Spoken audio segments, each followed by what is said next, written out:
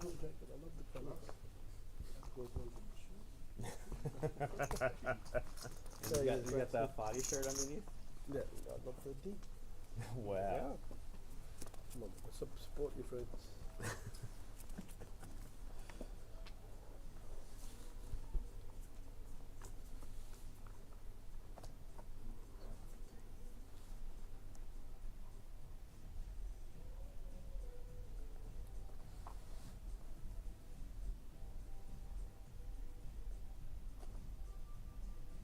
4 fold, 5 fold.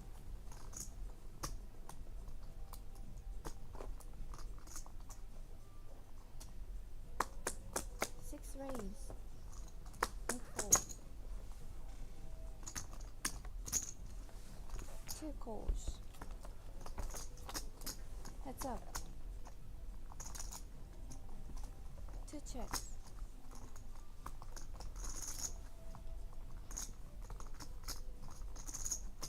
6 checks.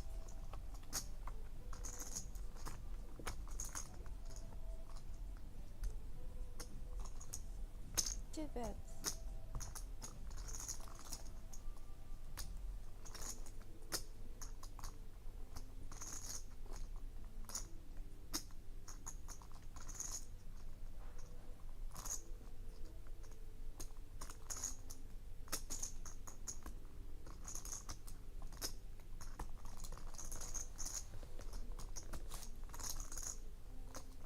6 folds.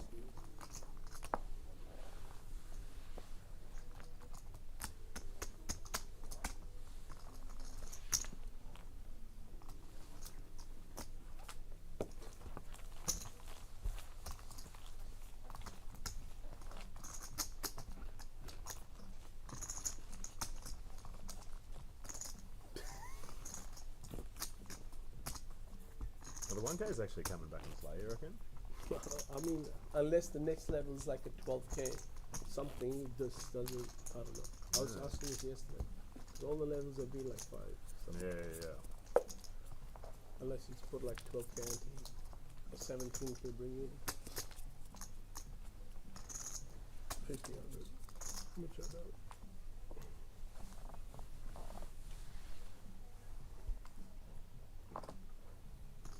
Five folds. 6 folds. 8 folds. 2 raise.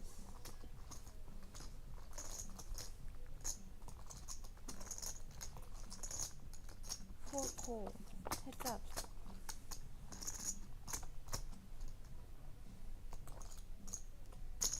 2 bets.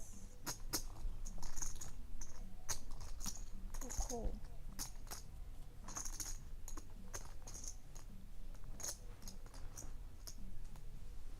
2 bets. 4 calls.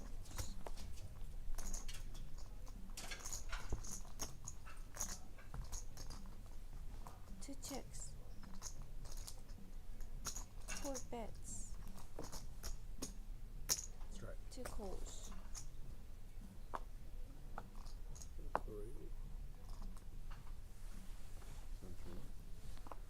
What?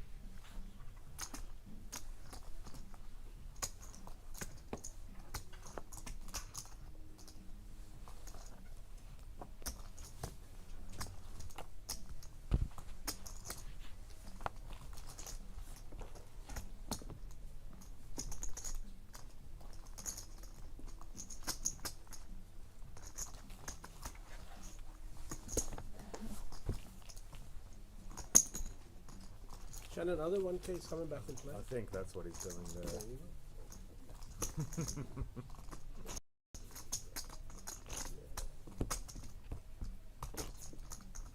You're way ahead of us, Shannon.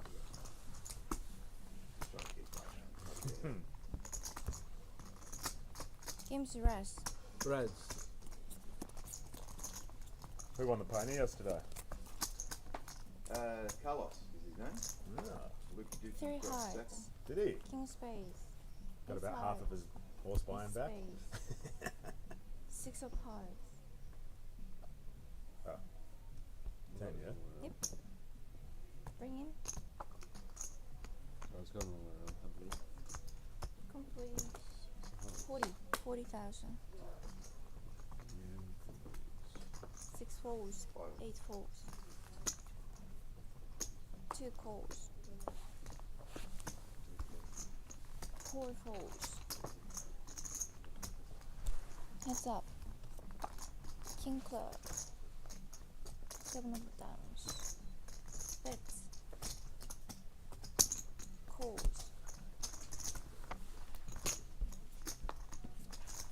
Jack of hearts. 9 of hearts. I can lose this one. Can't hit that. Yeah, go Jason. Ah, that's empty.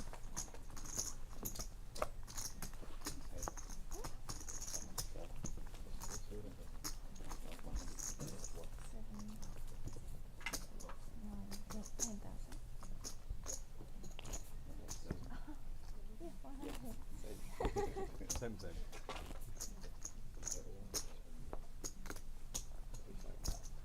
Take that.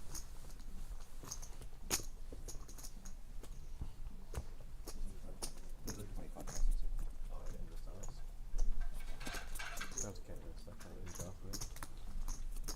Ace of spades, Jack of diamonds, 10 of hearts, 4 of diamonds, 8 of diamonds. Jack of diamonds bring in, Complete. falls, complete. Falls, falls, and falls. There you go, Betsy. Keep that one. It was stud high low. Whoa! And then a tangle. Can Start having. you move the mouse? Thank you.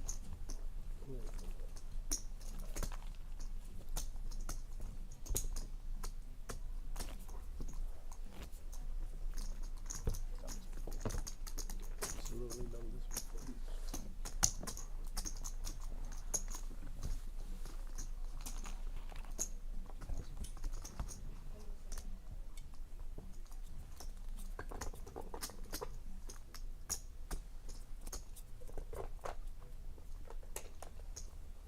Ace of King. spades, 8 of clubs, 3 of diamonds, There's Deuce of clubs, and Jack of spades. Bring in, falls, falls, falls, complete. complete, and falls. Can I get some blues off someone? Can we race off the odd yellows, please? Yeah. Clearance specters. 2, 5, 6, 10. Good pieces. Thank you. Good luck.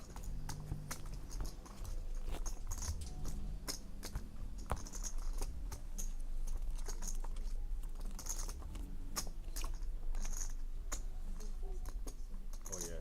Yes. Yes! Send it Wayne. over. 9. Wait, no, I get 2. No. No panic. Do you not get both? That's bullshit. What the fuck is this? Good try. I swear I mean- thought that's how it works. 100%. That's how it should work. You should be able to scoop. Then I you agree. do. I agree. Oh man, I used so much sweating energy on that too. You can call it another floor if you want. No, I believe you. I don't know how fucking poker works, but like, I don't like it.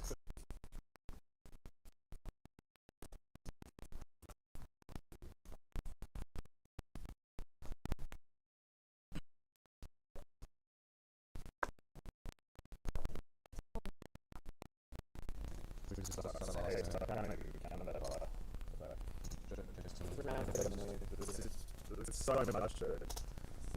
300, 340.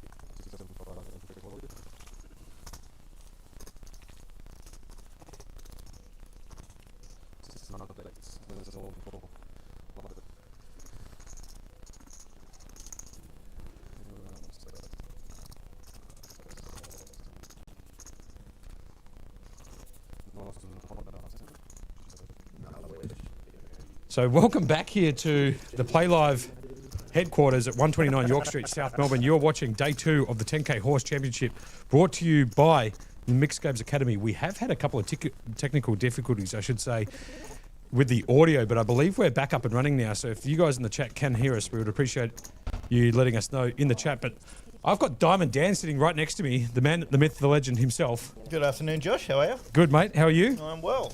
Excellent. So we're going to get back to the action here.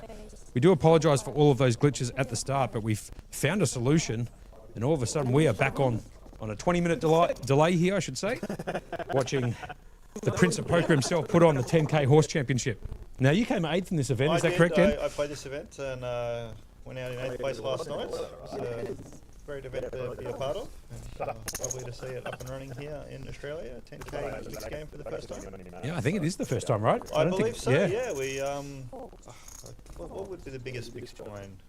We've certainly been a lot of 2500s. Yep, for sure. Good shout.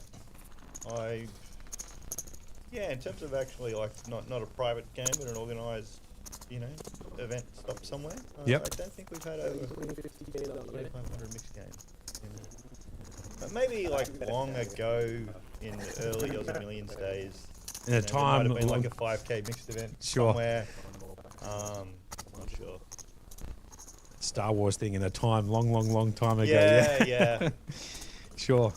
But definitely in the last 10 years, I don't think there's.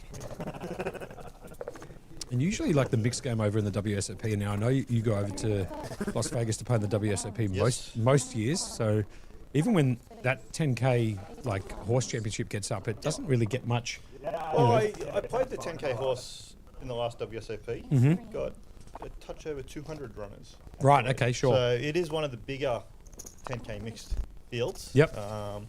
On the other hand, like on the other end there, the 10K pure stud tournament is probably one of the smallest, and it gets closer to 100 Sure. each year. Okay. But it is a special thing. The PGT mixed series, which is actually going on right now, event 1 just wrapped up this morning. Junarine won it. Mm-hmm. They had a 5K horse just kick off. They got 100 runners in that. Beautiful. Last year, they got 150. So, Okay. Yeah, we're not at Vegas numbers yet, but this is a great start. No doubts about it. And shout outs to Shannon Vandenberg for putting on this Mixed Game Academy 10K Horse Championship. He's done a tremendous job actually getting the players to come in. A lot of them also from interstate, including yourself. I believe. I flew down from Canberra yesterday morning to play this event. Melbourne's always been, I think, the heart of the mixed game community in Australia. And Sure. So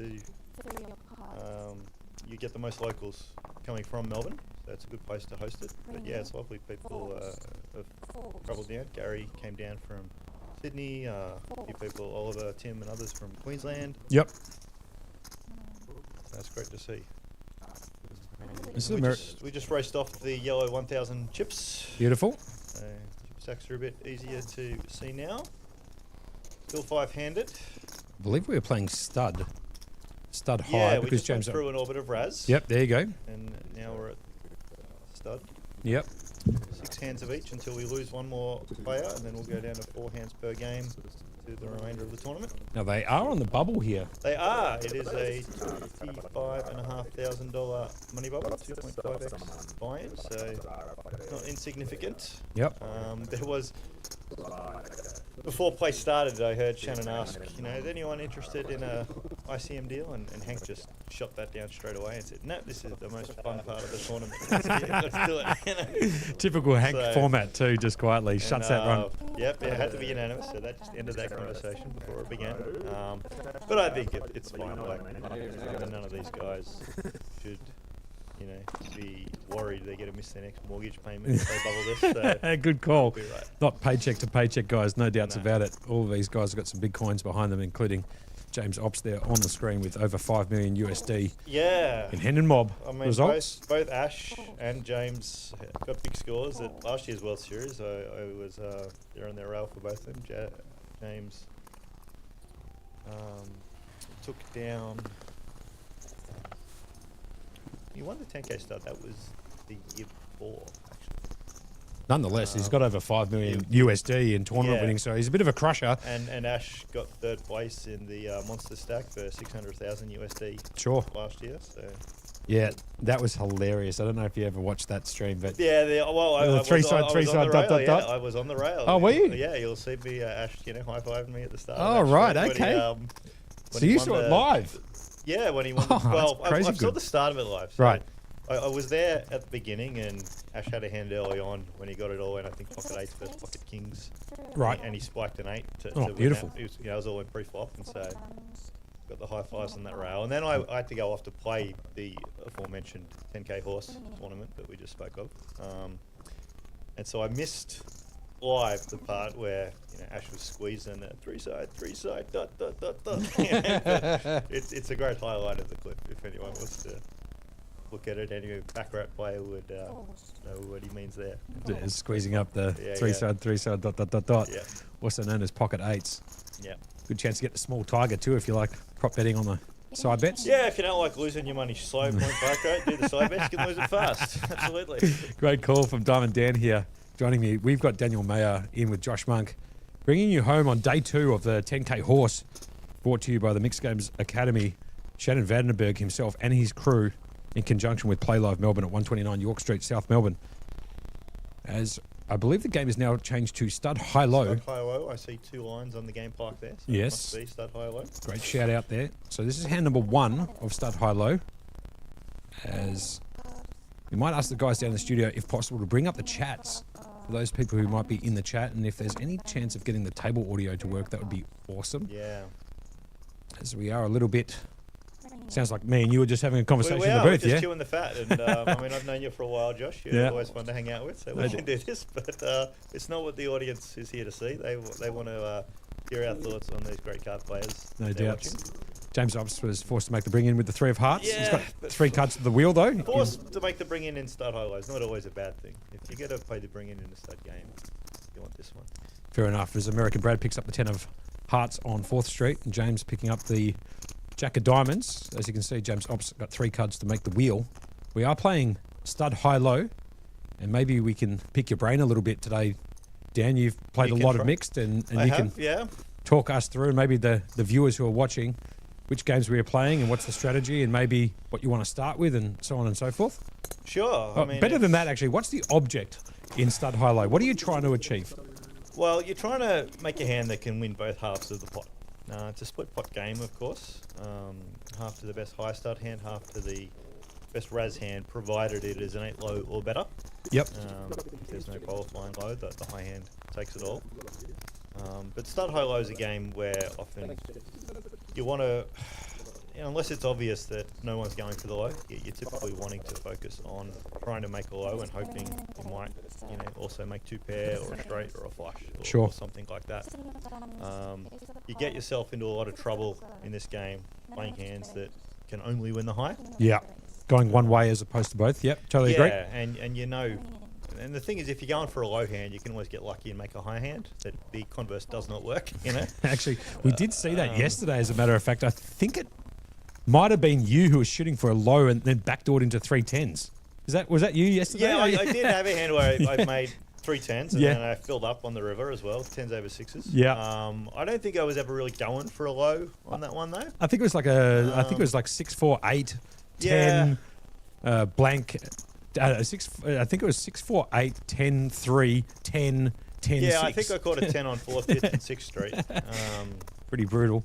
But yeah, it's Hopefully you guys can hear us. We have got some comments coming through on YouTube saying Dan very soft, can't hear him clearly. I might get him to move a little bit closer to the microphone. I know that microphone is a little bit more dull than mine here. I will try this. It's a little bit closer to my mouth now. Yeah, that'll work a treat. A bit louder in my headphones, but that's okay as long as Excellent. the guys who are watching it can hear you nice and clearly. That would be great. And Razzie133 saying sounds are muffled. So we do apologise if you are getting some technical difficulties down the stream, but hopefully we're working through them at the moment. We will try and get some table audio to pop up shortly. The boys downstairs doing a magnificent job actually all week in the last 2 weeks doing the PlayLive Melbourne Millions. Working through some difficulties this morning, hence the reason for why we came on a little bit later. Why Dan? that took us by surprise at first. We actually had commentated from the Yeah, first we cards did. and took us a while to realise no one could hear us. So That was what good Josh chat and I too. said, that'll just be off into the ether in Yeah. our memory and nothing more. What happens at PlayLive stays at PlayLive, huh? That's it. As But- Ali Mustafa comes in on Facebook Live. Welcome back, Ali. He's been there rail birding all week. So shout outs to Big Ali, and Camilla's also in there as well. So now this is a hand where Brad, with the wide jacks, is hoping James keeps catching high. And so Brad's going to be happy James has got a 9 and a queen, because now Brad doesn't really have to worry about what we would call getting free rolled in this game, which Yep. is when you have, a high hand like pocket jacks or something, and your opponent has made a low. So with the jacks you can only ever win half at most. The guy with the low just bets freely, and sometimes backs into a better high hand by making 2 pair or something. And you don't want to play those spots as the pocket jack. So Brad was happy there, and James had to let go the respectable ace 4-4 start hand. Yep. If you don't mind calling the action for me, I am getting some information on my phone from DMs from friends of mine talking about the audio coming through a little bit static. So just bear with us. We're going to see if we can resolve them in the interim. Smirking at a comment in response to what happens at PlayLive stays at PlayLive. And CK Lifetime 88 said, well, no, hangover from the staff party last night. Followed me home. They did have a big staff party last night. I actually saw Yep. CK this morning. We did have a little bit of a chat with him. He was going to come in and join the combox, but they decided to put Diamond Dan himself, the man, the myth, the legend, in the combox with me. And so he's decided to get some lunch and go home, maybe have a sleep. Yeah. Sleep off that most likely hangover as we get back to the action Yes, here. we have 2 playable hands here. Jason actually let go. He's 3 to an 8. That's a respectable but tight fold. This is also particularly full ring. Start 8. Trying to play 3 to an 8 low, you can get into trouble because you can make your 8 low, and often it doesn't end up as the best low. Short-handed, you do have to open up your range a little bit more. But the other issue with a hand like 3-6-8 that James had there is it's very hard to win both halves of the pot. Yeah. Yeah. 3 and an 8 is a 5 gapper. You're not going to make a straight those. Yep. Something like 8-6-5 would be better. But playing 4-handed, 5-handed, you can't be as picky as when you're playing 8-handed. And also James has a healthy amount of chips in front of him and is well served by playing aggressively, and using that chip advantage to his advantage. Correct. He does know how to do that in No Limit Hold'em. Mm-hmm. I watched James win his WPT title a couple of years ago as a monster chip leader at the final table. He knows how to do it in mixed games as well. No doubts about it. We do get some messages coming through about some players that have never played horse or this type of variance of poker before. Maybe you can talk through a little bit about Sure. what we're trying to achieve in Razz and Stud High. I mean, the games are basically inverted there, and we can get into that in just a second. And then obviously Stud High Low being a slightly different variant to both of them, obviously with the 8 or better qualified required for a low. It's a complex game, Stud High Low. It's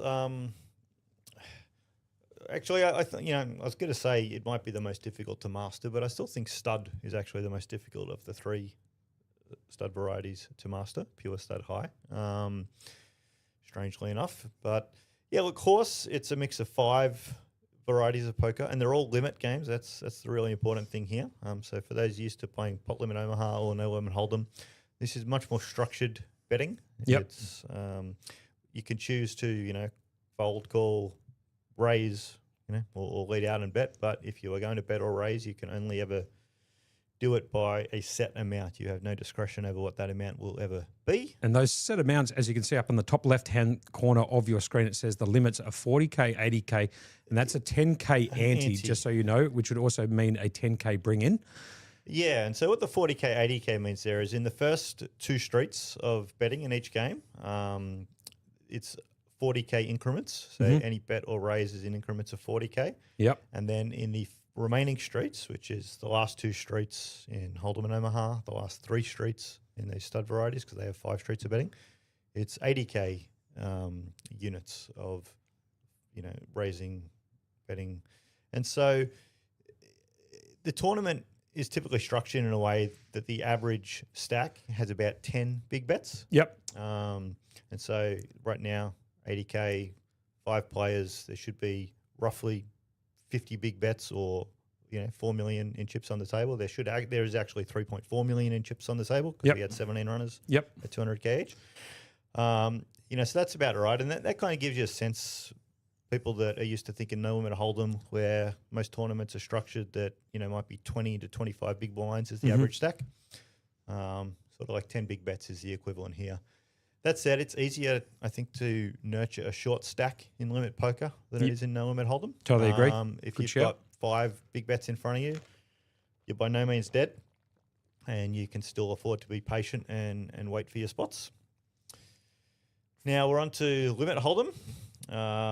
This is a game compared to no limit hold'em where things like suited connectors go down in value because you don't have the big implied odds if you hit a monster and you win 200 big blind pot. High cards go up in value. Often you will find people betting and calling down with ace high, betting ace high for value on the end in spots that you wouldn't really get that in no limit hold'em. Just quietly here, there's been a Yeah, raise big from American Brad, been called by Jason in the big blind. Yeah. Jason's flopped a set of 4s. And now The bottom set. could either raise here, or he has raised, or he could just call and get the check raise in on the next street. But I think he's trying to protect that equity. Looks like it's He's just worried about the 3 spades. Yeah, I believe it's gone just bet call No, on the flop. I thought I saw No. Jason put out 80k, but no, you're right. He put out 1 orange, 3 blues. Yep. So, it was So- check from Jason, bet from American Brad, who continued his story with ace 10. He does have a flush draw 10 high. Brad, He's going to go check on the turn. Here comes the Brad river down found and the dirty. right check there. And have a look at that run out just quietly. Yeah, Jason has filled up. He caught the 1 spade that Brad caught the 1 spade he did not want to catch, the 9 of spades. But I think Brad's also conscious that he doesn't have a huge spade. Yeah, good There call. is the paired board. Brad is not going to raise here. He will just call and see the bad news. Jason's going to Yep, and there it is. lead into him for 80k. Brad's going to call, obviously, with a 10 high flush, and Jason's going to take that And I one think down with a both full players house. played that well. I actually would have expected Jason to check raise the turn, had Brad bet, but Brad correctly found the check back on the turn. Yep. And then, the river, it was sort of automatic after that point, and Jason takes that pot down. Now, Maharaja in the chip counts Ash there is Gupta, Ash I mean, Gupta. yes. He's the gentleman sitting in seat 2. Yes, wearing the lovely red jacket. The WPT Australia representing there. That's the red jacket that he came third for 600 lacquer Well, in the WSOP. he was wearing that at that event. It's Sure. not the event where he won the jacket. No, obviously, That you jacket know what I went mean. out to anyone who made a final table up at WPT Gold Coast back in 2024. Right. Won one of those jackets. Okay. Ash and I both picked up some jackets at that event, and there's a photo of us floating about in the Sovereign Room at Gold Coast Star wearing those jackets. It's looking like the Mario Brothers. But we're not going to share that on screen. We'll keep that to ourselves. Fair but enough. yeah, Ash wore that his whole deep run in the Monster Stack at Vegas last year, and so I think he wasn't wearing it yesterday. He put it on this morning, which I was going to say that must have meant he packed it for his travels in anticipation. But of course, Ash lives in Melbourne, so I'm sure he just went home and got it out of his closet. So just really quickly here, we are putting on a slow-mo effect here. As you can see, it looks like it's buffering at the moment. We are dealing with a couple of technical difficulties downstairs with the studio, getting the table audio up and going for you. So this isn't a graphic that you see, as now it looks like we've might have Almost slightly got caught it, there. almost got there. Now, as you can see, there are 2 dealers at this particular table. Obviously, one pitching the cards, and the other guy is Brad, also known as Goose. Yep. He's tracking the information on an iPad, so he's going to be tracking the up cards in the stud variants. He probably doesn't have a lot to do with the Hold'em and Omaha No, rounds as much. No, definitely doesn't. As a slow roll fold by James Obst here, as you can see, nice and slow. But I think on that, it's a great point. The effort in getting a live stream up that includes the stud variants is obviously a lot harder than Oh, just a absolutely. Hold'em event. So props to the entire team behind who worked hard to get this stream up for us to watch for this event. Yeah, good shout out there, Diamond Dan. Now, just talking about the payouts, I have got the payouts in front of me here. Yes. So first prize is going to get 68,000. Yeah, And then there's 40. I'm doing this off memory. Yeah, You can good. Correct me, Josh. but Please, I think yeah. It's 42 and a half good. for second, Yeah. 34 for third, and 25 and a half for Coming in for clutch. a total of 170,000. And Diamond Dan not missing a yeah, beat there. napkins for the next one out in fifth. So we are on the bubble, as You can tell, and after Diamond Dan just there alluded to, so 4 Yep. places paid. So I played a horse event with Ash, the Aussie Millions horse back in 2019, which had an 8-player final table and paid 7. And we bagged with 8 left day 1. We came back day 2 on the bubble, just like this. Sure. Um, As Jason leads out and that here. was a 2-hour bubble that Ash ended up bubbling in 8th place, if I recall correctly. And that was it was about a 3x minimum payout there, so about 7,500, for the 2.5 buy-in. So for Ash's sake, I don't want to see him repeat that today. I would like to see him make the money. Jason just raised there from the small blind, and it was called by Brad. Jason flopped a gut shot, same as Brad actually, just inverted outs, 4 for Jason and a 5 for Brad, but the Queen High just made a bet from the small blind, and Brad folded. Off to the next hand. But one of these gentlemen will be the unfortunate bubble boy. It could be any of them. Like, I know that some have big chip stacks at the moment, but limit poker is actually very high variance. You would be surprised if you don't play it that it can be quite high variance, and you can go from chip leader to out just from without even making mistakes. You just have a run of hands where your action, you have to put the money in. Yeah. But it doesn't come your way. Yeah, great call. 3 or 4 hands like that, and she's gone. Because even, according to these graphics, James is the chip leader, but he's only got about 12 big bets. Now, you see 3 hands to the river, and even if you just check calling all the way down to the river, and you come up short 3 times, you're out of chips. Yep. So it doesn't take much. Good shout from special comments there coming in from Dan Mayer. Yeah, here, Diamond and this Dan. is an example. Like, James can't realistically fold here. He's got second pair, respectable kicker. It's a short-handed table. Yep. Hank does not always have James beat. It's if you are over-folding in these spots and you've got attentive opponents, they get to pick up on that. They get to exploit you. So Ops there checking out the big blind. Hank's Yep. going to continue with his story in the cutoff. Makes a bet on the flop. James is going to call. Turn card brings in the 4 of diamonds. No help to either of the players. James Ops trying to find one of those 5 remaining outs, as you can see in the top right-hand corner checks first to act of your Hank screen. bets his top pair, king kicker. And James, you can see the pain on James' face. Like, he knows, so James has actually just said, Well, Hank's I'm going to actually put Hank all in. And that's, it's a bit different there. Hank was short. I don't think James would have raised if Hank had more chips behind him. so 9 or a jack, and Hank's gone. The 6 of diamonds doesn't help James Obston. Hank's going to survive back up to 420k now. Yeah, and James takes a hit. Yeah. And like I said, if that happens to him twice more, he could find himself hitting boy. hitting the showers. Yeah. I remember yesterday, actually, Brad was all in the stud high-low game. I think he was sitting at the table at the time when he spiked a 7 on 7th Street to pick up half the pot. I think that was after I busted. Oh, right, I okay. remember watching that one on the stream. Yep, fair enough. But yeah, Brad had a lesser 2 pair. It was 2 pair versus 2 pair all in. Yep. And Brad filled up on 7th Street and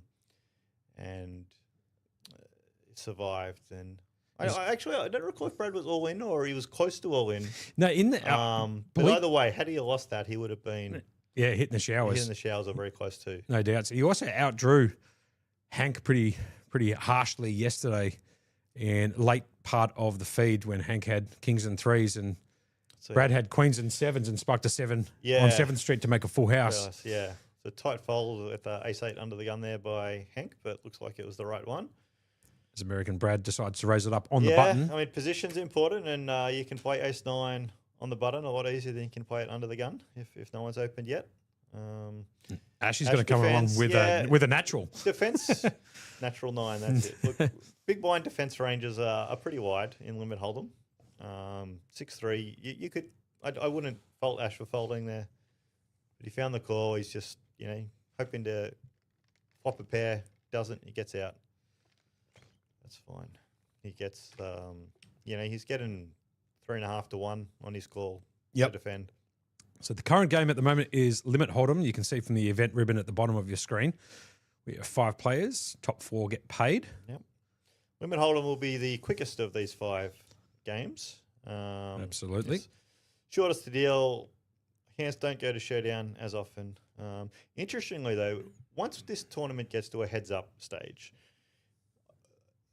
the norm with horse tournaments is that it is the limit hold'em round that has the biggest influence on the heads-up outcome. The most blood Is and drawn. biggest swings Yep. of chip counts happens in limit hold'em when you're playing this heads-up. And that's just because it's a lot easier to get a hand that's worth putting in money in, and you need two people to do that. Yeah. To get some blood. Like we just saw before, obviously with James Obbs and Hank there, for example, with Hank flopping top pair and James Obbs flopping second pair and basically having to go with it.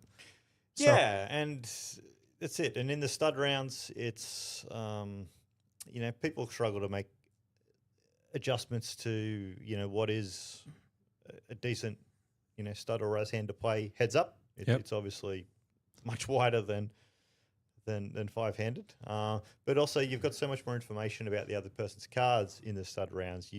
It's easier to know when you're in a bad spot, and you just fold a lot easier. So Quite when ironic. it's heads up. Quite ironic here as James Obbs actually picks up the Jack 9 again and he's playing against Hank again. Yeah. Hank does have a pair of fives and he's out with the lead at the moment as James Obbs picks up a straight draw. Yeah, James on looking fourth. for a 9, a jack, or a queen. Hank's not going to feel great about this pair of fives, though. He's just going to hope to get the showdown cheaply. Check, and check. James gets the straight. The nut straight Well, with the yeah, the backdoor flush clubs did coming come in. in. I Yep. don't think that's going to worry James too much. I think he should bet this for value. Yep, good shout out there from Dan. Given that Hank was leading earlier and then did not lead the turn, James is not going to be worried about Hank having two clubs, I don't believe. So Obbs is most likely going to get his money back from Hank here. Yeah, but now Hank is... He's got 7.5 bigs or 300k in his stack. So He's got a bluff catcher. He Yep. knows James is a good player. He knows James could just be betting this to steal it after Hank's shown some weakness, not betting the turn or river. And so Hank's thinking, is this a spot to hero call? What is James doing? James is feeling happy right now. no doubts about it. James is hoping for a call. And it looks like it's incoming. There it is. And James will take this down. And James knows before Hank's cards are even turned over that he has won that pot. Yep. So he gets those monies or those chips back, I should say, from Hank from a few hands earlier in Hold'em. That's it from that all-in Hold'em hand. And that's going on to the, what you were talking about with top just pair the over middle swings, pair. That's it. I was... And Hank now in the short. Pretty short here. 5.5 bigs, 220k. Obviously, with the limits being 40k and 80k. Yeah, we are There's only got playing... a couple of bets left on 4th and 5th Street. You really got to be selective now about your starting hand because, limit poker is a game that rewards aggression. When you go with a hand,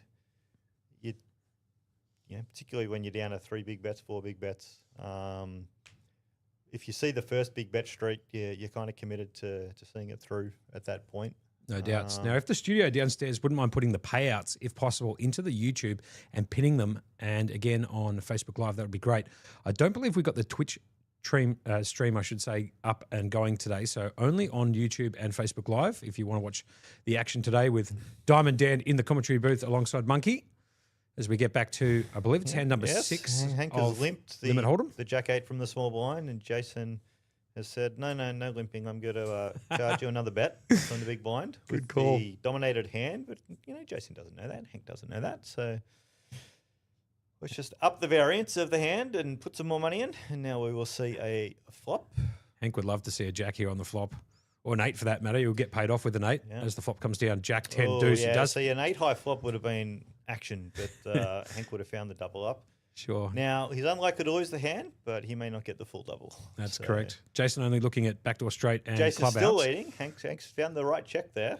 Absolutely. And see, Hank being so short, it's very easy for him to get all his money in by the river, and that's his goal. And so You he reckon can he check just flats there, here? knowing that he'll still have the chance to get his money in. Sure. I'm sure that if Hank was...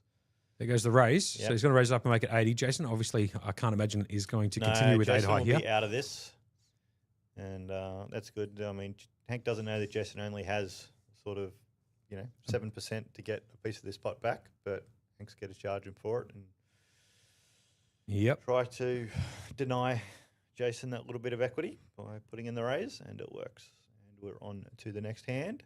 Hank would, Hank a little bit richer. yeah, and Hank would have only had 80% of the next bet just quietly. Because Yeah, you if- had 60K out of 80K turn bet there, with the limits being 40 and 80K there. That's it. Diamond. And, I mean, assuming these chip counts we see are correct, and I have no reason. No, today they to are. believe they're We not. know that. No, we got confirmation That's from good. the studio downstairs. They Then- are correct. Yep. Yeah, Hank's 4 1/4. Big bets. As He's just looking for that. As Don Hoping to Parker takes a find seat. Looks like we've changed the some game over numbers. to Omaha Hi-Lo. If you can see the It does game look like placard. that. Yep. So A 2-liner there. So most likely Omaha split Hi-Lo pot now. game. This is a good game for the short stacks. This and stud 8, because if you are going to have to get it in, you've obviously got a lot more ways to get some piece of the pot back. If you're looking at survival, Yep. so 4 cards. Now, aces are a premium in this game. The old adage for people learning the ABCs of this game is don't leave home without an ace in your hand. Not only that, some other, sort of high-level, simple strategy bits. Cards like, 9s and 10s are not great. I had a hand yesterday, I actually got dealt, I think, 5, 6, 7, 8 with one suit in this game, facing a raise. I threw it in the bin. Yep. Because No playability. So no, basically scoop both ways. That's it. It's a hand where, if you make a straight on the low end, Yeah, it brings you in afford the, a better straights. Yep. If you make a straight on the high end, someone's made a low, and know. so it's a really bad hand to play heads up. Sure. And in this another game. thing to go with that, Mm-hmm. Dan, obviously, is if you do make that straight at the rag end of it, it could bring in the 3 low cards that bring in the low qualifying hand, and obviously you're only shooting for half of it most of the time. Well, when yeah, you do that's make what that. I meant. Like if say there's 3, 4, 5 on the board, and so you've made the high end of the straight, you're still typically only getting half. What I meant, if you make the straight on the low end, is if 9, 10 jack sort of comes. Yep. You're susceptible to those higher straights. As you can see, the current game there is actually Omaha Hi-Lo, not just Omaha High. So apologies for any misinformation there. This is Omaha Hi-Lo. It is a split pot game, as Dan has alluded to. Yep.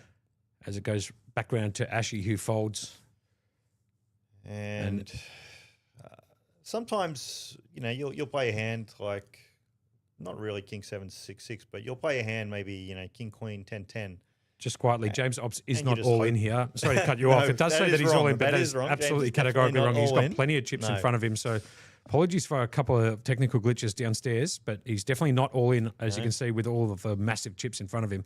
And he is defending from his big blind. Coming back to what I was saying, sometimes you can play a high only hand, hoping to see a high flop, and you'll know on the flop, if it's worth continuing or Sure. not. And if the flop comes, ace 3 6, you can throw it in the bin.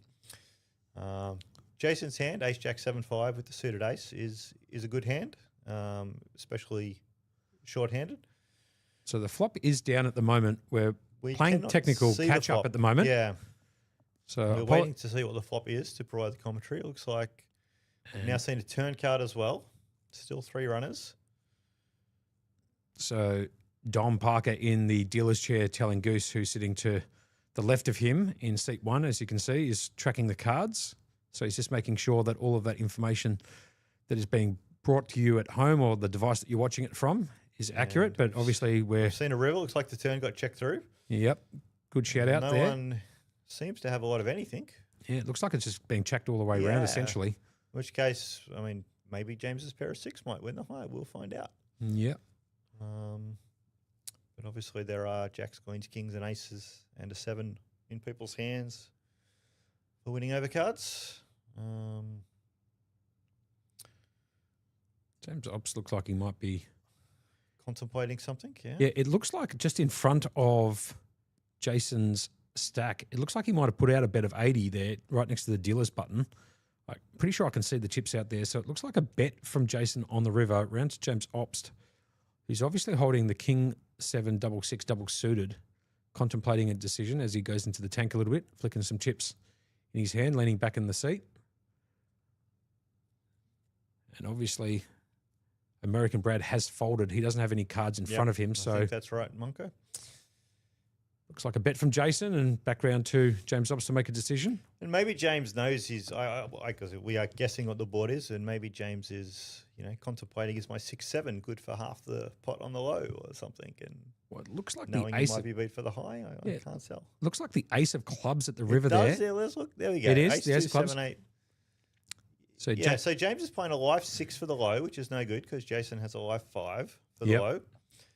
and Jason also got the best high hand. Yeah, Jason. The two James pairs? has a 7 with the king kicker for the high. Jason got 2 pairs, aces and sevens, hitting that ace at the river. Yep. And Ops is going to and pay him off. James has paid it off. Yep. He is not eliminated though. We promise you that. Yeah. So don't take notice too much of James Ops' stack in the top left-hand corner. That is incorrect. And obviously they're updating that right now because Ops does not show there in the chip count. So just bear with us as we fix that. And I suspect James called that thinking he had, if he was going to get something back, it was from the life 6 for the low, more so than his pair of 7s for the high. No doubts about that. What's your favourite game, Dan? We haven't spoken about Yeah. what your favourite game in Look, all I these mixed like game them stuff. all. Yep. I think I almost, of these 5, I actually want to say stud, which is not a common answer. Right. Okay. It's an old man's game. If you find pure stud tournaments, it's all the old school players. Okay. Really really old, and 50 years and above, which I am not. But you like the game because you're enjoy- playing against a weaker field, or you like the game because you actually like the game? I enjoy the thinking behind it, the strategy behind it, the levels you can play. I also quite like limit hold'em as well. Right. It's an underrated game. It's become a popular fad in the last year or so for horse tournaments to be replaced with toss tournaments, where they swap out the limit hold'em for deuce to 7 triple draw. One of my all-time favourites. Yeah, everyone loves playing triple draw. I've played a lot of triple draw with you, Josh, and Yep. you do enjoy playing it. And I enjoy playing against you. I gotta say, any triple draw table with Josh at is a good table to be at. Actually, I got a pretty funny story about that. Actually, I took down the deuce to 7 triple draw in the final series last year here at PlayLive, Well done. and I was playing against Matty Gin. Yes. He's a bit of a seasoned pro, and some other lady I've never played against before. And I was in the big blind, and the blinds were 20 and 40. So, the blinds were 10 and 20. It was a 20-40 game. Mm-hmm. And I picked up ace, ace, king, king, 9 in Okay, the first draw. Real good. Yeah. Sorry, in the pre-deal. And then So you binned it and drew 5. drew 5, Yep. correct, and picked up the jack, jack. I think it was like king. No, and then I picked up the king, king, jack, jack. I know. 5? I think I know where this story's Yeah, going. picked up the king, king, jack, jack 5, Yep. threw 4, Yep. and picked up Yep. the 7, 6, 3, 2, Yes. whatever, made a Yes. 76, 5. Yep. After the other two are gone, drew 1 each, and they both made an 86. I think actually Matty Gin Tonic made 8 smooth, just quietly. Yeah, I mean, it's a lovely when that happens because it just riles him so much. And you mentioned this, and I remember actually sending you a message not long after it because pretty much immediately after it happened, Everybody- I got a message on a group chat from Matty Gin saying, Josh this and Josh that. What the bloody hell happened? It's you know? American So, Prad just yeah, quietly here has made it's, a 3-bet Prad. Sorry, he's raced it up pre-flop with aces aces single suited to the hearts.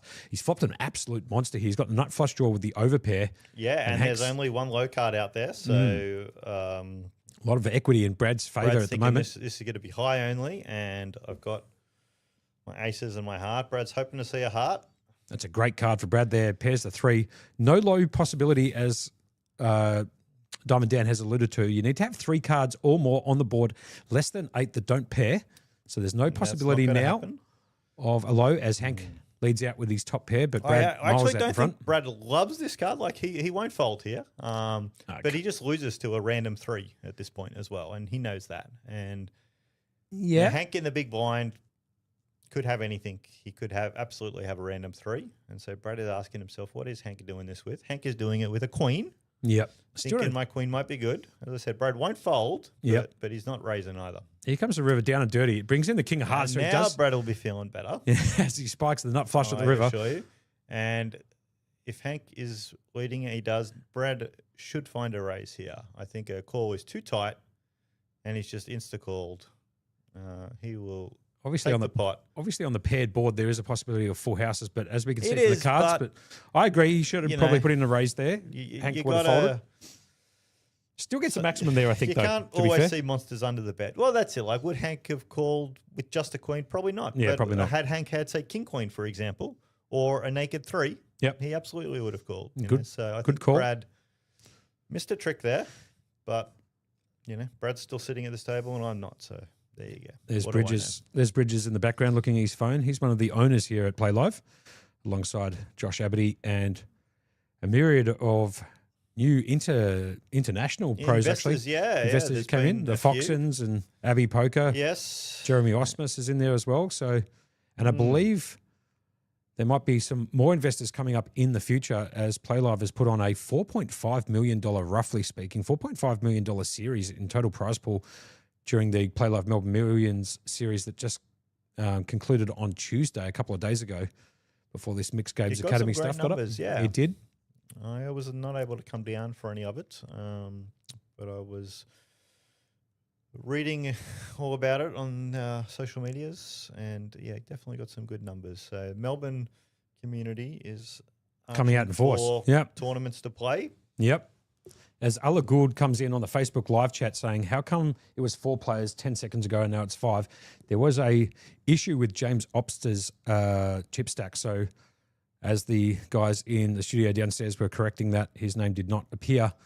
Hence the reason for why it said that it was 4, and now we're back to 5. But we may be at 4 again soon if Hank goes with another hand and doesn't get there, because he's really only got one hand left to play. Shout outs to MSP in the chat too. Mandastar Pike coming straight back in again. And I think he will be playing this one. Yeah, ace double king jack. And I mean, Hank's in a Suited good to the spot clubs. because Yep. it's very hard for him to lose this hand unless some spades come or 2 6s come. Quite unusual you see kings in both of their hands just Yeah, quietly and too. And a that- jack for that matter. And the kings will hold to be, the winning hand, and it'll be chopped quite a lot. Yep. Neither player can make a low because they only have one low card each. Against this exact hand, Hank is almost on, as I said, a free roll here, and he actually throws it away. So he's really preserving that last couple of bets. I think he was concerned that he could not make a low. And actually, Gupta with the worst kings there actually gets that one through. Yeah. Hank not wanting to go with that. Just No. that he's just shooting for the high there, obviously, as you alluded to. So I'm sure if he had, say, ace, king, king with a 4, for example, he would have went with it. Yep. Ace, king, king, jack, he knows that, he has no way of ever winning a low. Yep. If he had saw Ash's hand, he absolutely would have went with it. And so in that sense, for anyone who has, read The Theory of Poker by David Sklansky, that says you kind of, you make theoretical money when your opponent does something different to what they would have done if they could have seen your cards. Ash got the better of that hand. if there's any chance for the studio downstairs to put the payouts also in the event ribbon at the bottom, that would be ideal for the people who are viewing it. Obviously, that might show up in 20 minutes' time because we are on a 20-minute delay here for those people who aren't aware, just Now to this protect the is- integrity of the game. 7-6-5-4 with a suit by Ash, and he just throws it in the bin. That was an example of what I was talking about before. It's a hand that isn't great in Omaha Hi-Lo. Mm-hmm. I'd much prefer 5-4-3-2 than I would 7-6-5-4. Agreed. And I would much prefer 4-3-2 ace over both of them. Well played. Hmm. As the blinds have also just gone up, so And 50K, now Ash is 100K. thinking about that 7-6-5-4 that he just threw away. And you can see it on his face with the 5-5-3 flop. So American Brad picking up the bottom pair here with the king kicker. And Jason also picking up bottom pair, but with the 10 kicker. 2 cards down at the moment to complete a Yeah, low I hand. don't expect to see a lot of aggression on this. And it does indeed go check, check. And now we see a jack of diamonds. No help to either player. And I think whoever might have the cojones to lead out on this would have a good chance of taking it down. Yep.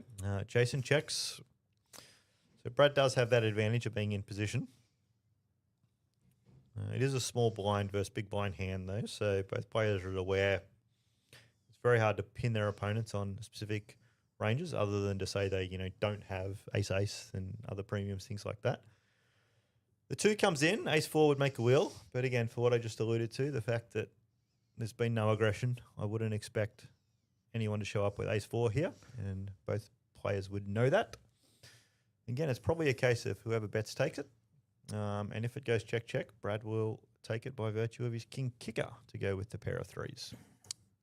And that is what happens. And Brad will take this one down to win half a big bet.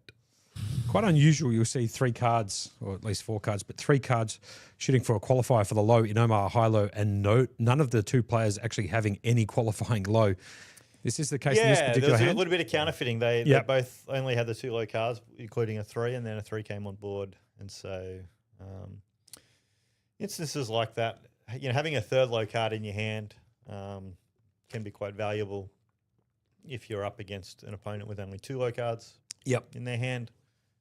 It means you can pair one of your low cards and still make a low. Now, MSP said, what I do when this is over. I believe that's exactly what you wrote there. That's what I do when it is over. So I will go back and refer to, now listen, if you're not... They meant what will I do? Maybe they meant who will I do? I don't know. But the actual phrase is what I do when this is over, question mark, with a couple of laughy emojis. I can tell you this much for free. Today we do have on at 6:15 p.m. the split mix, which is kind of a interesting little format it's here. a big bets before Rego ends and then limit varieties after Rego ends. Is that right? I think it's just all, yes, I believe that's correct. Yeah, good shout here from Daniel in the box with me. So it's no limit deuce to 7 single draw, no limit hold'em, and PLO 8. Then so 3 big bet games. Then for Thorse. the first few hours. Yeah, and then once Thorse. Rego closes, we go to limit poker. That's correct. That sounds like good fun. It does. $650 buy-in starts at 6:15 p.m. here at 129 York Street, I will South be playing Melbourne. that one tonight. So if you want to come and bust Dan, he'll be playing at this. If you want to bust, make sure you get here before 6:30 or you might miss your chance. Great shout. As we've just changed the game over, I believe the game we are playing now is Razz, pardon me. So But I like that it's much better than if it was the other way around and limit first and then the big bets, because this way you've got a chance to gamble, run up a stack, rebuy if you need. Yep. It's very hard to double your money in the early levels playing horse because it's a limit, Yeah, very true. But for people who are happy to gamble and rebuy to try to run up a stack, to put themselves in a good position to run deep, those are some great big bet games to do it in. No Limit Deuce is a wonderful, wonderful game. It was almost the main game when they were choosing which would be the main event for the World Series of Poker and which game variety back in 1970. It came down to a choice between No Limit Hold'em and No Limit Deuce to 7. I did not know that. There we go. It indeed, and they chose No Limit Hold'em. Bit of poker trivia from the big man Had here. they chosen the other way, maybe that's what we would all be playing these days. It is also, I think, No Limit Deuce the easiest game for No Limit Hold'em players to pick up and learn if they want to get their feet wet in mixed games. Fair enough. As Jason picks up 4 cards to an 8 smooth. Yeah, they're playing Razz now after Omaha, and so Jason has a monster. James not going anywhere. Now, perhaps, obviously the 2 doesn't help James. Both players know that. The Jack is not great. And the fact that the Jack is just that little bit above the 10 James has got is going to give James comfort because he knows now, look, I'm still drawing to a 10. Jason has at best a Jack right now. So it goes check on 5th Street. Here comes 6th Street coming down. The graphics should appear sure shortly.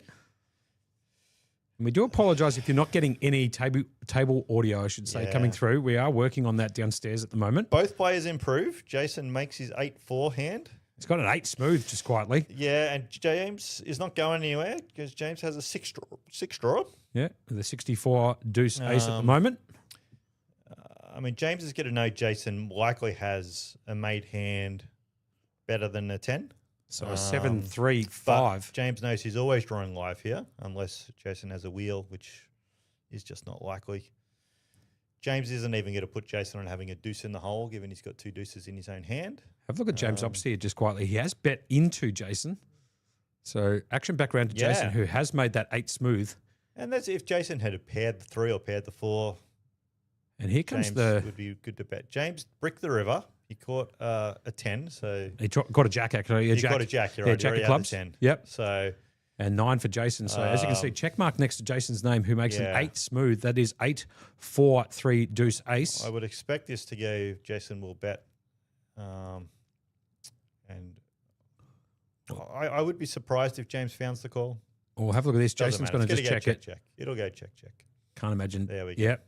James going to fire Jason another bullet. deciding his 8 just wasn't quite strong enough. And I think if the players were reversed, I think James would have found a bet there Yep. with the 8 smooth. Agreed. On the river. James, a very, very strong Razz player, one of the best. Has a bracelet in this event in Razz. As you can see, we are down to the stone bubble here, just quietly. So no money for 5th, but the payouts should be in YouTube, pinned in the chat, and also on Facebook Live. And if you want to hear it off the top of Daniel's head right here, he knows the exactly payouts. what the payouts are. So go ahead if you don't mind. Okay, so it is 68,000 for first out of the $170,000 prize pool. It was 42,500 for second. So Yep. nice and top heavy. 34,000 for third and 25,500 for fourth. Diamond being Dan about not 2.5 buy-ins. Yeah, Diamond Dan not missing a beat there, And then absolutely off the top of his head. Next one out gets a story to tell and nothing else. And nothing else. So Maybe a couple of high fives and a good game from the players at the table. That's it. Like, it's like when someone's telling you, "Oh, I had 4 to a flush," and you're like, "Well, that's good. That and $6 can get you a cup of coffee." Yeah, that's correct. If my grandmother had wheels, you know what I mean? Yeah, it should be a blessing. Yeah, that's it.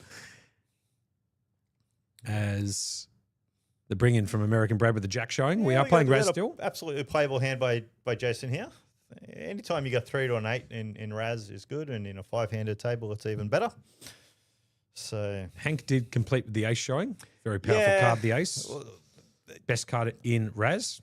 Hank actually is all in here, and he will go with it. And he knows the jack's not great, but he's just got to hope that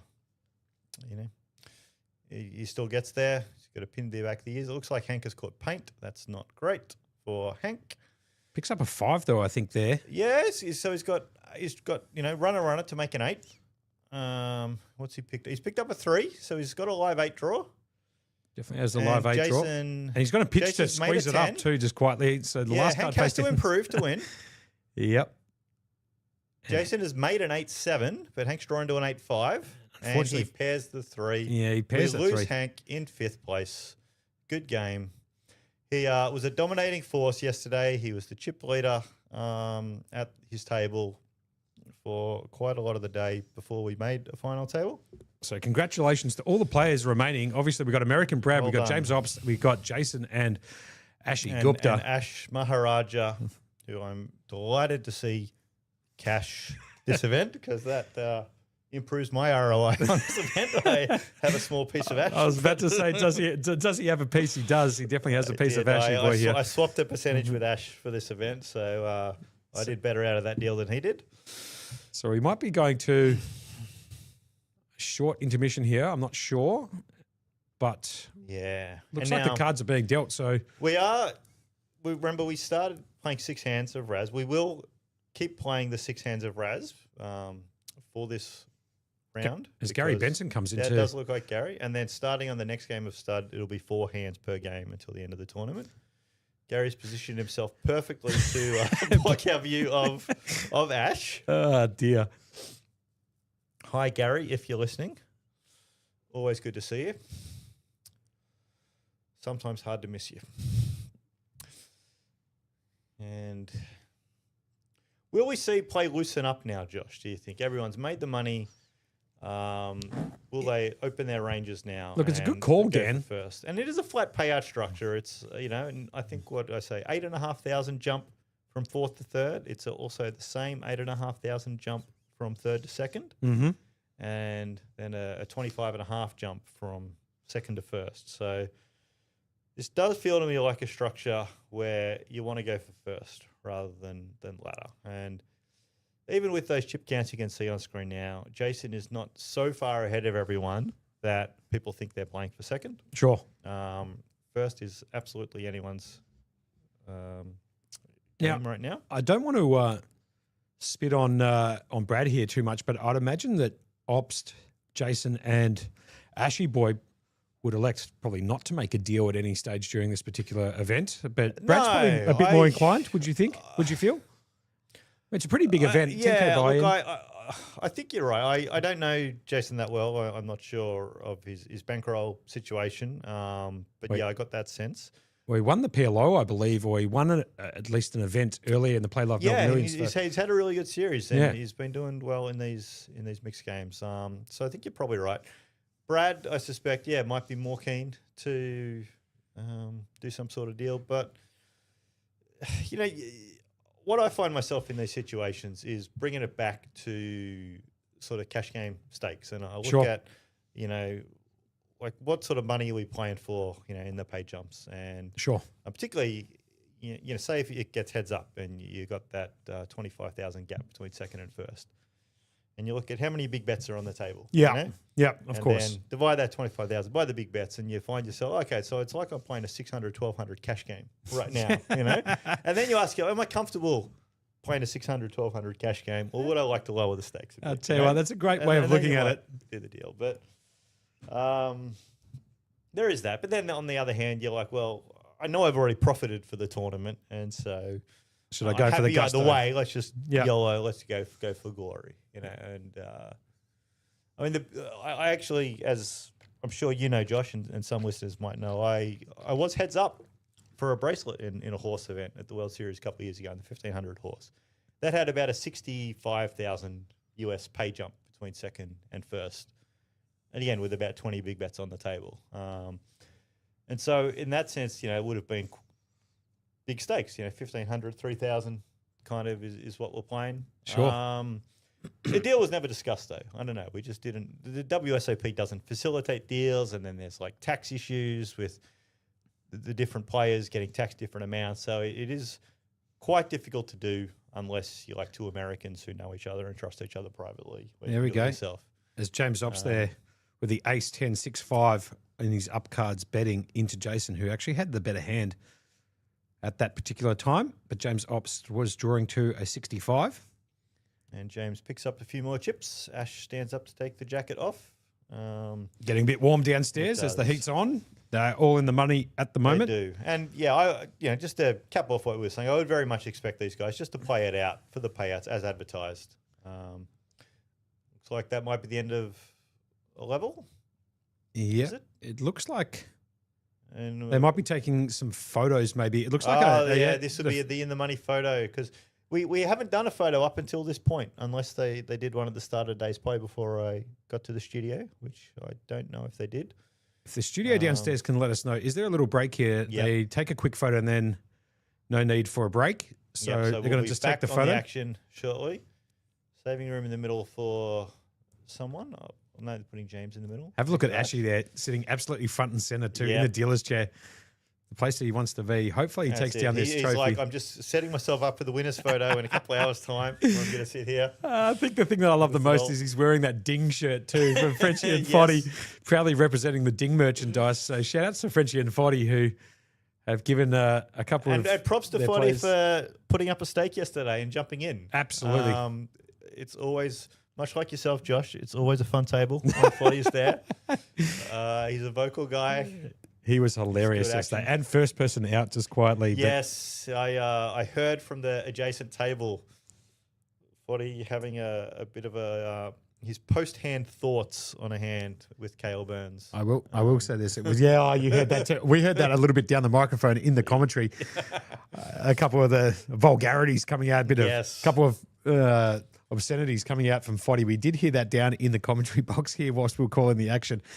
But very boisterous guy, obviously. Same as Ashi Gupta. And you can hear them out in the outer feature tables almost every single event you show up to. Yeah. They are big characters in poker, both Foddy and Frenchie and Ash Frenchie Gupta was on Ash's rail in Ash's Monster Stack run at the World Series as well. Right, there you go. And it's... yes, I remember seeing Frenchie there. Yeah, I remember that. Yeah. Always got good support. Now, we definitely have some playable Razz hands here. 6-5 deuce for James, 6-5-4 for Jason, 8-7-3 for the Maharaja. And hopefully Brad sees what's going on. Yeah, a bit of fireworks here. Great call by you, Den. And Brad will get out of this, I'm sure. There it goes. Bins the 9. James Ops with a very nice hand at the Okay, moment. so the 652. 654 was also binned. Yeah, pretty by interesting there. Jason. That is surprising. Unless, of course, we have changed game, but I don't think we have. I'm pretty sure we are still playing Razz, but Yeah, we are playing the clock Razz. says Razz. Yep. Now, Ash picks up Jin. In Jin twice. He's got the perfect card for himself and the perfect card for James. Yep. The only downside of that second deuce for James is there's one less deuce Ash can find to make his hand with, but I don't think he will care. Good shout. James has still got enough to continue.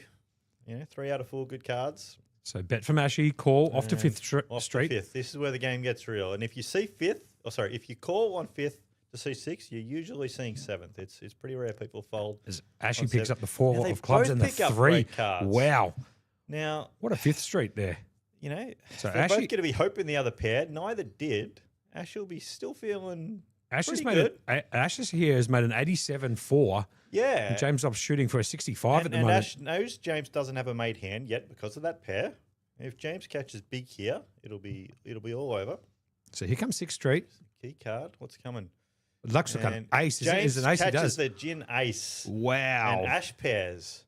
And so now James has made a 6 low, which is a monster.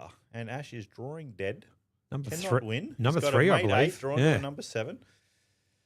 Number 4, actually, 6-5-3 deuce ace. His number 4 is Yeah. correct. Wait. Very good call. But either way, it is A monster. Agreed. And Ash is going to be spewing that he had a, made 8 in 5 cards against the open pair of deuces. But obviously, Did not looking get at there. James Obster's board, that Ash can see, obviously, the deuce, Yeah. 3 ace is a very Well, dangerous that's it. board. Ash knows that James is uncapped here. James could have a wheel for all Ash knows. Like, it's absolutely possible. Ash has the 2 4s, and so Ash might think, well, okay, I'll exclude James having a 4. He could still have a 6, and that's exactly what he has. Yep. And Ash is only playing that 8. James, against an ace 3-4-4 board, and James is leading into it. Ash should know that he's beat here, and I think he is good enough to find the fold. This would be the ideal time to Nope. get some table audio, but he Pays flicks it in. off. Yeah. James Ops going to take that down with number 4, as you alluded to, a And 6-5, yeah, the 3-2 deciding ace. factor for Ash there just may have been that, well, this is James. He's a tricky player. James is good enough to bluff here too, Sure. Um, And they've played plenty of cards too together, yeah, I Ops mean, and they're Ashy. both old players in the sense that they're experienced. They've been playing a long time. They know each other well. And playing the man is absolutely a key part of this game. So funny. I was just looking at the gentleman in the back there. From the front, without the ponytail, got the Diamond Dan look just quietly, got the glasses on, boarding patch and the side thing. Look from the angle here with a beard going on too, just quietly. Yeah, that's Brendan Hedger. Is Yeah. that man that you're talking about? It's his name. Goes by Sonic. He's shown up for the time tournament cash game that's going to be starting a little bit later on. Obviously, you can't pull off those khaki types of shorts, I can mean, you? Brendan has quite the ponytail that I don't have. Yeah, sure. I Ever had long hair? Dan, not just- that long. Okay, fair enough. I had a long goatee for a while in You my did? 20s, I've seen a photo or two. You did have a yeah. long goatee back then. But no, never had hair long enough to put in any sort of ponytail. And now I'm just happy if I have hair at all. As Nick Firm says, weird fold from Jason. Yeah, he did start off with 3 cards to Yeah, a assuming 6, I that believe. 654 Yep. was correct, it is. Yeah, I can't explain or justify that fold, so I don't know. It might have been a card reader error. Who knows? Or, I mean, you can't even think Jason was playing a different game because Razz is the first of the stud games. He couldn't have had it confused. Not to mention the game placard is about 1.5 meters in front of him, Yeah, so it's that's very right. hard not to It's know what you're The playing. only one with 2 Zs in it. It's hard to miss. So, Good call. Also known as Raspberry, as Ashy Gupta likes to call it. yeah, it's a tilty game. It is. Or Razzle Dazzle. It's the most mathematical, I think, of the 3 stud varieties. It's probably the easiest one for a computer to master, or to program a computer to play really well. Yep. But it is a tilty game because sometimes the plays are just automatic and you still lose, even though you did everything correct. Yep. Similar to Sometimes. what happened to Ash in the Yeah, last hand, you actually, with start the 87, 4 to for a example. monster, Yep. and you catch 3 bricks, and it just tilts you, and, you know. Great shout. Back to another hand of Razz here. I think it might be hand number 5 or 6 for that Yeah, matter. see, that showed Brad folding 7-6 against a 5, a Pa- 10, and a king up, which I don't buy either. So I'm Pardon not me, we have sure changed the game to what's stud. going I do apologise. That Okay. was hand number 1 of stud. Well, that would make sense why Brad folds the 7-6. There you go. Against the 5, 10, and a king up. So, So we have There changed we the game over to stud. So this is hand number 2 of stud now. yep. Before Well, we you're only playing 4 hands of each game. It will move quick. And so the low card now is to bring in for stud. Usually not what you want. And there you go. The guys down in the studio putting the payouts in the event ribbon at the bottom of your screen. First, Yeah. as you can see, 48,000. I think that's meant to be 68,000. So don't look at that graphic. It's 68,000 for first. And I just want to make sure that the information is correct there. I know that you've said it a few times. So it's 68,000 for first. It is Yep, that is 42,500. Yeah, that said 43,500, didn't it? So Yeah, that I might think be off by 1,000. on Yeah, that so payout. 68,000 for first, 42,500 for second, 34,000 for and 25 third, and a and half. 25.5 for fourth. Yeah, so we are off by 1,000 on second place payout on the screen, but Now that's you fine. Whoever wins second place can show this evidence and get PlayLive to give them another $1,000. They do get a trophy too. Actually, I did see There is a trophy, yeah, Shannon, Shannon's clutched up and got some trophies. He has. I haven't actually seen what the one they look like for this series. But Yeah, they're like the- Shannon usually puts good trophies together. They're like a glass rectangle mixed game academy, Yep. kind of pretty sexy looking, to Okay, be fair. nice. So shout outs to Shannon for bringing some trophies in too. Yeah, and often winners of mixed game academy tournaments, as part of the trophy package, also get a toy bus from Andrews Airport Parking, a little Matchbox car style bus. Okay, that, there you go. Mixed Game Academy sponsor, Andrews Airport Parking, puts up. So There you they go. retail for $14.99 in the store in Canberra Airport. So there's good value there. Shout out to Andrew if you're listening. Sorry you weren't able to join us for the tournament yesterday. Oh, dearie me, that's too funny. Now, talking about trophies, have you got any rings or trophies or accolades in poker signified by a trophy or a ring or something? I do. Look, one of the ones I really enjoyed winning, the first Mixed Game Academy series, I got the Player of the Series trophy. Beautiful. The back in, I think it was January 22 or January 23 or Okay. something. Got to love that. We put on, Shannon runs a cock of the walk Player of the Series point system thing each time with a trophy for the winner. I did get that one. My first major trophy I won was actually in horse. It was the Aussie Millions horse event back in 2019. Right. Okay. Not with a $10,000 buy-in. No, like that this was one, a but- $2,500 buy-in. Sure. And we did a deal 3 ways. Okay. When we got down to 3. That was the final table I was talking about earlier that started handed with Ash, where Ash bubbled that after a 2-hour bubble. Talking about Ash, Eighth place. just quietly Um, picks up split kings here. Got He king queen in the does, hole. Yep, but he's with the going to king get showing. no love, no action from anybody, and he'll just raise and take with the split kings. See, I wore that Aussie Millions ring yesterday, actually. I brought it with me as a card protector. My normal card protector is a little Pokemon Psyduck figurine about 2 inches high Okay. that we Yeah. bought for my daughter, my 3-year-old daughter. Who I believe And- might be listening to this stream because she knows that Daddy's in when the box. she gets yeah? home from preschool today, I think Yeah, she'll go. pull up the replay and listen to Daddy on the stream. Good. But Gotta we just love moved houses, I was telling you before Mhm. commentary started, Josh, and we haven't unpacked everything yet. So I couldn't find Psyduck when I was packing to come down for this trip to use as the card protector. But definitely did misplace the ring, yeah? Yeah, so I brought the ring with me instead. And I thought I could wear this for intimidation factor and also as a card protector. So yeah, my horse ring, I was wearing that yesterday. Now I have to ask because I haven't asked you this question before. Where does Diamond Dan come from? Where's the nickname Yeah, Diamond so- come from? We have Rob Campbell to thank for that. Robert Campbell, well-known player in the Australian mixed game poker scene. Yeah, Robbie who- Campbell. Shout outs to Robbie. Yeah, he's retired now, it seems, from poker in about the last 12 months. But Robert, of course, won the WSOP Player of the Series a few years back. And, yeah, just playing, Robert, was the chairman of the high-stakes Sure. HOO game, Hold'em Omaha Hi-Lo limit cash game that used to run a few times a year at the big tournament stops. And I started sitting in that game, and somewhere along the line, Rob gave me the nickname Diamond Dan.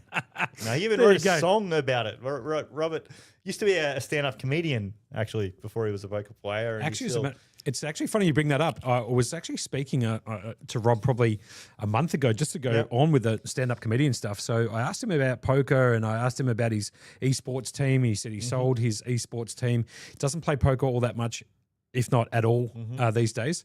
And he's working on doing stand-up comedy, Yeah, like proper, going like getting back to it, yeah. getting like a routine together and stuff. So well, that would be great to see. If he gets a gig going, I would hope we hear about it so we can go and support him, because he's an entertaining guy. he does have that dry sort of humor too. He's a bit dark, but Yeah, it's a very deadpan sort of humor. Agreed. But yeah, he's got a jingle he put together that started with like, Diamond Dan's gonna get his man, and that man, he could be you. And it went on and on for Right, a few verses okay, and there you go. stuff. And so there's a recording of it on someone's phone somewhere. There's a complete here from Jason with Kings in the Hole. James Ops coming along with Deuce 4-7. Right, okay, so we're playing stud high-low. So obviously James Ops here shooting for a low hand and Jason shooting for the high at the moment. Yeah, although James won't object to making 3 deuces, I'm sure, and just winning the high only. Agreed. Good. Nine's the worst card. Nine's one of the worst cards in stud high low. It's the Doesn't worst help you of for the the high low. cards. Yep. It's not a low card. Yep, agreed. It does nothing, James Ops is still going to keep betting at this. Well, he's got one pair, and he's probably read Jason for a pair by now, obviously. James Ops. James gets the low draw now. He can also catch an ace to make, aces up, which beats almost all other 2 pairs, well, except for better aces up, of course. If you make aces up in this game, you're usually winning the high. Quite So- an interesting card actually for Ops here, who's betted all the way out with Jason having Kings in the hole. Yeah, and Jason is just praying now because Jason knows James could have the low already with 7 deuce ace on the board. And as you can see, Ops Jason could be absolutely like, I'm whiffing. getting free rolled here, Yep. but of course he's not, because James had the pair of deuces. So they both picked up James a queen breaks. on 7th, Yeah, just quietly. and Jason's going to be delighted to find out he wins this pot. And James got a check. checks. And Jason got a check behind for sure. And see, James can't even bluff there. That's the thing, because Yeah. put yourself in Jason's position, and if he sees a bet by James, he might just think, well, James had a made low. James knows I don't have a low. James is just betting 100% of his lows. Yep. You have to call with a pair of kings, Yep. quite often, quite wide there. James Ops with a And- bit of a smile on his face there after James that. knows Jason knows that. Sure. And so knows a bluff's never going to work. Yep. James is handcuffed. He just has to check and concede the pot. Yeah.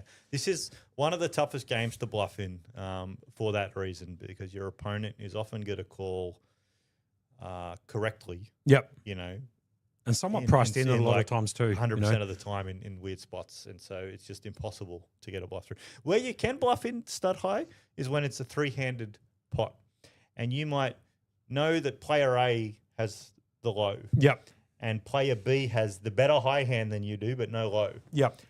And you could still lead out as player C with the second best high hand. Sure. Trying to get the best high hand to fold. Understood. And that can work Yeah. sometimes. I've been in that squeeze yeah. position a few times against you, Dan, to be fair. Yeah, and it's just like a pure 7th. Like, I know I got a pair of 9s. I know this guy's got a pair of 10s and the other guy's got a low. I'm going to lead and try to get the pair of 10s to fold. And yeah, sometimes it works. As you can see, there has been an update to the payouts in the bottom part of your screen. So first 68,000, second They 42.5, have corrected it now, yep. third 34, and 25.5 for fourth. Now, Brad has a very good stud 8 hand here of 4, 5, 6 with 2 clubs. And He gets completed no and love. Yeah, gets no love. completed yeah, that's a great hand to make lows, make straights, make flushes. Things like 4, 5, 6. Ace, 3. They're nice hands in this game. And so we must be close to moving back to Hold'em. We've probably got maybe 1 or 2 hands of stud 8 left. And here we go for another deal. These players are settled in, ready to make some money over the next few hours. And it's a good hourly return from this point. If you can make 60 grand for 3 hours work, you can't sneeze at that. Now, this is interesting. There's 3 ace flush deuce for jack, Jason. all clubs. Yeah. And 5, 3, 6, all clubs for Brad. Funnily enough, they're Brad's both gonna- they're both shooting going to be for- very happy with that. Yeah, they're both shooting for clubs. But they're both only seeing 1 club that's not in their hand on the table. So, they'll feel their clubs. Well, they're spades, actually. They're clubs or spades? They're clubs, yeah. It's a little hard to see in the graphic. But, of course, Ameri- the spades come up as black, so they must be clubs. There you go. American Brad has completed there, and Jason's Yep. coming along. Now, they've both got good low draws, 3 to a good low. Brad's paired his 3. Jason shooting for the wheel. Yeah, Jason will be like, I'd like to make a wheel here. Check on We'll Fourth expect Street. to see some betting on 5th. coming depending on down what to comes 5th. there. Here we go. And what do we get? Brad makes 2 pair. Brad will be, and Jason picks up his gin low card, the 4. Yep. So Pretty dangerous. Brad has to bet this, and Jason will have to call. Pretty dangerous board, actually, for American Yeah. Brad looking at Jason with a 2-3-4 up. It does, but also Brad's got 2 5s. Yeah, of course. And a 6, Yep. Jason can see Brad's got 2 5s. Sure. So he's going to call. He's not going to raise, but I mean, Jason would obviously love to catch one of the remaining 5s, but I think he would be quite content just catching a 6 or a 7 as well. So Or bet by American Brad. And he does. He Cool. finds one of the 2 5s. There we go. So he's made the stone He wheel does. enough to win the high and the But low at it's- this point. It's like it's not disguised. Like there's a 2, 3, 4, 5 there. Sure, but Brad knows at this point, I think, that Jason has the straight because pretty disgusting card, to be fair, for American Brad Yeah, here, considering people- he's got a couple of 5s in his hand, and Jason obviously got the stone It wheel at does, the and bottom. Jason has an ace in the hole a lot here because the fact you're in the hand at all says, I've often got an ace. Yep. And now Brad's looking, I've got 2 outs for a boat, 1 3 left, 1 5 left. Brad could find a fold here, and it would be a very good, well-disciplined fold. think he if should does, fold. And he does. Yeah, he does. Well done, Yep. Brad. Props to you. Jason could also have a 6 in the hole too, you Of know course, what I mean? but So that's the same position for Yep, Brad. Like yep, he's correct. still getting 0 of the pot Yep. unless he finds 2 outs in it. he has found 2 outs before, like I He had does. made a He comment has, about yeah. before. Kings and 3s versus the But Queens why and 7s. push your luck when you don't need to? No doubts about it. So for you guys just logging in right at the moment, you guys are watching the conclusion of the 10K Horse Championship, brought to you by the Mixed Games Academy, Shannon Vandenberg himself, the Prince of Poker. This is day number 2, just the qualifiers only for today from last Yes, night's play. 17 17 entries in this tournament. 5 Correct. came back for day 2. Yep. And Hank, the unfortunate soul who was in that 5, who is missing now, bubble boy for the tournament. We are in the money, top 4 paid. And action is on the Maharaja. First hand of Hold'em. We don't see what he folded, but he folded. Brad will raise here from the small blind. James will look down at a suited king and will call. And we're off to see a flop. It's King Queen of Hearts versus the King Deuce of Diamonds. We are playing Hold'em, obviously, with the 2 cards in play. And flop comes down James Jack 3. has got to be happy 4. with that. Flopping the flush. Can't see it on his face, but that's part of what makes him a good poker player. Must be nice for James Ops as he does. flops the King High Flush. And American Brad probably can't continue, but you never know. He might be able to float one more and see if he wants to peel off a may King or float Queen. one more. He's getting 5 to 1 on the call. Has no diamonds in he's his got 2 hand, overs though. to the board. Yeah, he's going to fold though. Oh, Brad is playing tight. It's a good fold. It James is. Ops throwing in the King Deuce of Diamonds there after flopping gin. Second nut flush on that board.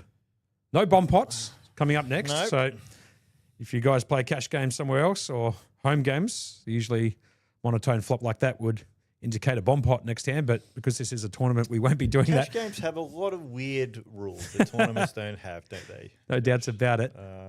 It's like playing poker itself is not fun enough. Let's do something else to up Yeah. the gamble and make it more fun. Yep. No doubts about that. I actually remember Ashy one time, a long time ago, probably a couple of years ago, making quad queens on one board in bomb pot. And the other guy made quad kings on the same board. And Wow. yeah, it was pretty dirty. That's rough. I think Yeah. actually Ash turned it. It came to like king 4 queen, queen on the turn, and then king at the river. And it was quads versus quads. Pretty brutal, Yeah, obviously. particularly if it was a double board thing, and then like you still lose the second board, a pair of kings beats the pair of queens. you know, Correct, like, exactly. It's just rough, yeah. But Anyway, 10-8 versus king 9 here, naturals, all round. So oh, and the king 9 flops 2 pair. sure, that'll work. Ash's natural 8 loses to the natural 9. Yep. As it does in Baccarat too. Yeah, I know. Like, Quite funnily. Don't you hate that feeling when you peel your natural 8, you throw it down on the table, and then the other hand gets opened. And Yeah. It's going to fold the natural. You're gone. Jason flopping top 2 pair, an absolute monster in Hold'em, especially 4-handed. Oh, definitely. Top 2 pair on disconnected board like that. That's going to get the job done for It Jason. will. So we're down to the final 4 here.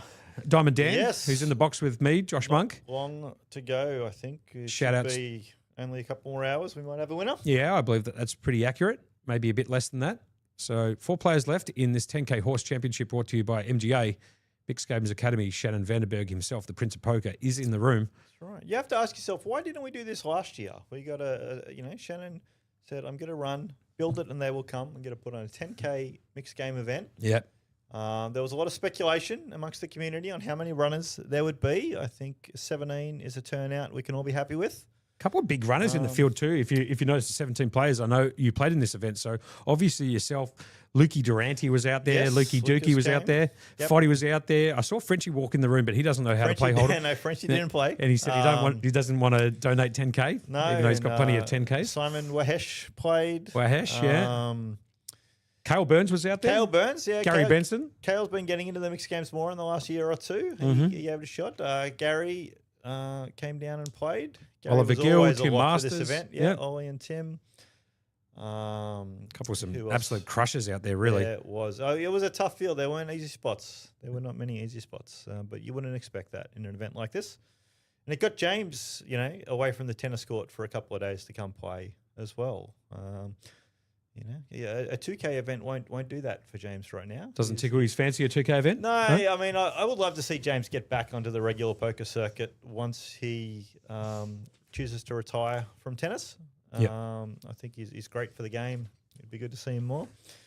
But no, for now, it's you sort of need a 10K or above offering to get James out of his bed and come down to the table to play. But it's looked like it's a good decision for him because he's in the money and definitely got as good a shot as any of the 4 left to run really deep and take this down. There you have it. So the game has now changed. We are playing Omaha Hi-Lo, my favourite game, as Why Ash is would call this it. your favourite game, Josh? I'll be, I can tell a little bit of a story about this actually. I used to play online when I was much, much, much younger, just fixed limit Hold'em. And I met an Aussie Hall of Famer when I was probably 18, 19 years of age dealing cards at Crown by the name of Van Marcus. Van Marcus? Yeah. Yes. And Van Marcus used to play on PokerStars and he used to play Omaha Hi-Lo. Okay. And he used to play the 75, 150, 30, 60, all of that type Yep. of stuff.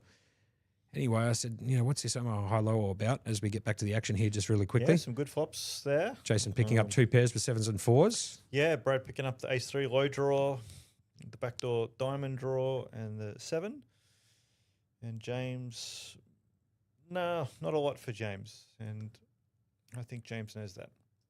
We'll see what happens. So Jason leads, Brad calls, and James throws it in the bin with his naked pair of 4s. There is the queen, and James just threw away queens and 4s, which would have been good at the moment for the whole pot. Check But from let's see American what Brad comes. here with the best low draw possible out of these 2 players at the moment. Yeah, And Jason out in front at betting the moment. his 2 pairs with 7s and 4s. Yeah, and good rightly shout. So there is no low yet. Jason knows that. Got to charge Brad to bring that low draw in. Brad can obviously chop with a low coming and still win with an ace or an 8 coming. So we'll see what happens. But Brad's shown a propensity to fold the last 10 minutes a lot, and he does indeed find the fold again. American Brad a little bit short at the moment. 4.4 bigs, 220K. Yeah. I wonder if the other 3 at the table are picking up that Brad is folding. I don't know. Now, Diamond Down, let me ask you this question. Yep.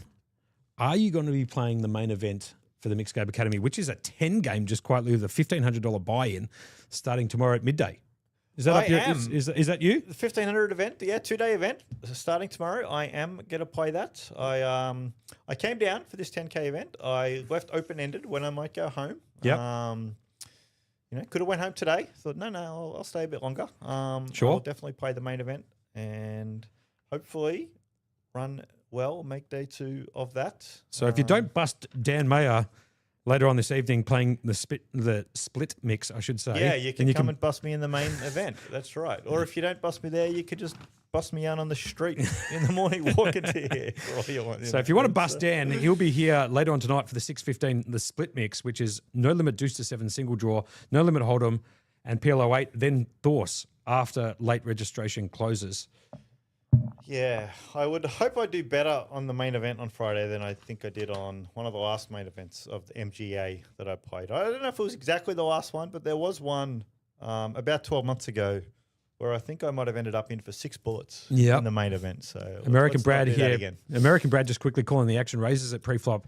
Call from Ashy Gupta. Ash calls with the King 8, 7-4 double suited. American Brad's got the Ace double 9-5. Yeah, now Brad actually didn't want to pair the 5 there. The 9s were already good for him, and pairing the 5 just gives Ash a path for the low. Yep. Brad doesn't have. The 74. But as it is, Ash folded, and you can't blame Ash for that on that board with the Sure. information that he had. Now let's talk a think little the bit fold is about fine. this main event, if you don't Yes, mind. absolutely. I'll get into that for a little bit. So it's a 10-game 10 mix, game. So it's $1,500 buy. Standard 10 games in tournament. We have 8-game events, 9-game events, 10-game events, and typically we know what, as players, those mixes are. Sure. The 8-game event is Horse. The 5 we're playing now, plus No Limit Hold'em, Pot Limit Omaha, and Triple Draw. If you have a 9-game event, it's the same 8, and they will add No Limit Deuce to 7, Single Draw. And then a 10-game event will be those 9, and they will add Badoogie. And so that'll be the 10 games we are playing. It's a mix of big bet and limit. And I'll give you those games actually. So it's Deuce to 7 triple draw, Omaha 8 or better, also known as Omaha Hi-Lo. No Limit Hold'em, Stud, Razz, Stud 8 or better, also known as Stud Hi-Lo. No Limit Deuce to 7 single draw. Now that's a absolute monster of a game. Badoogie, also known for our guys that play in a cash game external here to PlayLive, known as Balkdoogie, because when you are drawing to a one draw, 1-1-1-1, and you miss the suit you're after to make a Badoogie, you feel like jumping off a balcony. So they call it Oh, is that Balkdoogie. why we Yeah, call it? do say Okay. Balkdoogie. So Badoogie, and then Hold'em, Fixed Limit, and PLO. Yes. So that's the 10-game mix. That is the main event here, brought to you by MGA, the Mixed Games Academy, Shannon Vanderberg, and the alike. And the levels in that game do change, just to let you know. So 20-minute levels from levels 1 to 6, 24-minute levels from levels 7 to 11, and 30-minute levels for all levels so above the play gets 12. a bit slower as we get deeper, just like this one, which was 40 minutes day 1, 60 minutes day 2. As players, we appreciate that when it may not be feasible to have, say, 30 minutes the whole way through for the tournament. Increasing levels as we get deeper is a nice compromise. Now, a couple of good hands here. Ace, Queen, Jack 6 for James, Ace, King, 10, 5 for Brad. Both quality hands in 4-handed play. And very close equities, as we can see before the flop came out. Less so now that James has got the trip jacks. But have a look at America. Brady's picked up the nut But flush Brad draw has here. that flush draw, and that's where most of his 24% equity is coming from. And Brad also has the runner better low draw than James does, which will come in 7-8% of the time for him that we can see. I can imagine a James Obst here maybe going to put in a raise here on the flop. I here. would expect so, yeah. Yeah, I think that's the way to play it. I can't see a reason not to. Yep. Other than if he just wanted to try to save it for one street. And knowing Brad's folding odd, he doesn't want to scare him off just yet. Turn card brings in another 8, so That even card's more. not going to worry James at all. In fact, that's a great card. Sure, Because if he was ahead on the flop, he's still ahead now. no doubts about it. Brad's going to check his nut flush draw. Yes, and James Obst is almost certainly going to have to bet the jack here. I can't imagine he's going to he'll always bet this. let American Brad in with these nut flush draw. There's also straight potentials that could also hit at the river. So here comes the bet from James Obst, Yep. the seasoned professional originally from Adelaide, now lives in Melbourne, I believe. I believe that's correct. In Narre Warren South, I think he was telling everyone yesterday. Right, okay, sure. That'll work. Now, if you're not from Melbourne, you don't know where that is, well, okay, it's just in Melbourne. Yeah. Straight onto Google Maps if you That's it. don't know where it is. But then you got to They'll know how tell to you that- spell it, and that's, I'm finding as I recently moved to Canberra, and I grew up in Canberra. I spent 20 years living there, so I'm familiar with it. My wife, on the other hand, less so, and you're having to tell her how to spell different place names or pronounce different place names. Sure. Canberra has some weird pronunciations of things. It's been fun, but yeah, it's definitely not the case that you can just, oh yeah, Google what this is. Okay, well, how do I spell that? It happens. It's a thing. On to the next hand. American Brad. Everyone's looking very relaxed. Brad is Pretty short, down to He's 3.9 he's bigs. getting death by 100 cuts here. I was going to say 1,000 cuts, but he wasn't that deep to begin with. Yeah. He's actually down to 2 Yeah, bigs. I think he's so- made some folds that he didn't need to make. Perhaps he is just looking for that ladder. We did speculate when we got four-handed that Brad might have been most keen on the deal. As Mr. Jet and- Lag and Fever so comes the in there ladder with some could comments, be the best for him. saying, It looks like you can see in the background. It might be the time tournament getting up there. is that Paris in the background there too, I think. Where we can see, I saw Dave Gore, Eugene, Gary Benson. Party Tricks is in the house, is he? There he is, yep, with Yep. the stock standard beard and a cap on. Brandon Hedger. They're all sitting there. So that is, if anyone wants to come down there, maybe a seat available still in that for a timed tournament. I believe they're playing 25.50 dealer's choice Right, okay, sure. That'll work. up until 5:30. So time to wrap it up before the 6:15 tournament tonight starts. Maybe something that Lukey Dookie can play. Yes, well, we did. We asked Lukey about it last night. He said he was a maybe. He took down the Octagon, I believe, a He couple of nights did, ago, yeah, and for I think he cashed some good last night cheese. as well. Oh, sure, that'll work. Yeah. The big so- man himself, Lucas Durante, absolute Okay. crusher. I do reckon he does look a little bit like a Lego piece. like a Duplo piece. Yeah. But we did make a bit of a funny comment about that when we were playing against each other earlier this week, or last week, I should say.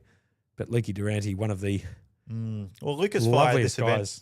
as well yesterday. In I've, poker? I've played my share of cash games with Lucas. He's a good guy to have at the table. He's got that very quick wit, and he's just a funny bloke. If you get a chance to see Lukey in the function center here at PlayLive, go and say hello to Lukey Dookie because he's a gentleman of the game. Bring along your favorite Lego minifigure and ask him to sign it. Sure, that might work. We actually had a good conversation about that. As you can see, Ashley Gupta and American Brad, a bit short at the moment, but just want to get confirmation that those stacks are correct. I know that American Brad is short. I'm not sure that Ash Gupta is that I short. don't think it's. We can't see Ash's chips from this camera angle, of course. Yeah. James's looks about correct. 1.1 million. Might be able to see Ash's stack after the flop cam. If we add up the chip counts that are on screen, we get to about 3.4, 3.5. Yep. Now that's obviously correct. There are 3.4 million chips in play. Mm-hmm. So it could be. Whether Jason actually has 2 million, I'm not sure. As the voice of Australian poker comes Ash into the is chat. all in, so I would say they may be the right chip counts. Ash has gone with it in 9-3 deuce with Razz. Brad's also all in, so the two short stacks. One of them is going to get that little double. One of them's going to Now, be going home. I'll be honest with you, Ash does run very pure, so I wouldn't be surprised that he runs down Brad here. Just Looks knowing like Ash that caught a 3, which paired him, and Brad caught a 7, and then Ash caught a 5, and Brad pairs the ace. So Ash is drawing alive. He's drawn to a 9-5. oh, it looks he like caught a 10. Looks Yeah, a 10. looks like a 10-9. But Ash gets it. And Brad and paired the ace just and quite- then have a bricked the look- queen on the river. Have a look at Brad's up cards here. Ace-7, ace-ace. Yeah. Absolutely brutal for Brad as he gets Brad had- eliminated it in was fourth drawn position. 4 to an 8 on 5th Street, and then Just going to brick count down. 6, brick 7. Just going to count down stacks here 4 to to make an 8 sure on that 4th Street, actually, Brad had, and then he bricked 5th, 6th, and 7th. So unlucky Brad. He might have crumbs left, though. He may have had Ash covered by a tiny bit. He hasn't stood up yet. Yep, that's so I a good suspect call. He's got some crumbs left. Great call. As the voice of Australian poker jumps into the YouTube chat, Braden Jinx, what a guy. Absolute superhuman. Shout out to Braden. Does a lot of commentary on different streams. Yep. Say hello to Luke. He will love it. So shout outs to Lucas Durrani, Lukey Dookie, as I like to call him, the Lego man. Loves playing mixed. I believe he plays in the old man's game, I believe, almost every Yeah. single week for, Not an for old man, years. but does play. Yeah. So does Eugene and Dave Gore, who are sitting up in the table in the background. Lucas is the favourite for the player of the series for this series right now after 2 cashes from the 3 events we've completed. Not surprising for Lukey. Yeah, he Gary Benson was actually running a bit of a side book, offering odds on everyone, and Right, inviting bookmaking people to as well. bet on Sure. who would win the player of the series. And Lucas did put some money down on himself. You got to love that, man. At a pretty good price. So, that one's looking good for Lucas. He obviously did brick the 10K yesterday as Just you quietly, understand. like you said, crumbs. American Brad all in for 10K here. 10K. Can only pay No the ante. decision. I mean, he's So- got a pretty good hand for a blind all in, 973. Ops is James is trying to isolate. and also trying to bust out American to jump up Yeah. the pay ladder a little bit here. Well, James just wants to get this heads up because James knows that he's got better equity running this two. So American Brad looking at a 97 at Brad the may moment. double up and go from 2 blue chips to 4 blue chips. So, well, there'll be more. He wins the antes too. You know, I was playing a hand with, we were talking about Eugene in the background, a tournament Ace hand comes in with for- Eugene. And it was a stud round, and Eugene had one ante left. Right. Okay. And at the time, it was a button ante. It wasn't individual antes like we're doing now. Yeah. Shannon prefers running button antes. He did the individual antes because of the stream, and That's it correct. accommodated the stream better. But anyway, this hand, it was Eugene's turn to ante, and so he was all in for the ante. And because it's a button ante, there's no other antes. There's only Eugene's ante. In there. Sure. And he won the hand, and he got his ante back. As American Brad, just quietly, Uh, American Brad there making an 87 second smooth with the 87432. and makes the double up. And so then, you know, on to the next hand, Eugene did not actually chip up, despite being forced all in and winning the hand. But at least he was able to then see an orbit of hands without having to put in a forced ante again. Now, just out of interest, sake, what do you prefer? Do you prefer the big blind ante, or do you like the ante up from all the players? For running the game and the smoothness of the game, the button ante it's equivalent to a big blind ante. It's a rotating ante. It's just quicker. We do it for the same reason instead that you do big blind ante in Hold'em now. Sure. From a studying the game and a theory point of view, you got to make some adjustments, particularly when you get short-handed, because same as in Hold'em, if it's a fixed ante size and it's paid by one person, then whether you're 8-handed or 4-handed, it's the same ante. But if it's individual antes and it's 8-handed versus 4-handed, different amount of ante in the money, different odds for what return am I getting if I complete here to try to take it down on 3rd Street. So you make adjustments for that. But overall, for all the reasons that a big blind ante has become popular in Hold'em and is a good thing for the game, I would say the same is true in stud. It also allows us to keep the chips a bit simpler. You can race off the small denominations earlier in the tournament. Yes. If you have Sure. button antes, then I'm more of a guy who actually likes the everybody pays their ante, to be honest, like they're doing here on the stream. It's kind of a bit more of the old school pure way of playing stud and all of that before the big blind ante came into play. Obviously, like you said before, the big blind ante just does speed up the game a little bit. But I'm, Foddy did have a laugh at me when I said I'm a poker purist at heart. I'm not one of those people who kind of likes chopping up the prize money, making deals and stuff like that, or ending tournaments just before completion. Sometimes, and I know I've worked at other poker companies before, but for example, when there's a 3-way chop and the winner with the most amount of the player with the most amount of chips wins the trophy and the tournament just finishes. Yeah, For me, that I don't like. For me, it just feels like a bit of an incomplete tournament. Yeah, if you understand what I mean. And it leads to perverse outcomes. Like it really didn't sit well with me, when Bryn Kenny bought the Aussie Millions title, a few years ago. Just quietly, American Brad has been eliminated there. He has indeed. Ashley Gupta's going to take him out. So American Brad picking up 25-5. Has run out, could not survive another forced all in. Sorry that we against did. James in Razz. We were halfway during a story as that hand We were, but was that's being okay. in It's, progress. We're down to 3 all of a sudden, yeah? He was, but Brad effectively went out when he lost that all in to Ash, and was just left with crumbs. He would need 4 or 5 double ups to get back in. So we are down to 3. As Graham Bennett Cream says, has risen to the top. no doubts. As Graham Bennett comes into the chat, Grahamy himself, when will we see a Monko 1 turn? 120. What is a Monko 120? Basically just a casino war. Oh, right. Yeah. Okay. So 1 card. Yeah. Okay. Just squeeze it up and whoever's Understood. got the highest card wins. It's kind Yep. of like a casino war. We had Monko 6 out there for a little bit. As people might know, my surname is Monk, hence the reason for why I go by Monko or Monkey for that matter.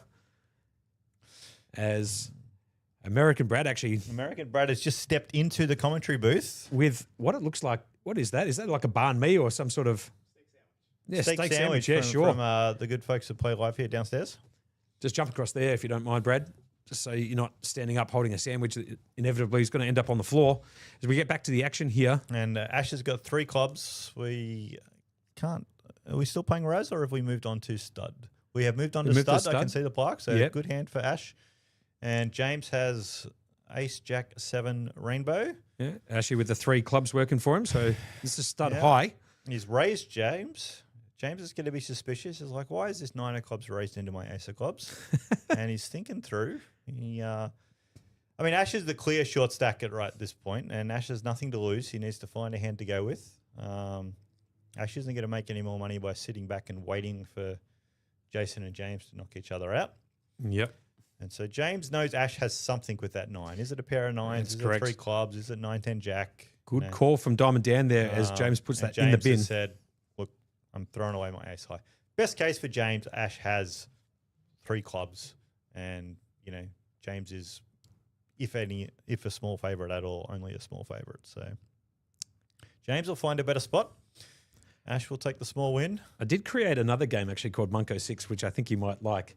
It's 5-card PLO, but then when the river comes down, you can pay to buy a 6 card. Yeah. To see if you can improve your hand. Who do and you pay that? You just paid it into the pot? You just pay it straight into the pot. So you could actually get it back as well. You should pay it into a side pot that you're not eligible for.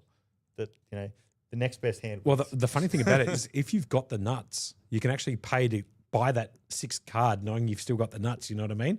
To make people think that you're still right. drawing. Yeah, okay. So yeah. a little bit of a different mix. Maybe Interesting. Shannon Vandenberg might be able to chuck that into. I mean, at this point, One of why his even dealer's play choice. poker? Why not just install a casino war table or something? And Everybody who knows me knows that I like playing some pretty obscure poker variants. So, especially with the dealer's choice. Now, talking about a dealer's choice just quietly. we have one coming up on Saturday. Saturday, yeah. Yeah. So at 2 o'clock on 25 Saturday, varieties, I believe. 25 plus he's put in there. 25 plus. Yeah, so I think it dealer's is choice 25 though. Maybe he just was on the fence about one or the other. Might be able to bring in the Munko 6 for that if I choose to play look, it. there's nothing in there that's too carnival-y, I got to say, which is nice. The World Series, for reference, has I think 20 or 21 games in their dealer's choice. Right. This has a few more. Archie. 777? 777's not in this mix, I don't think. Okay. I'm just trying to think of the 4 or so that are not in the World Series. Let's get back to the action real quick here. But just there's not quietly. many. They're still legitimate poker games, not too carnival games. So it's a good tournament to play. James Ops was the bring James with the split 3s. Any pairs, good hand, 3-handed. complete by Ashy. And Yep. Jason's going to come along with Jason's King got Jack 4 9 big ace. cards, 2 diamonds, 2 clubs. He should not be going anywhere yet. Ashy might find a fold, or he might decide. I'm so short. He does find the fold. Right. Jason, I don't think Decision? can go anywhere. No, Jason won't go anywhere just yet. He knows a lot of the time James' hand is a pair of 3s or maybe a wired pair. But he's got 4 big cards. He's found the pair of 9s, and Jace sees that and knows. I'm Jason throwing just this betting away. straight into James Well, Ops there. of course, yeah. Ops And, has and to fold. James just throws it away because he knows he's behind right now. Yep. He can see the pair of 9s in his opponent's hand. And we'll go on to the next one. 25-5 for American Brad there. So decent score. 2.5x. Yes. Only 4 payouts for this 10K event. So he must be pretty happy with himself that he made the money out of 17 players. Obviously, he wanted to take down the top prize of It was 68K. but MGA employs a system Top heavy? of 10% plus 2 and then rounded to the nearest person. So there you have it. 15 runners would pay 4, 14 runners would pay 3. So 17 runners, 10% is 1.7, add 2, 3.7. That rounds to 4 spots paid. That is how Shannon likes to run things. Other tournaments do, 12.5% of the field or 15% of the field or whatever it might be.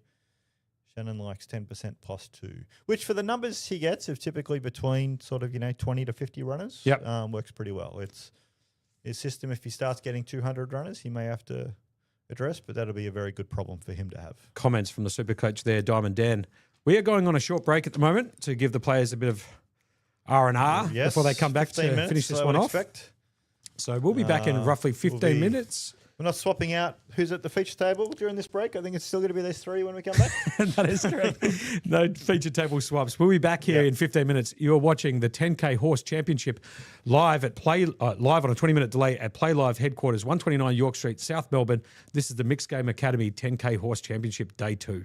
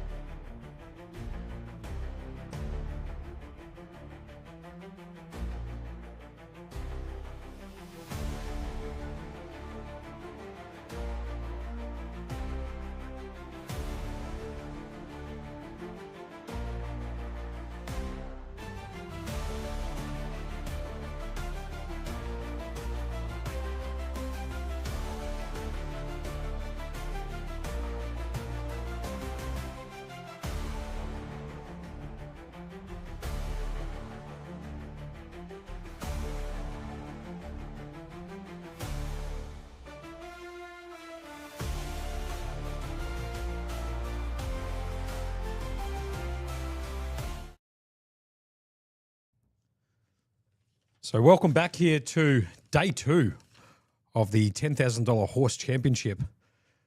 Absolutely a monster buy-in here, 10,500. I'm joined in the box at the moment with the only American Brad, who came out in 4th as Diamond Dan decides to take a seat out there in the cash game. So forget about waiting until 6:15 if you want to take some money off him. He's down playing the time tournament downstairs. So if you want to go and play against Diamond Dan, who was just in the combox, then you can go and play against him. If not, we've got American Brad in the booth with Josh Monk. American Brad, how are you? Good. Thanks for having me, Josh. Excited to have an easier view now that I get to see these players' cards. No doubts about it. Congratulations on 25-5. Pretty happy with that result? Yes, thank you very much. My biggest cash ever, so very happy about it. Oh, there you go. Beautiful. There it is. American Brad right there on the screen, 4th for 25-5. We are down to 3 players here for this 10K Horse Championship, brought to you by Mixed Games Academy in conjunction with PlayLive Melbourne at 129 York Street, South Melbourne. And we'll be bringing this action to you until conclusion. They're going to play it out today for obvious reasons. We are currently on stud, 8 or better. As you can see, first prize, 68,000. Second is 42.5 and third is 34,000. Unfortunately, we haven't picked up on any of the table audio. We have been having some issues with picking up the GFX sounds from the table. So apologies for those people who are viewing this and wanting to listen to Ash Gupta, James Obst, and Jason, for that matter, talking through their hands. But yeah, I'm going to obviously have the melodic sounds of American Brad in the commentary box alongside Monkey to call the action here, as I should say, James Ops does the bring in for 20,000. Background to Maharaja Ash Gupta. He's going to fold the king showing. Background to Jason, who's got the 10 deuce ace. He's going to complete to 60. Blinds have gone up to 60K, 120K with a 15K ante and a 15K bring in. American Brad, how have you found this tournament so far? You've enjoyed your time here? A lot of fun, great tournament. Got to play with some of the best players in the world and got to play with some people who it was their second or third tournament ever. So it was great to play with such a variety of people. Sure. So I believe James Ops has picked up another 9 there on 4th Street. He's just bet it, and Jason has to put the ace-queen in the bin.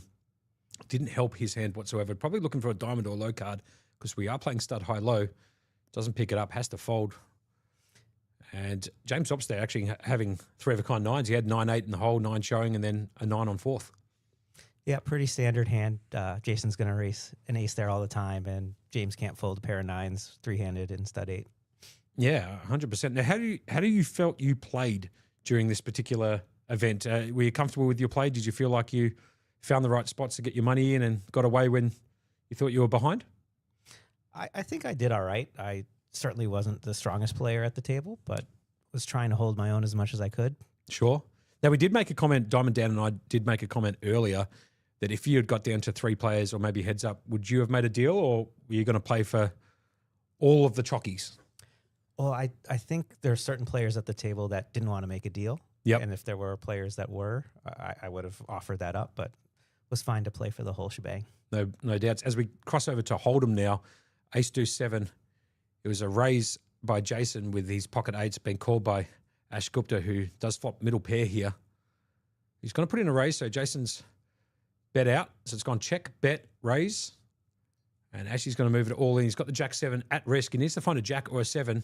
5 outs, top right-hand corner of the screen. Pardon me, I'm speaking too quickly for my own benefit. Turn card brings in the 8, and that's just game, set, match for Ashy Boy, who's going to be busted in 3rd.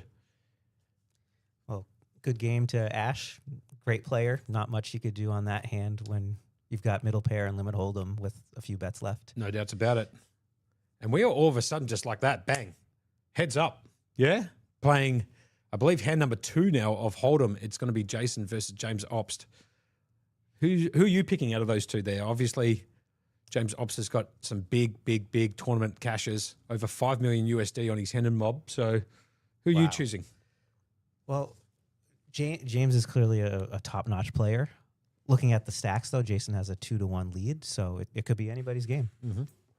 Great shout there from American Brad, who's joining me, Monkey, in the box to call this one out. We are down to heads up poker in this 10K championship, brought to you by MGA, Mixed Games Academy. Shannon Vanderberg, who is known as the Prince of Poker.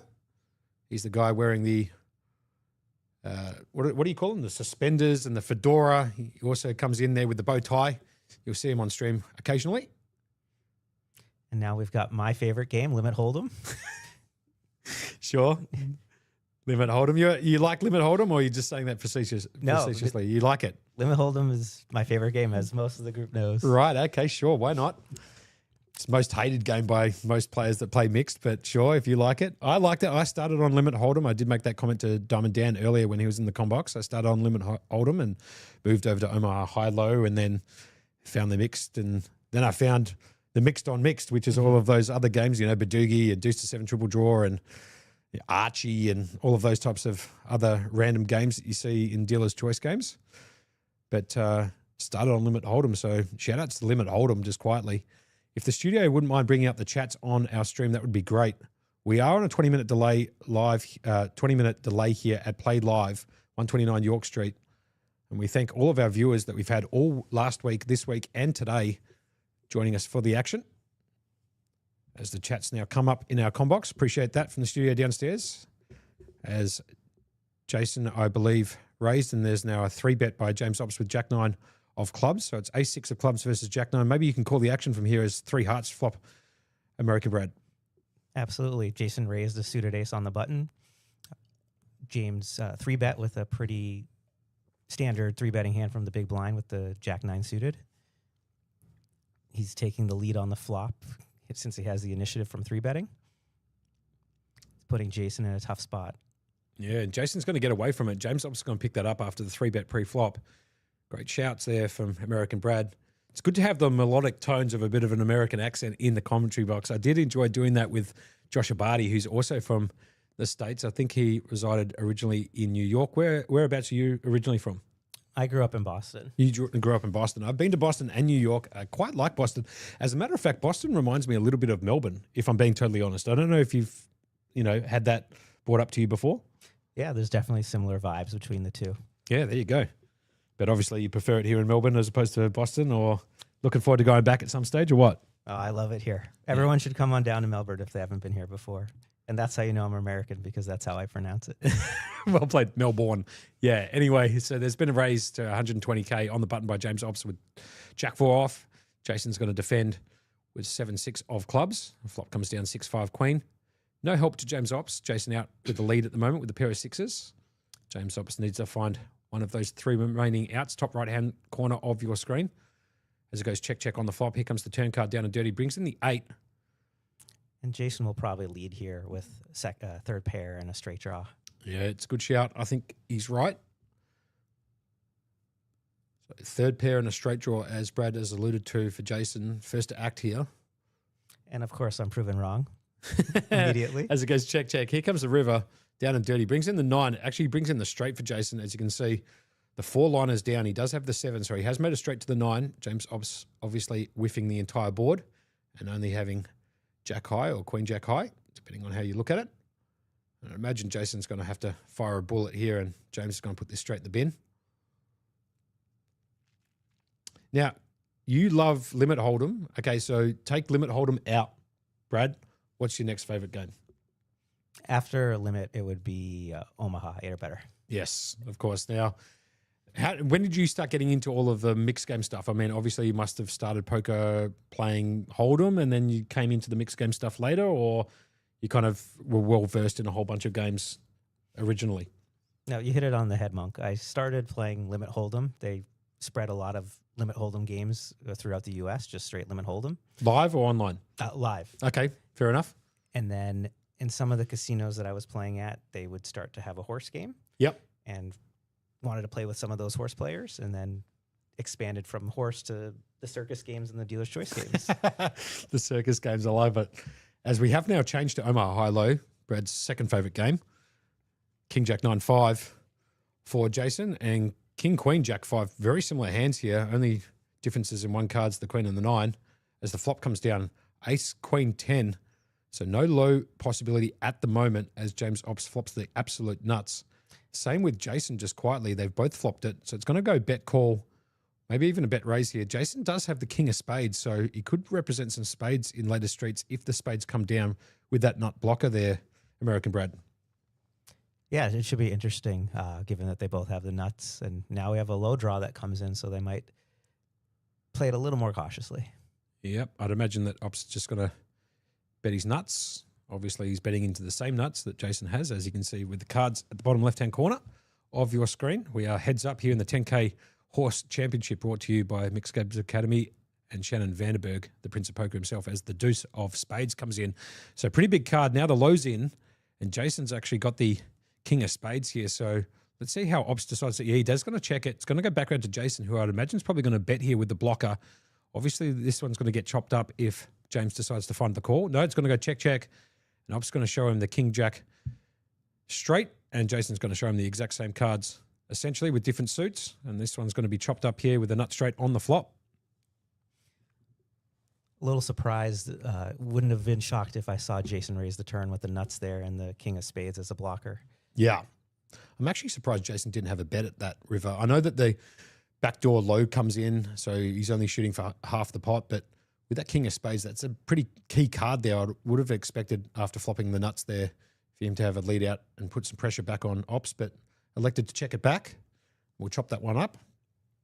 For those people who don't know, we are live on a 20-minute delay here at the PlayLive Melbourne Millions headquarters at 129 York Street. This is the Mixed Game Academy 10K Horse Championship, brought to you by Mixed Games Academy, MGA for short. As we get back to the action here, James Ops calling on the button with King 655 into Jason. He's going to just check back his option here with Jack 99 deuce. After the flop we go, comes Jack deuce 7. So Jason obviously picking up two pairs, jacks and deuces, top and bottom. James Ops with a low draw at the moment, 65.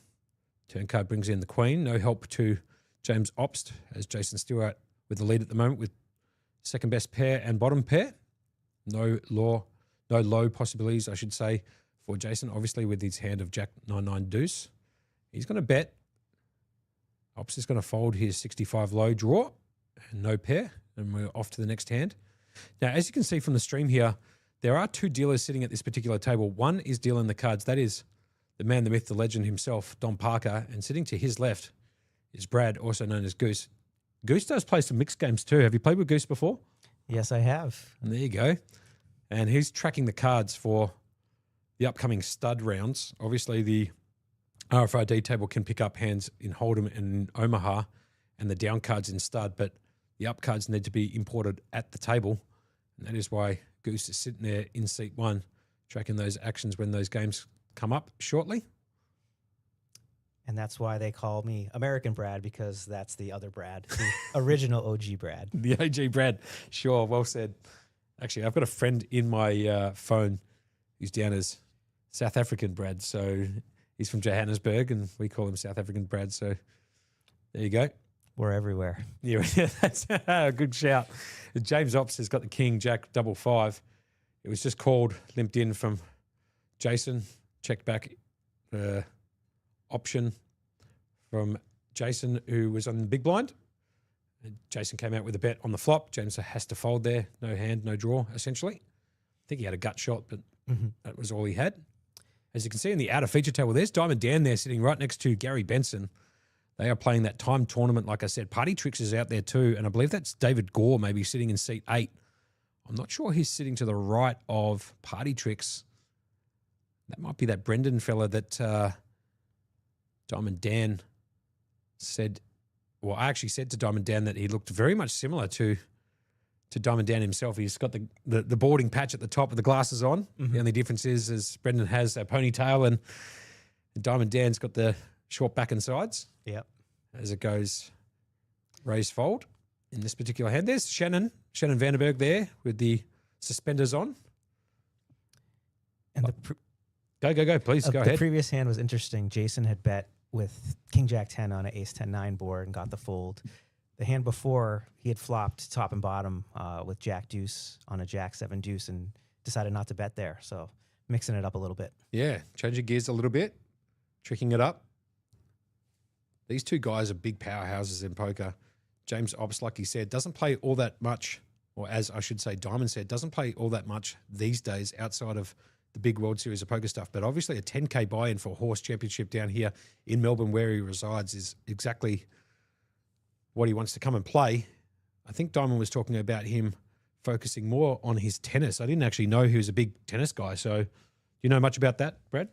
I know a little. I know that he had stopped playing poker for a little while to focus on trying to become a tennis professional, and was doing that for quite some time. But Right. he's an absolute legend in not just the Australian poker scene, but the global poker scene for mixed games, both in person and online. Yeah, there you go. So obviously the game change now is Razz, as we just played Omaha Hi-Lo. So we'll be going Razz and then stud high, stud 8 or better, and then back obviously to your favorite game, fixed limit hold'em. The best game. This is back to Razz, hand number 2, as Jason here picks up a 76 draw. James Ops got the queen 4-8. He's going to fold. You're going to see quite a lot of this kind of back and forth picking up of the blinds, not much action heads up. So we're going to try and keep the vibes going here in the commentary box. We might even talk to you, the viewers, about the upcoming events, not only today, but tomorrow and maybe even Saturday, Sunday as well, as the Mixed Game Academy has got quite a schedule for the remainder of this week coming into the weekend. And we'll get to that shortly as the cards have been pitched out here for hand number 3 of Razz in this 10K Horse Championship. Did you enjoy playing on the feature table there, Brad? How'd you find the table, the rail? Was it easy kind of to lean into? Sometimes some of the rails on the feature tables are a bit too high and you feel like you're kind of slumping your hands over, or did you find it quite comfortable? I enjoyed it. I think some of the players found it hard to see and that they thought the table was too big, but I didn't have any issues with it. Yeah, perfect. Does help though when you're sitting in seat 6 or 7 where you got the perfect angle on the board. Yeah, maybe seats 2 and 8 are a little bit more difficult, but it is a beautiful table. I like the way that PlayLive has put this one together. They bought it probably about a few months ago, and it got delivered 3 days late, believe it or not, to the PlayLive Melbourne Million. So they were unfortunately unable to stream the first couple of days of events that they had on during their PlayLive Melbourne Millions schedule. But obviously it's up and working right now. I kind of like the LEDs and the lights, and the table's quite sturdy. It's very, very heavy. I believe that the actual tabletop itself is somewhere in the vicinity of 120 to 140 kilograms. So you're going to need a few big blokes to carry that bad boy around, but I'd imagine they're going to have it fixed somewhere in this room for the long term. And for those Americans watching, that means about 275 pounds. Beautiful. We're getting the translation for the Americans who are watching. 270 pounds, beautiful. Got to love that. So we have been told that we're getting about 80 viewers to this 10K Horse Championship. So we do appreciate all 80 viewers across all platforms. We are live on a 20-minute delay on YouTube and on Facebook Live. I'm in the box, Josh Monk, a.k.a. Monkey, with American Brad, who I can actually do a little bit of an American accent. Maybe I might be able to do that after this hand has been complete, as I believe they're playing stud high now, I believe. It must be. Given the action. Given the action, as Ops picks up split 3s, and Jason's got split 9s. So 10-9 in the hole with a 9 showing, and King 3 in the hole for James Ops with a 3 showing as his first up card. I believe it's gone check on 4th Street when the Queen and the 8 peels off. We're now on 5th Street with a 6 of diamonds and a 10 of clubs. 6 of diamonds for Jason. Picks up a backdoor flush draw, and James Ops picking up a 10. Doesn't help his hand at this stage. It's going to go check on 5th. Maybe you can call the action here on 6 and 7 if you don't mind, Brad. Sure. So on 6th, Jason will act first. His board getting a bit scarier now with the Queen Jack 9. He's now going to bet out with his pair of 9s, which is the best hand. James's board has not run out that scary with no real flush draws or anything like that. And have a look at this. Ops has decided to call and spiked a 3. So he's made trips here and got the best hand. So he hit one of those 2 remaining 3s in the deck to make trips here. Obviously, he could make 2 pairs and take it away as well from Jason. But the 3, big help to James Ops here, who basically hits a 3 at the 7th Street to make 3 of a kind and take this one away from Jason here, Brad. Yeah, great river for James. I expect him to probably raise here on the end now that he's made his 3 3s. And here comes the raise. He goes down for deep in those 25K chips, I believe they are. And there comes the raise to 120. To 240. Back round to Jason, who has to pay a big bet if he wants to call it off here with a pair of nines. Yeah, it's a tough spot here. I think he knows that his nines are no good, given that James has raised here on the end. I think he'll get away from it on the end here. I think you're right, but having a look at James's up cards, 3, 8, 10, 5. Very odd kind of configuration of cards there. Obviously, James Ops putting in the raise there, representing he's got 2 pair or better. In this case, he does have 2 pair or better. He's got 3 of a kind threes. He found that second 3, or I should say the next 3, the 2 out 3 there at 7th Street to make trips. And I believe Jason did call for 120. He's going to show that his nines are beat by James Ops, who did pick up that 3, like I said, with trips. He's going to take that one down, and all of a sudden, pretty close to even chip stacks here, Brad.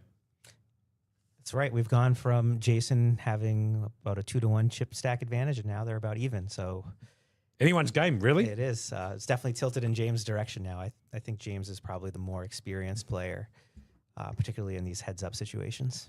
There's Ash Gupta there on the phone wearing that WPT Australian jacket that he also picked up 680,000, I think it might have been, in the $1,500 No Limit tournament in 2005, last year at the WSOP with the three-side, dot. It's become a little bit of a meme. I have used it a few times here in the combox for any time any of the players pick up pocket 8s. For those people who aren't aware, as MSP in the chat says, the 3s are hot today. I would agree with that comment. And we certainly can't forget about the Do You See the Composure from Ash? Another classic. Another classic as James Ops here picks up kings in the hole. Jack 5-10 for Jason. So Opsy going absolutely nowhere here as he elects to put in a raise, and Jason's just going to fold the Jack 5-10. Kings in the hole there for Opst, who's pushing closer to the chip lead. They're only separated there by 1 bet, I believe. That's right. The big bet now is 120,000. Okay. So they've each got about 14 big bets left, which is a pretty decent amount for a final table. So I know you've given him shout outs, but shout out to Shannon, for the Prince of Poker, for running this great tournament. No doubts about it. Good on you, Shannon. We appreciate what you put on here at PlayLive and all the other games that you put on externally to this venue. Absolute gentleman of poker. As you can see up in the top left-hand corner, the limits are 60, 120, as Brad has alluded to, with a 15K. That 15K, meaning the ante in the stud games, also the bring-in amount, just in case those people are logging in now to see the conclusion and not sure why the blinds are 60, 120, 15. So the 15 is relating to the ante in the stud games and the bring-in amount.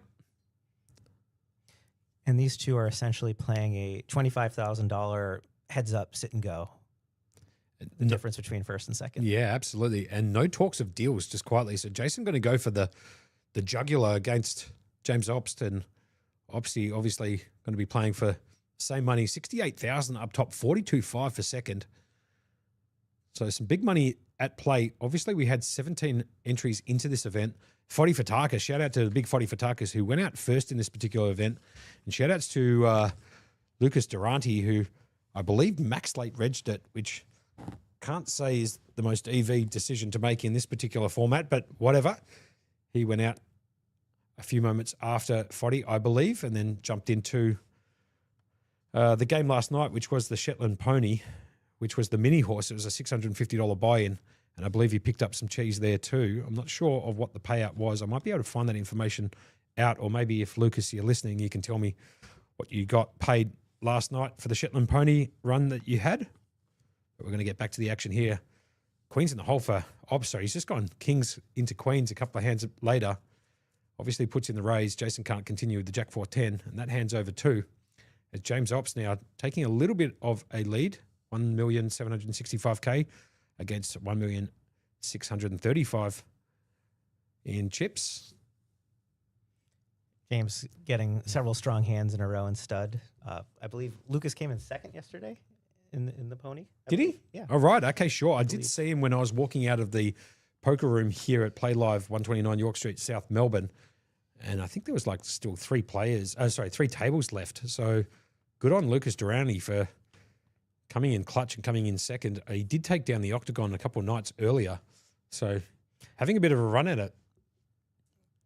And we've got James again, third hand in a row. He gets pocket jacks in the hole. He has completed to 60 with the jacks, and Jason's deciding to come along. Got a funny feeling we have changed game now to stud high-low as James Obbs picks up the ace of clubs, big card for him. And Jason's picked up a 9, so he's now shooting for backdoor straights and the low draw. We are playing stud high-low at the moment. An 8 of clubs coming in for Jason. So now he's picked up the up and down draw to go with these 8-7 low. Option on James Obbs is going to check his jacks in the hole. No improvement on 4th or 5th Street for him. Jason's going to come out with a bet here. There it is. And what's interesting here is Jason has a 10 as a big out and probably not one that James is expecting if he hits it, so he may get paid. Great call, great shout. I believe that 10 has come in. Looks like a 4-sider, so it could have actually been the 10 here for Jason. No, it's another 9, so he's Paired picked is up 9, which is a good card as well. good card as well. Totally agree. So Jason now pairs his 9, still drawing at the low. Be interesting to see what Jason does if he doesn't hit a low or pair on 7th Street. So Jason actually has picked up another 7 on 7th Street. So now he's got 9s and 7s and the check mark next to his name as James Obbs did not improve with his jacks that he started with. Despite how good his board looks, he could not find a second pair to go with those jacks. So Jason with a check mark next to his name with 9s and 7s as Lucas Durrani hits me up on the text message saying that he came second for 4.5K or something. Obviously got plenty of money if he says 4.5K or something. And Jason's going to bet here with 2 pair, and James gives it up. He will. Yeah. 4.5K or something. Obviously, that means a bit of cheesels for Lucas. He's got plenty. As Jason takes the lead away from James Obbs now, up to 34 bigs. 2 million in chips. Now, those big blinds are slightly skewed just for the sheer fact of how the technology in the back works. Obviously, the limits are 60K, 120, and a 15K ante. So those big blinds obviously indicating the small blind portion, I guess you could call it, of the blinds in play as opposed to the big blind, which usually they indicate. We don't have a great education system in the U.S., but if we just cut those in half, the 34 and the 23 to 17 and 12, I think that gets us where we need to be. There we go. That's a better way of explaining it. Jason comes in for a raise. James Obbs is going to put that in the bin. Off to the next hand we go. Lukey Dookie, are you going to come in and play the time tournament over there with a couple of specialists? So it looks like Gary Benson's there. Diamond Dan, obviously he's the spot in that game. Party Tricks, Brendan's in there. David Gore, the man, the myth, the legend. David Gore, famously known as one of the players in Melbourne who took down the Aussie Millions. I'm not sure when that was. It was quite some time ago. I want to say something like 10 or 15 years ago. Maybe somebody in the chat might be able to tell me when he took down the Aussie Millions there. I think it was for like 1.5 million. I'm going to go with overs on like 12 years. So David Gore out there in the field as well. Hopefully we can get Lukey Dookie to come in and play that game. Nonetheless, we're going to be calling out the feature table here in the 10K Horse, brought to you by PlayLive Melbourne, the headquarters at 129 York Street, South Melbourne, in conjunction with the Mixed Game Academy guys, Prince and the boys, putting on a 10K show, if you don't mind. And this is the first time, I believe, Brad, that a 10K Horse has been televised in Australia. So shout outs to the guys downstairs putting on the show and to PlayLive and obviously Mixed Game Academy, Shannon and the crew for getting this game up. And we're back to the greatest poker variant ever created. We've got limit hold'em. Jason raising it up. James is going to call with the Jack Deuce. I was waiting for that beautiful segue there. As Jason flops top pair here, James Obbs basically almost dead on this flop. Jason playing it tricky and checking top pair, trying to see if James will catch something. James Obbs was only 3% to win this hand on the flop as Jason flopped top pair. So Jason checking back his queen top pair like Brad alluded to. He's going to come out with a bet here and James Obbs can't call. I think James is radar went off a little bit after the raise pre-flop from Jason and then checking back on the flop. So a little bit of a comment coming in from Lukey Dookie here. He won't be playing the 2550 time tournament, but he will be coming in a bit later on. So if you want to take Lucas's money, that 4.5K or something, I'd imagine he will be coming in to play the split mix, which is on tonight at 6:15. Split mix being no limit deuce to 7 single draw, no limit hold'em, and PLO 8. Then Thorse after the late registration, which is triple draw, fixed limit hold'em, Omaha 8 or better, Razz stud 8 or better. That's a $650 buy-in, 20-minute levels, starting today at 6:15 if you want to come in and get some of Lucas's money. Back to the action here anyway. Been raised by James Obst with Queen Jack. Jason decided to come along with 10-7. Flop comes a couple of deuces and an ace. James Obst going to lead out. Jason's going to fold. Off to the next hand we go. It's going to be a little bit boring heads-up poker here, especially in this particular format, but If you're here watching Josh, I'm giving him a look saying that limit hold'em heads up is boring. I strongly disagree. it's boring in the sense that, look, you know, It might not be for the viewers. Yeah, it might not be for the viewers, but obviously I don't mind playing heads-up poker. Actually, I have said this a few times before. You put me in any heads-up Omaha Hi-Lo variant, and don't want to give myself too many props, but a lot of people have told me that I have said before that I might be the best in the world in that format, and look, I'll take it. Self-confessed, by the way, just quietly. I do love my Omaha Hi-Lo, especially high heads-up. So anyway, it's been a race here, called by James Ops, Queen 3 versus Queen 6. Call the action for me if you don't mind, Brad. Sure. Flop, King 10-4. Two spades. Jason has a spade. It's check. Or James is checked. Jason is on him. He raised pre-flop, so he might continue with the initiative, but decides to check it back. Turn is a 5. The 5 of diamonds. Shout out to my man, Adam Burke. His prop cards are 5 in some outside games that he participates in. So 5 of diamonds actually being his gin card. It's worth the most amount of money for the prop game, and the side prop game. So shout outs to Berkey. Hope you're watching, pal. Miss you in the com box, but we do have American Brad here in with Monkey at the moment. Check from James Obst here. Jason with the best of it, believe it or not. Kicker does play. That's right. That 6 will play, so Jason will take it down. And Monko and I have definitely played quite a few heads-up limit hold'em hands, some heads-up triple draw hands that I'd like to forget about. Yeah, no doubts about it. I do like to trick my hands up. I'm a field player, as a lot of people out in the field do know. Not a winning poker player. Haven't been for ever since Jesus wore sandals. I haven't won a hand, or at least had a profitable year in poker ever, I would imagine. But do like mixing it up with the boys and throwing some cards in there, showing a bit of entertainment, table banter. That's what I'm in there for. A bit of create some memories there, Brad. And Monko can peel with the best of them. Yeah, he's got to give himself some more credit. He just won a triple draw tournament. Didn't you just win a PLO I tournament? did, yeah, I did. That's true. That's very true. I will take the accolades of those 2 wins that happened during the final series here at PlayLive a couple months back. So I appreciate you giving me a little bit of credit. I don't give myself any credit much because, to be honest with you, whenever I play games that aren't mixed, I kind of get a little bit bored. I do prefer just commentating on Hold'em or Omaha, but when it comes to like the mixed game stuff, that is right up my Kirsty alley. Love playing all the deuce to 7 stuff. Anything that you can squeeze cards up, Baccarat styles, is right up my alley, as most people would know. As we're back down here to heads up action. We've moved on to Omaha 8 or better. The best game in the mix by a mile. Jason has called on the button. James is going to raise with a pretty good hand heads up, 3, 5, 6, 8 double suited, so he can make the wheel and make some flush draws. Jason will call with his 3 diamonds. And the flop's going to come ace 5-10. A little bit of help for James Ops, who does pick up a 5 and a 6 low draw. Jason's going to come along with his gut shot and an 87 low. He's now picked up the up and down on the turn. Very interesting turn card.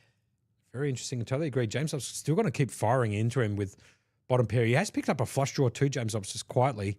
An 8 high flush draw with that 9 of clubs on the turn. drawing at a 65 low.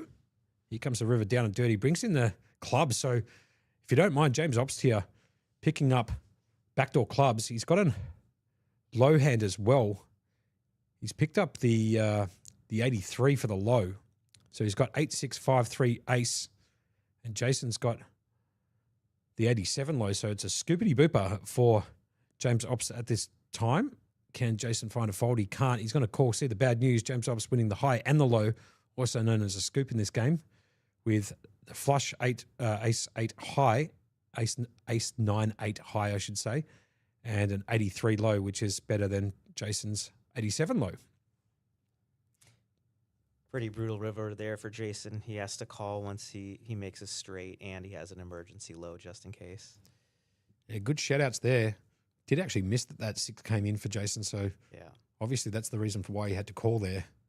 I missed that. So good pick up there from American Brad in the booth. And like I said, I used to work for PokerStars, and my boss, his name was Brian.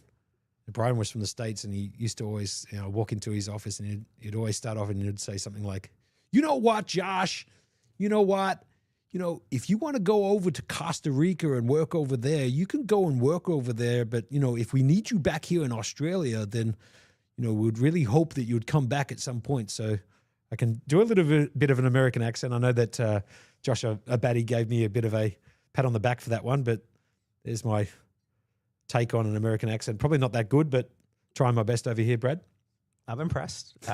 Shout out to Monk, not just for the accent, but also for the great commentary he's been providing over the last few weeks. I appreciate it, man. Well done with the accent. Thank you. I won't even try the Australian accent.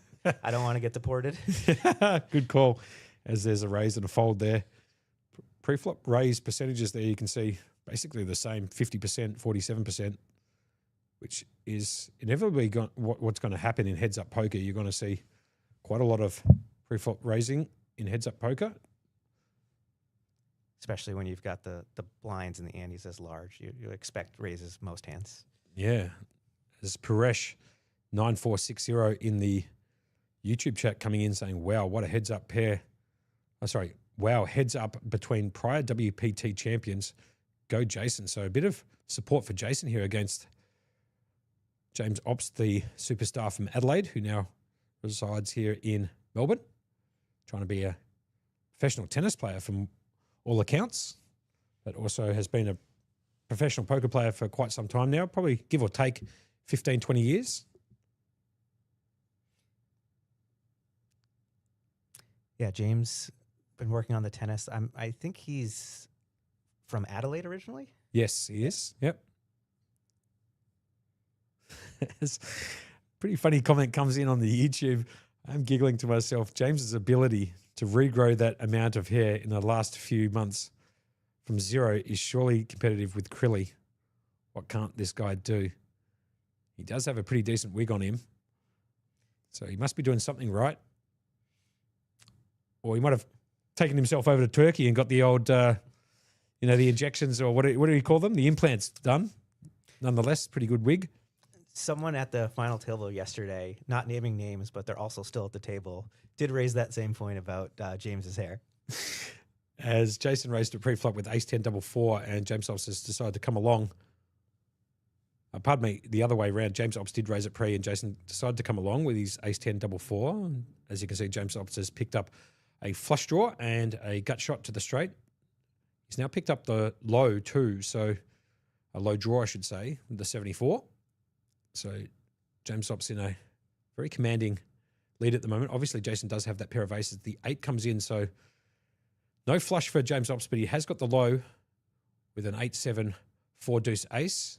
And Jason does have just a pair of aces, so maybe James Obst might be able to bet this one off, but it looks like it's gone check.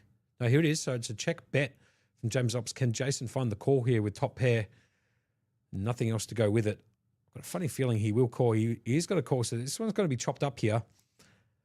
Pair of aces for the high hand wins half the pot, and James Obst making an 87 low will take the low portion of this hand. Not surprised that Jason called on the end. Once James checks the turn, Jason has to feel pretty confident about his ace being the best high hand. Yeah, well said by Brad there. In the chat, we do have American Brad. Brad, what is your surname, by the way? I have called it out a couple of times, but I've only ever, known you as American Brad or US Brad or a variation of that. Yeah. So So it's malt. It's pronounced malts. Maltz. There you go. Okay.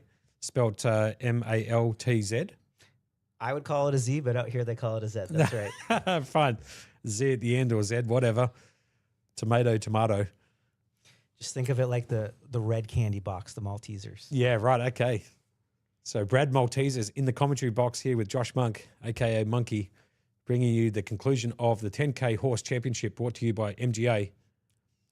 As guy down who's working the studio, who's also American, says it's not pronounced Z, it's pronounced Z. So he's in favor of Brad in the commentary booth pronouncing the Z as a Z, I should say. Try and say that pretty quickly as it comes ace 8-10. James Ops, the game has now changed to Razz as we just completed Omaha Hi-Lo. And they both start with reasonable Razz hands with the 10 and two decent cards below 8 underneath. So James is going to take the betting lead with the 10-6, which is the best hand. Jason's going to defend with the 10-9. Jason need to find some cards. He does. He finds a 5. Still behind, obviously, to the 10-8, but enough to peel one more off, I'd imagine. Absolutely. So they both hit 2 more cards that are going to lead them to continue. James with the made 10, Jason with a 10-9, but with a 9 draw, so he has to continue since he knows if he makes a 9 and James hits a bad card, he's got the best hand. Yep. As we're off to 6th Street now, James Ops picking up a 3 there. So making an 87 now, and Jason, unfortunately, picking up a queen of spades. James Ops is going to bet into him 120K as the camera now just getting a bit more focused in on Jason. So tough spot for Jason. He does call. He's drawing dead. He's assuming that James has paired one of those 6, 7, or 3s, or maybe started with a bad one in the hole. But he'll see the bad news likely when James bets out on the river. Jason obviously here with a 10-9, 10-9-5-3-2 to make his lowest hand combination, but behind obviously to Ops's 87-6-3 ace. So he's hit another queen on 7th Street. Yeah, no help at all. Pretty tough for him to call here when James just needs 1 card in the hole below a 10 that doesn't pair him. So he might get away, even though this is quite a large pot. 870K in the pot here. So, like you said, pretty big pot. Monster pot, actually. He does give it up, even though he's getting 7 or 8 to 1 on the end. So well played by Jason to prevent himself from losing that extra bet. There's Ashley Gupta in the background with the Ding merchandise on. Shout-outs again to Foddy and Frenchie. I think it's a collaboration between the two, bringing out the Ding merchandise. It's commonly used in some games around Melbourne. The old dinger or ding, when you bink the card you need on the flop turn or the river. And usually most people sort of say it quite loud. Ding, like that when they hit it. Frenchie does it best, obviously, with his French accent to go along with the word. So shout outs to Frenchie and Foddy, if you're watching. I wasn't familiar with the ding term, but that's probably because I never hit my card. Well played. Very good. As Jason completes to 60 with these 4 showing Queen Deuce in the hole, James Ops is going to come along, obviously, with these 8, 5, 10. 10 as the first up card. For those people at home watching this, you are watching Razz at the moment. The 2 cards that are indentated in the bottom left-hand corner, they're the down cards for the players. They can't be seen by the opponent on the table. Just the 4 up cards is what the other players can see. As Jason picks up another queen on 4th Street and James Ops picking up an 8. So pair on 4th for both of them. Have a look at this card here. Wow. On 5th. It goes 8 that James Ops has in the hole, and a queen for the James Ops that Jason has 2 of. So pretty interesting 4th and 5th Streets there. As there's a bet from Jason, a fold by James Ops.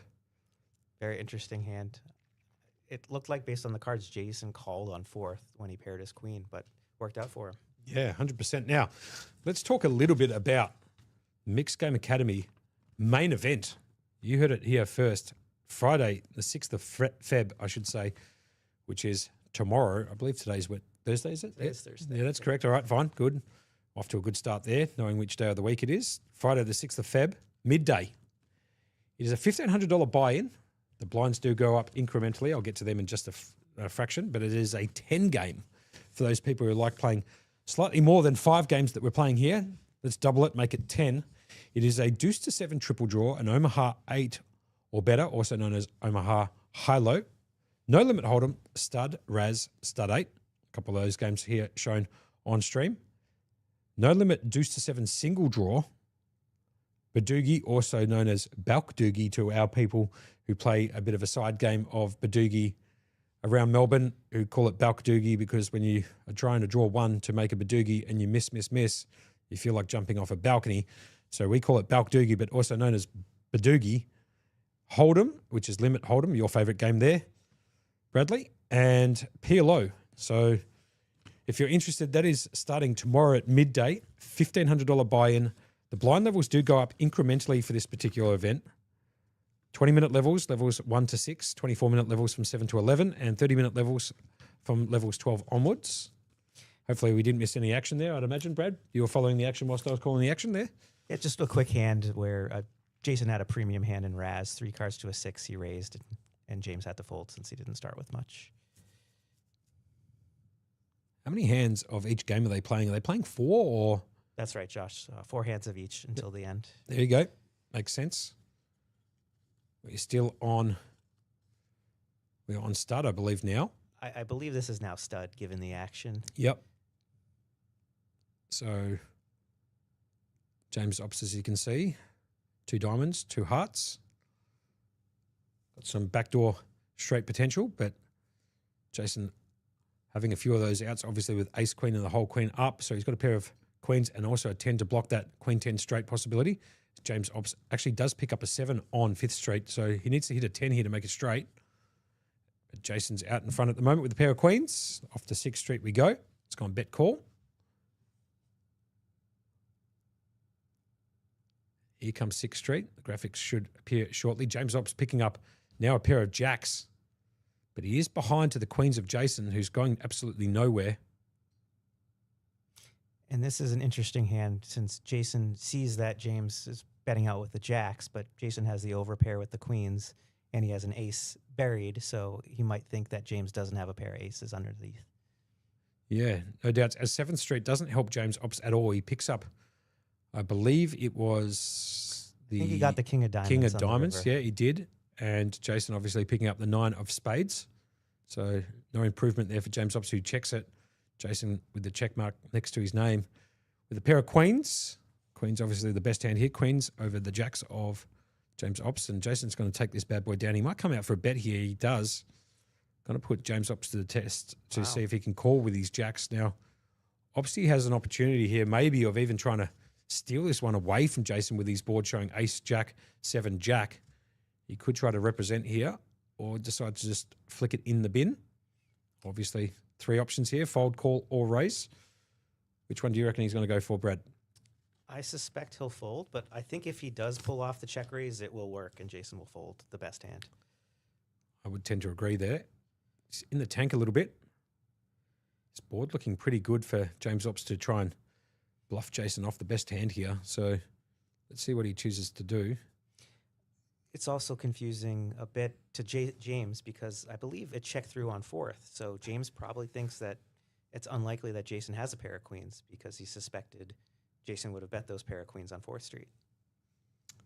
Yeah, good shout out. Great commentary there by American Brad, coming in clutch with a bit of hand analysis. I like that. Whilst James Ops here is in the tank a little bit. James is also probably considering what Jason could be bluffing with a missed straight draw. He would need to have king jack, but James has 2 of the jacks and a king. So that's probably, I can't guess what's in James's mind because he's one of the best players in the world, but that might be something that he's thinking about. Just out of interest sake, I mean, you played a lot with most of the field. He does find the fold here. Great fold from James Ops here. He puts it straight in the bin. Jason's going to take that one down now. Talking about this field, obviously we had a field of 17. Couple of unorthodox people entering into there, but giving it a go. Shout outs to Foddy, who doesn't really play much horse, but put up the 10K. That's the outer timed tournament table out there. You can see Jazz sitting in seat 1, Jared Bullock. And then right next to the big man from Sydney himself, that's Gary Benson. Next to Diamond Dan, who was in the com box with me earlier. So if you want to come down and take some money from Diamond Dan, he's sitting right there. Looks like Brendan, the doppelganger of Diamond Dan. And then I think it's Party Tricks and David Gore. So if you want something to do before the split mix comes on tonight at 6:15, why don't you come in and play that game? Sure that there'll be a seat available for you. Definitely one for me if I choose to sit down, that's for sure. And without a doubt, it's the toughest mixed cash game going on in Australia right now. Great shout as James Ops picks up a pair of jacks in the hole, 7 up, ace of spades for his 4th card or 4th street. Jason coming along with 10-7 king 9, playing stud high, I believe, at the moment. Is that correct? I believe so. Would make sense. Obviously, these hands don't play stud high low, what the jacks do, but obviously king 10-7 doesn't. Jason pairing his 7 on 5th street. No additional help to James, but he's still out in the lead with a pair of jacks. Brad? That's right. Jason will probably call here now that he's made a pair of 7s. He thinks that James might not have anything since he has 2 of those 7s. So that'll probably cost him unless he hits a second pair. So it looks like Jason's picked up a 4.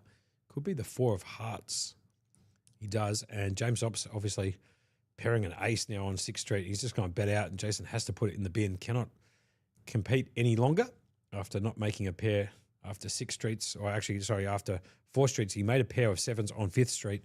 The 4 of hearts, no help to his hand, and he's going to put that in the bin with James Ops showing aces in his 4-up cards. Very difficult to continue there against that particular hand unless you've got an absolute monster holding in your whole cards. So James Ops again back up to the chip lead. So chopping and changing a little bit here, Brad. I was about to say, it seems like James is winning almost every pot with big pairs, but the chip stacks are almost even. So Jason is certainly holding his own. No doubt. As we're coming close to hour number 4 of this 10K Horse Championship, brought to you by the Mixed Game Academy. Shannon Vanderberg, Prince of Poker himself. Day 2 started today at midday, and it is approaching 4 p.m., so run time of approximately 3.5 hours thus far.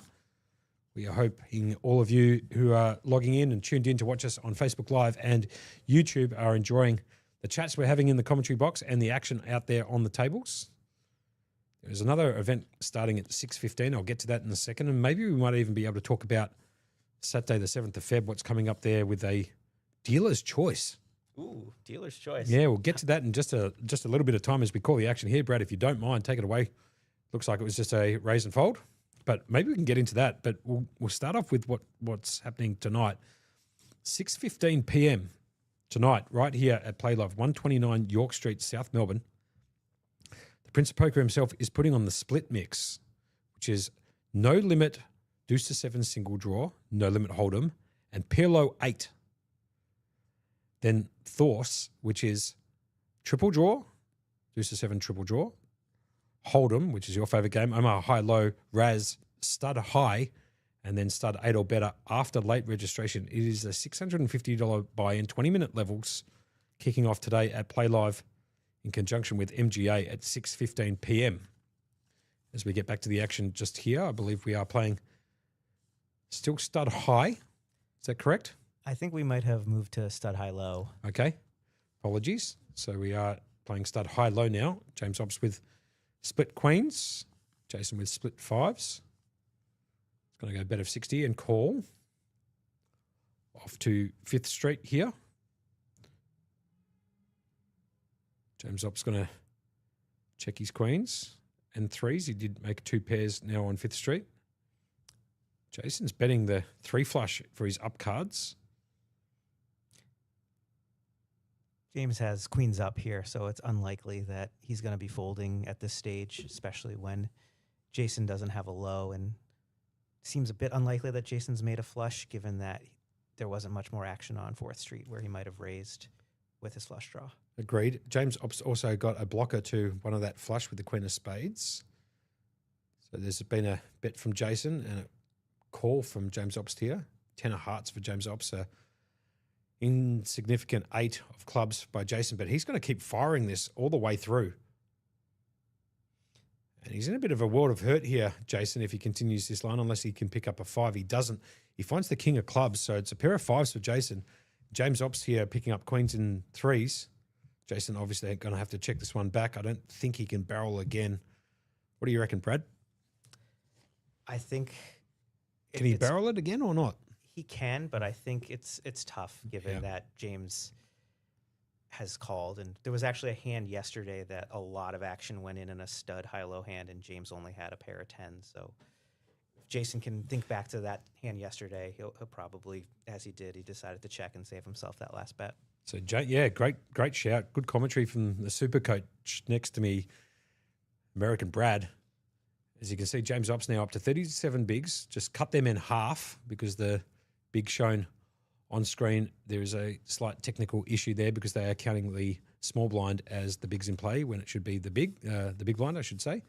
So just cut them in half. But at the moment, it looks like James Ops with pretty much a 2-1 chip lead. So big swings now in James's favour. Jason had the 2-1 chip lead earlier today, but in this format of poker, obviously the leads can go back and forth quite quickly. So it's anyone's game still at this point, Brad. Absolutely. It was 2-1 Jason having the chip lead. Now it's 2-1 James having the chip lead, but it could go right back to that with just 1 or 2 big hands. No doubts. As the bring-in was made by James Ops with the 5.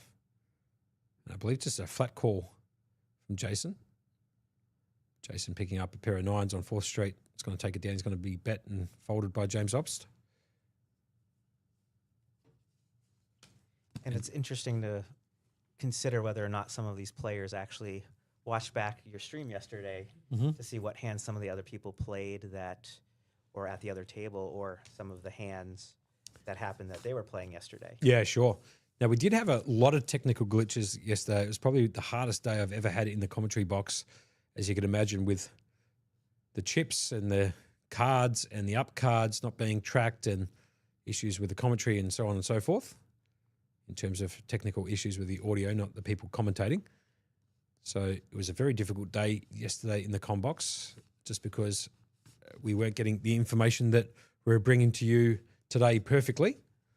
But for the players who could see the cards and were playing in the event, obviously studying their game from yesterday into today, I would imagine. Is that something that you usually do, Brad? Look back on previous footage and figure out where there's a leak in your game, or figure out spots, or just analyse hands, or you just forget about it, come back the next day and play on?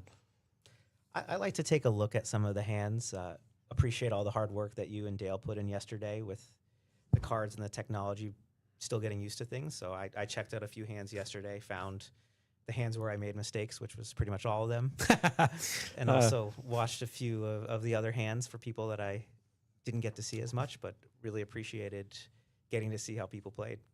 Yeah, good shout. Now, we might go on to talking about what's coming up after the main event that starts tomorrow at midday. That 10 game, which was a $1,500 buy-in, like I said, it starts tomorrow at midday. We'll move into the weekend for those people who are weekend warriors at poker. Talk a little bit about Saturday, the 7th of Feb, as we have now changed games to Hold'em, as you can see from the cards in the bottom left-hand corner. King 4 versus King 3. Apologies. Go ahead, Brad. And of course, Monko would talk over the limit hold'em hands, talk about the tournaments. As Jason's going to bet the flop here, James Ops can't go anywhere with second best pair, second best kicker. He's going to put in a raise, in fact. He's going to put in a check raise with middle pair. You see that quite a bit. He's in great shape here, especially when he's got Jason already dominated. Jason only has 8%. I guess he's calling with his backdoor straight draws and backdoor flush draw. Deuce of clubs, a little bit more help for James here, and Jason obviously can't continue. I can't imagine with King High. He's going to go bet. Can't see Jason finding a call here. The board is pretty... Well, he does find a call, it looks like, so he's going to call it off here with the King High. King High does sometimes have showdown value. He might be putting James on the 5-6. Yep, fair enough. Maybe the 3-5, but he does have a 3. But if he called the turn, I see him probably calling the river as well with the King High. Sure. That's the 7 of hearts. Doesn't really change the board all that much. And Jason is going to call his king high and see the bad news. James Ops picking that one up with with fours and deuces. They would have actually chopped it up if James Ops had the same hand, king three, with playing the king high. Nonetheless, James Ops takes that bad boy down. VPIP exactly 62% each. So they're basically playing stock standard poker at the moment in this heads up battle. If you want people calling you down with king high, no pair, no draw, limit hold'em's the game. I'm an expert of doing that, so that's why I've got no chips in front of me and don't have a $10,000 buy-in to buy into the 10K Horse Championship brought to you by MGA here at PlayLive, 129 York Street, South Melbourne. Now let's talk about Saturday the 7th of Feb just really quickly. So day 2 of the main event will come back at 12 o'clock. That's just the qualifiers only. So if you want to play day 2 of the main event, you would have to play day 1 of the main event, which happens tomorrow at midday. It's the only mixed game event on tomorrow. It starts at midday. It's a 10 game. Like I said, $1,500 buy-in. The blinds do go up incrementally. So 20-minute blind levels for levels 1 to 6, 24-minute blind levels between levels 7 and 11. Shout outs to 7-Eleven. They do a pretty good Slurpee just quietly. And 30-minute levels from levels 12 onwards. But back to Saturday the 7th of Feb, if you wouldn't mind keeping your eyes on the action for me, Brad. So at 12 o'clock, they'll come back for day 2, the people playing in the main event. Qualifiers only, like I said. But at 2 o'clock, eat your heart out, mixed game lovers. The dealer's choice.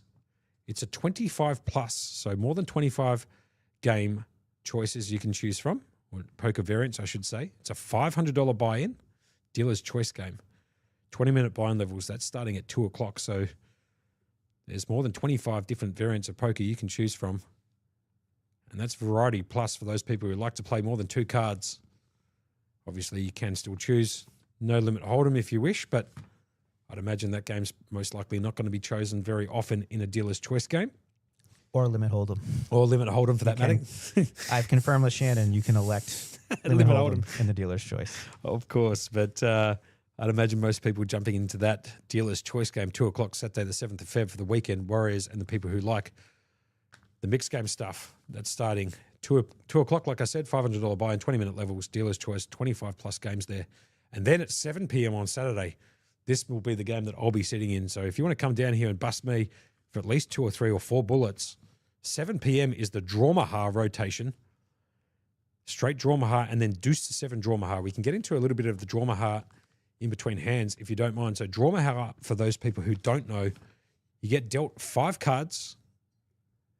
And the object of the game is to make the best 5 cards you can in your hand, playing for, it's a split pot game, with a board that comes out similar to that of Texas Hold'em and Omaha for that matter. So a community board of 5 cards. The object is to try and make a hand that can compete for both the board and in your hand, or shoot it one way with just trying to pick up the best hand in your hand, or the best 5 cards in your hand. As Jason getting a little bit short now, down to 4 big bets, or 8.3 bigs according to the screen down there, that has taken that information from the limits that have now gone up to 75K, 150K. And this is an exciting flop. Jason has top pair, top kicker, but James also has a king with a low wrap. So we've gone check, check. Turn is a high card, the jack, so that actually gives Jason the equity advantage, but James is coming out and betting here. Jason here has top pair, top kicker, and a Broadway draw. So it'll be interesting to see how he continues here. James Ops, obviously, with the King of Hearts and a wrap. Here we go to the river, down at dirty. Brings in another jack. So obviously, Jason liking that run out for him and his hand. He did have the best of it. But as you can see from the equities, James Ops did pick up top pair with a wrap. Jason now going to lead into him, I think. Is that correct? Or did James bet and Jason called. Yeah. And that's a huge pot for Jason. And in the words of Josh, I think we've quietly gone up in big blinds to 150K in the big bet. So we have. That put Jason right back in contention. A huge pot. Yeah, great shout outs there from Brad calling the action for me there. I was taking a sip of water and talking about what was coming up on the weekend. But yeah, it did go bet call, and the ace king, pair of jacks on the board will get that done for Jason as The blinds have gone up. You can see in the top left-hand corner, 75, 150 now. This is hand number 111 of this feature table, which is inclusive of the start of the stream today. We played 112 hands now. So this is hand number 112. James just folds it. Mr. Jet Lag Fever mentions that he should have bet on James Ost. Interestingly, if you know the right people, there were markets that you could bet on who was going to be the player of the series. Right. Okay. Sure. Right. Why not? Yeah. Yeah. I think Diamond Dan was alluding to that earlier when he was in the combox with me. Yeah. I think it was something that Gary Benson put together. Is that correct? That sounds right. Yeah. I believe that Can't help. the odds-on favorite is Lucas. Lucas now all cashed up. So if you want cashed up Lucas, cashed up American Brad will be in the tournaments this weekend, buying, rebuying in the 3K, the 1500. Maybe a cashed up Munko in there as well. Maybe. We'll see what we can scrape together. Might try and rub a couple of pennies together. Know that I can hit you up for a few thousand, Brad, now that you've picked up 25.5. So some bankroll equity for me there coming into those side events as we get back to Omaha Hi-Lo. The game has now changed from Hold'em to Omaha Hi-Lo. Check on the flop. Turn card brings in the 10 of hearts. Jason now picking up the up and down draw on the turn with an A6 low draw. James Obst got a bit of it. Well, James also has, sorry. No, go ahead, please. James also has a double gut shot with the 6 giving him the straight or The 9. the 9 on the higher end. So Yep. they both have some decent equity. James Obst going to bet that, and Jason's going to put that in the bin. Anyway, let's get back to Drawmaha real quickly. So Drawmaha, the object is you get 5 cards dealt to you. You got to try and make a 5-card hand with those 5 cards that are drawn to you with one draw that happens after the flop. So you get 5 cards pitched to you, and you look at those 5 cards.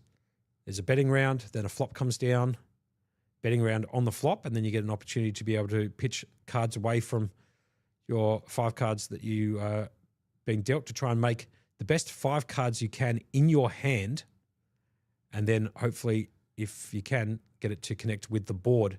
It's a split pot game, so the best high hand in your hand takes down half the pot, and the best Omaha or Hold'em hand, I should say, on the board will take the other half. But the idea in that particular game is to have enough in your hand to win the high, and I guess you could call it the board low, as the flop comes down Jack 6, 4, 2 hearts.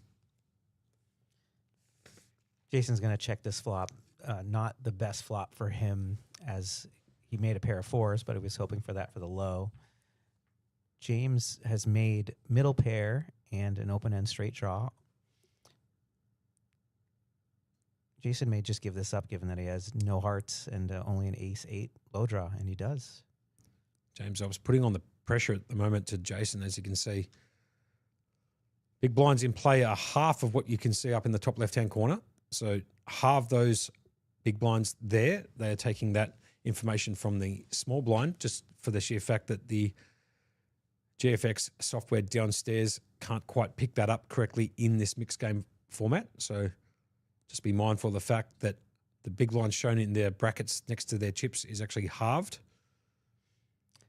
And if I'm doing my math correctly, and I probably not, that says that there's 23 big bets left.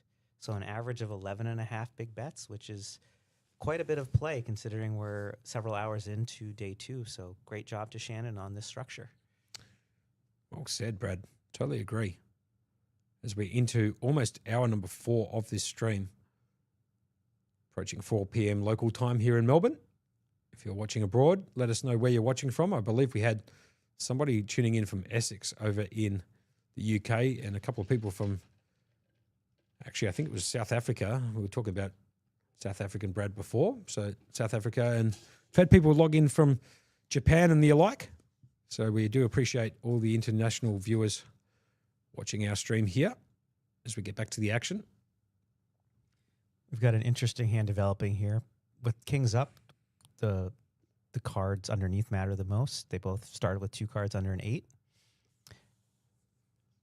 James now has a 9-8 draw. Jason has a 10-4 draw, so he's not going anywhere. We are playing Razz here as we just switched over from Omaha Hi-Lo, just in case you're wondering what's going on in this particular hand. We are playing Razz, so object of this game is to try and make 5 of the lowest cards possible, with the wheel being the nuts. And Jason has now made a 10-5. James has a 10-9 showing, so Jason knows that he has the best possible hand. So he's thinking, would be surprised if he doesn't bet, since he knows he has to have the best hand here. Jason also shooting at a wheel. If a That's deuce right. can peel off, can obviously improve on his 10 with a deuce, 6, 7, 8, or 9 for that matter. James has to call. He still has a decent amount of equity if he makes a better than a 10 draw and Jason miss.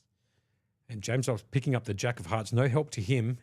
Cannot improve. So he's got a 10, 9, 8 for deuce. And obviously Jason picking up, like I said, he had a few outs working for him. The deuce, the 6, the 7, the 8, or the 9. He picks up the 7. Now makes a 75, 4-3-2. 4-3 ace, I should say. So best way to look at this is you do it in a numerical value. So 75,431 is beating at the moment 10, 9, 8, 4 deuce, 100,000. So Jason is bet here. He knows he cannot lose the hand. He has a 7 low, which James cannot beat. James trying to think if there's any way that Jason might have paired and that his 10-9 is good. I don't think James is going to find the call here. I know it's heads up poker and 10 is usually okay, but he has the worst 10, 10, 9, 8. And he's looking down at Jason's board that has a 10, 4, 5 there. So Jason obviously only needing to find 2 non-paired low cards in his holdings, in his whole cards, his down cards, and he does elect to fold. It's a good fold from James, obviously, in my opinion. Yeah, I wouldn't be shocked if he called, only because thanks to the stream yesterday, James and I played a Razz pot fairly similar to this, where he made some call downs with the assumption that I was likely to have paired. Thankfully, I didn't. That's probably the only pot I won the entire tournament off of James. Great shout. Might see. I saw Brian Nguyen just then come in and drop off a coffee. If the studio downstairs can bring up a coffee. Do you want a coffee, Brad? If there's possibility. I'm good, thank you. You're good? I'd love a coffee latte with one, if possible. If somebody can run that upstairs, that would be ideal.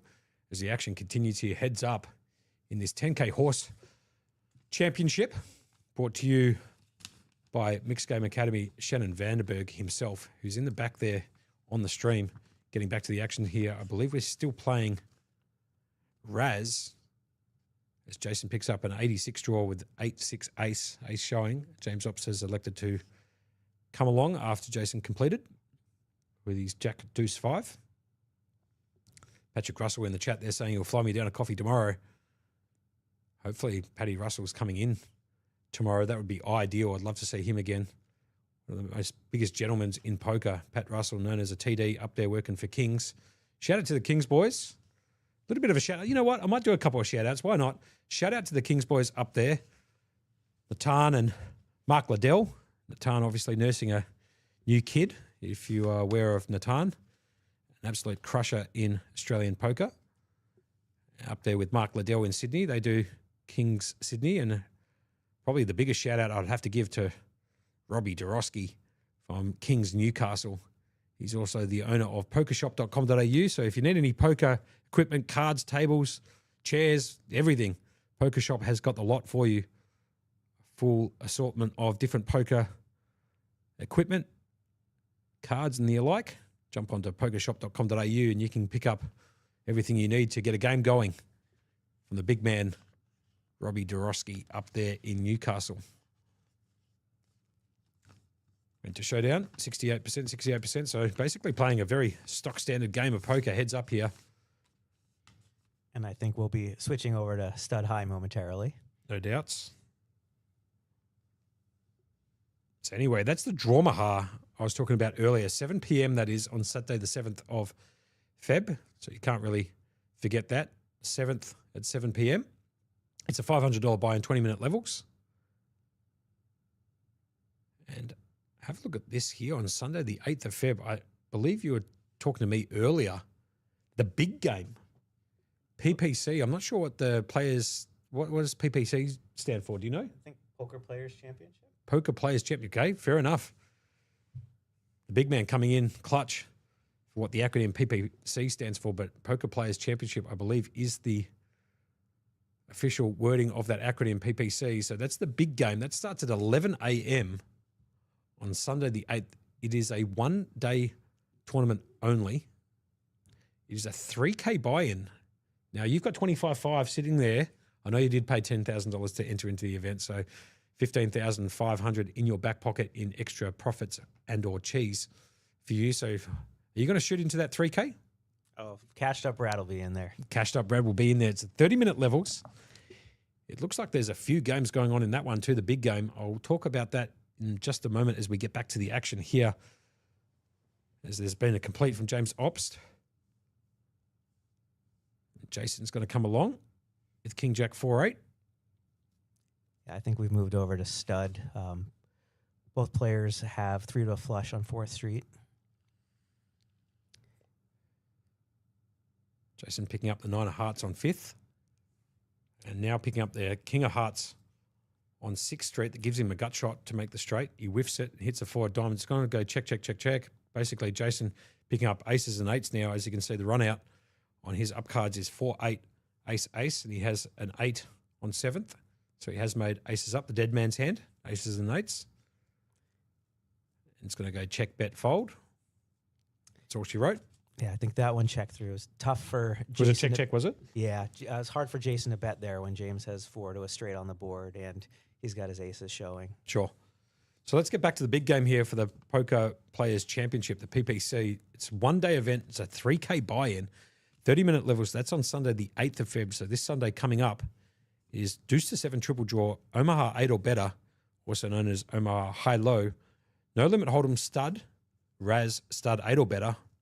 No limit deuce to 7 single draw, hold'em, that is fixed limit hold'em, and PLO. And I think they used PPC since that is the same 10 games that are the $50,000 PPC in Las Vegas that Bruno, who played in this tournament, played in last year as well in Vegas. Yes. Just a slight correction there. There is actually 9 games, just quietly. okay. So it's the 9-game mix, yeah. So deuce to 7, Omaha 8 or better, no limit hold'em stud, Razz stud 8 or better, no limit deuce to 7 single draw, hold'em and PLO, which is 9 games. There you go. No Badoogie, no Balkadoogie, whatever you guys call it. No Balk Doogie, but that's a delicious mix of games. The big game, like I said, Sunday the 8th of Feb, starting at 11 o'clock, early start, but it is a one-day event, so they have to start it early to make sure that they can get to conclusion in that day's play as we get back to the action here. Just a fold by Jason. Jason just folding the higher card, the jack there. You see that every now and then. Suspect that in most cases that the higher card and stud is going to raise, but with the 3-4 underneath, Jason elects to fold. Yep. I know I did that. You did earlier, do that. So I did I see had that. a 6 and I just folded it against James's 2. So every now and then you've got to just hold it. T. Law saying he's tuning in from Bikini Bottom. Pretty sure that's just a made-up location. And then Grahamy Bennett watching all the way from Caroline Springs. Yeah, sure. Keep up the good work. We do appreciate that. So, Monkey, you don't know SpongeBob SquarePants? That's the never bikini, seen it before. That's the Bikini Bottom shout. Right. Okay. Got no idea. I am 41 years of age and don't watch cartoons outside of South Park and or of that of Family Guy. So I've got no idea what you're referring to there, but maybe put that into the mix. Yeah. Oh, I don't watch SpongeBob SquarePants either, but I know that's where Bikini Bottom is from. That is the reference. Too funny. I would have suspected that SpongeBob would be up your alley. So maybe give it a go. Okay. As you can see, James Ob's picking up 10s in the hole, but Jason's got kings in the hole here. Sure. Why not? This could be a big pot here, given they both have big pairs in the hole. Just to bring in and a call. Oh, we're in stud 8, so it might actually not be quite as big. I see the 2 equity percentages, so still could be a big pot. Jason going to call the bet from James Obst. James representing a low at this board, but actually has a high. Yep. As Jason picks up a 9, can also hit a gut shot to make the straight at the top. James Obst picking up a insignificant queen on 5th Street. Jason's now going to lead into James Obst. Obviously, he has the best hand with rolled up kings. Yeah, so if he thinks that James is going for a low, he wants to bet there to make him pay. Fair enough. And James actually realizes that even if his tens are probably no good when Jason is betting there with the queen jack 9, I believe it was. Have a look at this. The chip counts again, like we were talking about before. There was a 2-1 chip lead by Jason earlier. Then James took the 2-1 chip lead, and now all of a sudden we're back to almost even stacks amongst both of these players. So it's anyone's game at this point. As Patrick Russell says in the chat there, shout out to Prince for that delicious mix of events for the series. Good on you, Prince. Shout outs absolutely due for Prince of Poker, Shannon Vandenberg, for putting on this Mixed Game Academy series at the bookend of the PlayLive Melbourne Millions. Any chance he might be coming down again, Patrick Russell, at some point, or what's the go there? Or you just rage baiting me by saying that he might be coming down over the next couple of days to drop off a coffee? Hopefully you might come down. Again, we'd love to have you down here in Melbourne. So interestingly, Jason checks on 4th when he hits the ace, which is his best card, and he's checking again on 5th. Well, I guess James also has a strong board with the deuce 5-6 versus the ace 5-6. Neither of them have a low yet. James started with queen jack. And the King of Hearts and the 9 of Spades, no help to either of them on 6th Street. So on the river, Jason hits his low, and actually his ace king high is best for the high. So he is going to scoop, but doesn't bet with his 6-5 low. Kind of interesting there. He's got a 65 low. He checks it, hoping James Ops is going to bet into it. He doesn't. Checks it back. Jason's going to win with a 6-5 low plus ace king high. Believe it or not a pair amongst them. You can't make that up. 14 cards out there and not a pair amongst them. Not very often you see that, Brad. No, but in stud 8, that does occasionally happen where ace high and a low will scoop the whole pot. And we've just seen it here. But a surprise that Jason didn't bet on the 7th with that 6-5 low. Pretty crazy, but nonetheless, play on. Jason with 25 bigs. Cut that in half. James Ops with 20, so call it 12.5 bigs plays 10 bigs. 1.8 versus 1.5. Blind limits, I should say, up in the top left-hand corner. Limits at the moment are 75K, 150 with a 20K now ante and 20K bring-in, for that matter. James Ops bringing in with a 10. Jason picking up a 3 flush at the moment. 8 deuce king. You can work the cards here both ways, actually. Yes. Shooting for the low and the high. So 3 cards to a flush, 2 cards to a low draw. James Ops obviously has that low draw covered at the moment with the 74 in the hole. Picks up an 8 on 4th Street. Repeat deuce for Jason, who picks up now a pair of deuces to go along with that 3 flush. James Ops is going to bet. Call from Jason. Off to 5th Street we go. So Jason gets a 9. Pretty bad card for him, where James gets a suited 5. So now he has 4 to a low and 2 diamonds showing. So Jason will probably give it up here, and he does. Patrick Russell saying, not sure if Jason scooped that one, but I'm pretty sure he did. I think it was ace king high for the high hand, at a 65 low, because none of them made a pair. So I'm pretty sure it was a scoop. But we might have to go back and double check that. We are looking at 14 cards here coming in on a slight delay from the GFX software. So if we did miss something there, we do apologize, but I'm pretty sure it was a scooper. And occasionally there might be a card that might have been misentered, but from what we saw, it should have been a scoop. Jason now picking up the 3 flush. Jack 5 in the hole with the 10 of clubs showing. He's going to be the bring in, completed by James Ops showing the queen. He's also got queen jack in the hole, so split queens here for James Ops. He picks up a deuce of spades on 4th Street. Jason picks up a jack on 4th Street, so...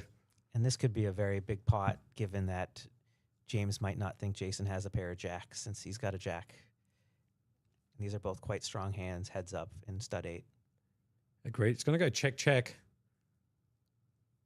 on 4th Street. Check from Jason on 5th Street, picking up that queen. Ops is going to bet out his queens. And Jason probably will call because he's got a queen, so he probably doesn't think James has the queen. There's a lot of interesting things going on in this hand. Jason picks up an 8, giving him a gut shot to the straight. James Ops picking up a 4 of clubs, no help to his hand. But can rep this if he wants to. He's going to come out for another bet. He's gonna. Hang on. Go ahead, please. Oh, he's gonna fire with his queens. He does have a 9 up, so makes it a bit less likely that Jason has a straight. Also, Jason would likely bet with his straight, so he felt confident that his queens were the best, and that's why James is one of the best in the world, getting value on 6 with his queens. Just quietly, both of them on 7th Street picking up an ace. Ace of hearts and an ace of clubs just quietly. Both finding the same card, different suits on 7th Street. And I'm fascinated to see what James does here, if he can find the value.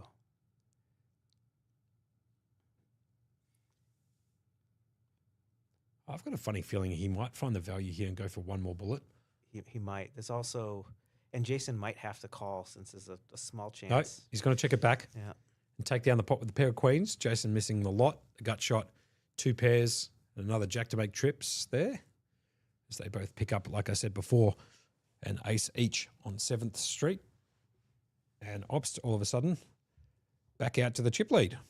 So they're swinging left, right, and centre here. It's like a kid's playground, back and forth until we will find a champion out of these two as the blinds will continually go up. I think they're coming back to 60-minute levels, is it today? Or Yes. is that correct? 60-minute levels Yep. today, 40-minute levels on day 1.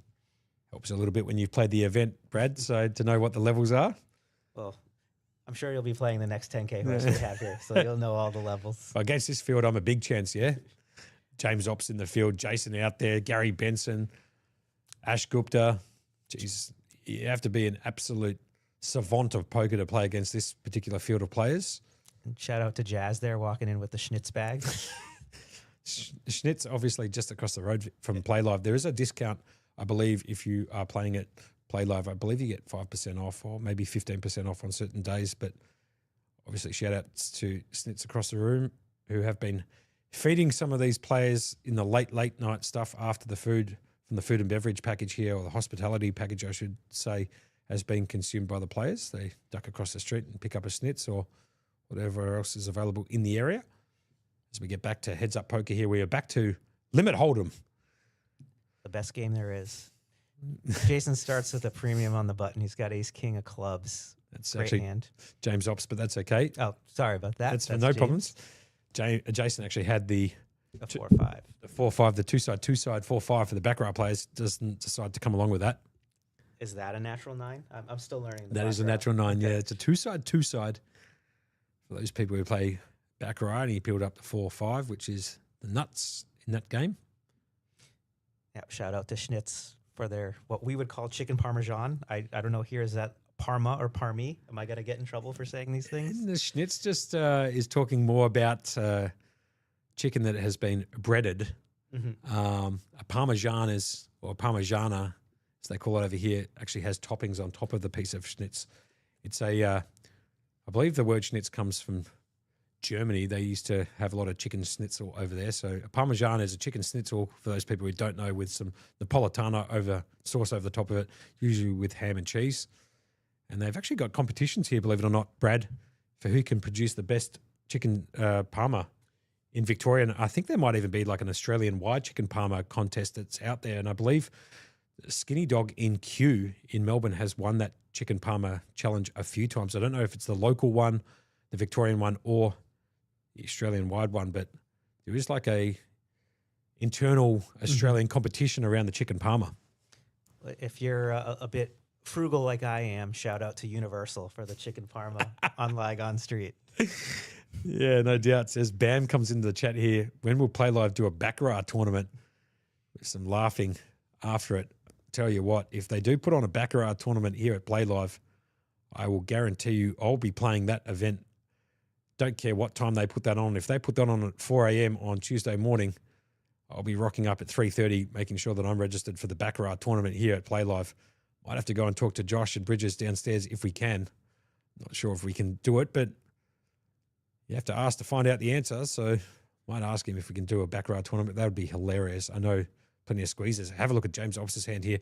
Ace is double suited. We are playing now Omaha Hi-Lo. So an obvious raise here with aces double suited. Jason's going to come along with Jack 6, 5-3. He's picked up a bit of a monster here just quietly, Jason. Well, it looks like a monster, but he's actually going to be in quite a bit of trouble here. Yeah. There's a- From his perspective, he's got a monster. He's got the Jack High Hearts. He's got the Rat, but he's actually behind on both sides. Geez, what a card on the turn. The 9 of Hearts comes in. James Ops picking up the nut flush on the turn. And Jason with 4th nut flush, I should say, on this particular board. He can't go anywhere, also shooting for a low himself, which is beat at the moment, as you can see with James Ops shooting with an 8-5 low. Here comes the river. It brings in the 3. What a card for James Ops. Nut, if you don't mind. He's now made the wheel for the low and also has made the nut flush for the high.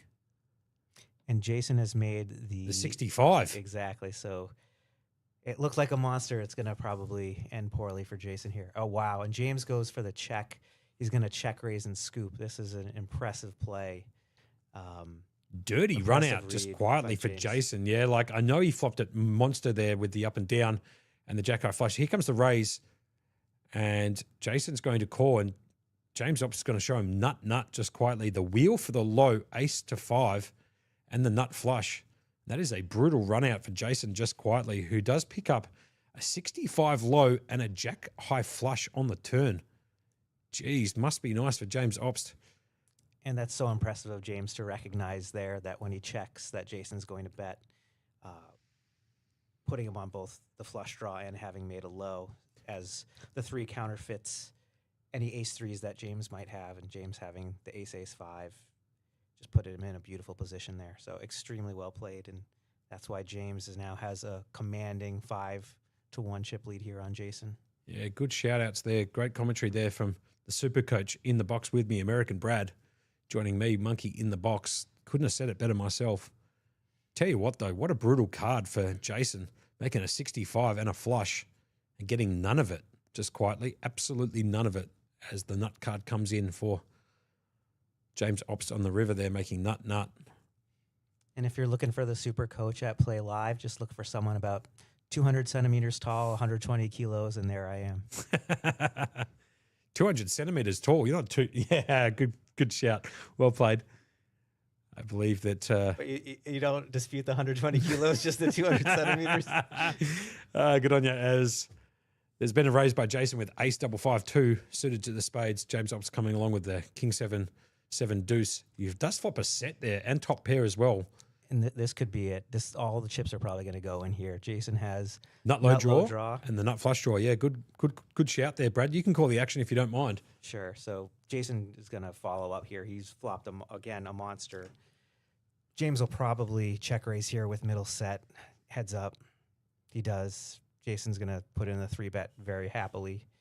I can't quite read the numbers on the screen. I think James is 70% on the high. 3-bet all in. So James is putting him all in the set here, middle set, like he said, against Jason's nut low draw and nut diamonds draw. So it's anyone's game here. But if James Ops can fade any diamonds or low cards here and his set holds up, he will be the winner of this 10K Horse Championship, brought to you by, as a 4 comes in. So obviously this one's going to chop it up at the moment, but he does have a free roll. He could scoop. He could. Jason now scoops. And he does scoop. Great shout out to you. He does hit the diamond at the river. Jason now scooping. He makes the nut flush at the top, and believe it or not, nut.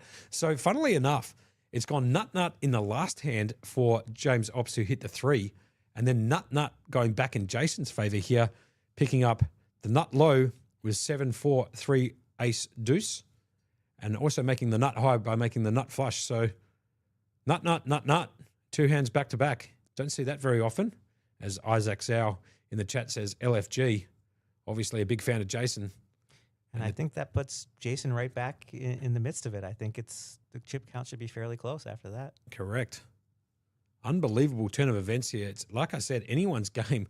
It's actually gone nut the previous hand into nut in that particular hand. You can't make that up. Just quietly. Gives me a perfect opportunity to do a shameless plug of my You Can't Make It Up podcast with Adam Burke. Berkey. If you like listening to Adam Burke in the Combox all week, we do a podcast that is released every Monday. We have been 2 weeks behind, but we're playing a bit of catch up in the upcoming weeks.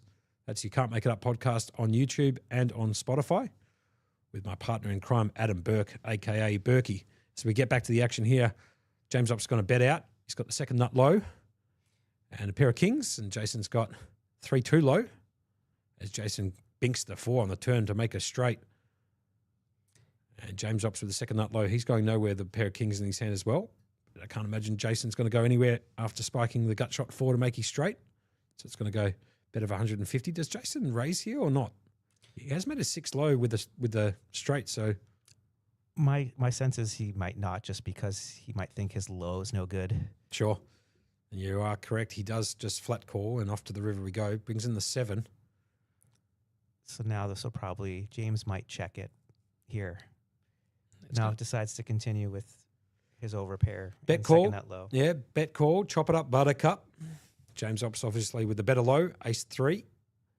But Jason picking up a straight on the turn and a pretty decent low too, just quietly, a 65. Yeah, Jason was in trouble on that flop since James had the overpair and the second nut low versus the third nut low. So got a bit fortunate, especially when you flop top pair and worse low to get that straight. There could have been fireworks on that board as well. Well said by the man, the myth, the legend himself, American Brad, in the combox here with Monkey.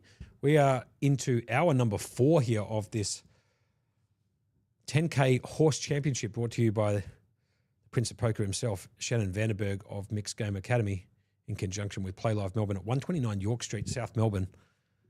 So if you haven't been down to PlayLive and you like playing a little bit of the mixed game stuff, why don't you make your way down later on tonight? They do have the split mix on. We'll talk a little bit about that shortly as the action goes back here. 8-5-4 deuce for Ops and ace deuce 10-7 for Jason. As the board comes out all diamonds, both players do have a diamond, but they do not have a flush, because you do have to have 2 cards in your hand of the same suit to make a flush, as the turn card brings in the 10 of clubs. So a bit of help there for Jason, who now picks up second best pair and the nut low draw. And James Ops obviously got 2 pairs and a 5 deuce low. He comes to the river down a dirty, brings in the 3. So Jason's going to make the nut low with a pair of 10s. And James Ops has got 2 pairs, 8s and 4s, and actually makes an 85 low, I believe it is. Yep, Jason's going to feel confident betting the nut low with the 10. Probably will be a little disappointed that he chops it with the 2 pair from James. Yeah, no doubts about it. So those people who are interested in mixed game formats or different variants of poker, I have alluded to this a couple of times already, but I'll do it one more time for the big man Shannon Vanderberg, because he just appeared on the screen just before. Tonight at 6:15 p.m, a split mix. Sure, why not? $650 buy in 20-minute levels. The split mix is as follows. No limit deuce to 7 single draw, no limit hold'em, and pair low 8. Then deuce to 7 triple draw, deuce to 7 triple draw, hold'em, Omaha 8 or better, Razz, stud high, and stud 8 or better, also known as H.O.R.S.E. That is after late registration closes. So they'll be going 3 games, and then after late registration, turning it into a limit game. That is the split mix tonight at 6:15 local time here in Melbourne. As we get back to the action here, James Ops with 2.29 million in chips. Jason with 1.1. Looks like James Ops might be going for a quick bathroom break. It gives us an opportunity to wet our gullet here and take a bit of a breather. Yeah, the last hand, Jason started with 3 to an 8 raised and took it down. It's got to be either the fastest toilet break in the history of the world, or he was going over to check on somebody who was on the rail. Nonetheless, we are back to the action here. We are now playing Razz, I believe. Is that correct there, Brad? Yes, so we're playing another exciting game of Razz. So Razzmatazz, also known as Raspberry, or just straight up Razz. Idea of this game is to try and make the lowest 5-card combo you can, with 3 down cards and 4 up cards against your opponent. There is no qualifying low like there is in Omaha Hi-Lo and in Stud Hi-Lo, with it being 8 or better. This is the lowest 5 cards you can make using the 3 down and the 4 up. As And- James Ops again going for back-to-back toilet breaks here. Don't know what he's doing actually. He might be trying to answer some concerns he's got on his mobile phone. No phones allowed here at the feature table, so he's probably just popped out to write a message back. That's almost certainly what's happened as the phone goes back in the pocket and he takes a seat back at the table. He must be booking his suite at a restaurant or another entertainment facility in the area for this evening. Geez, good shout there from American Brad in the combox with me.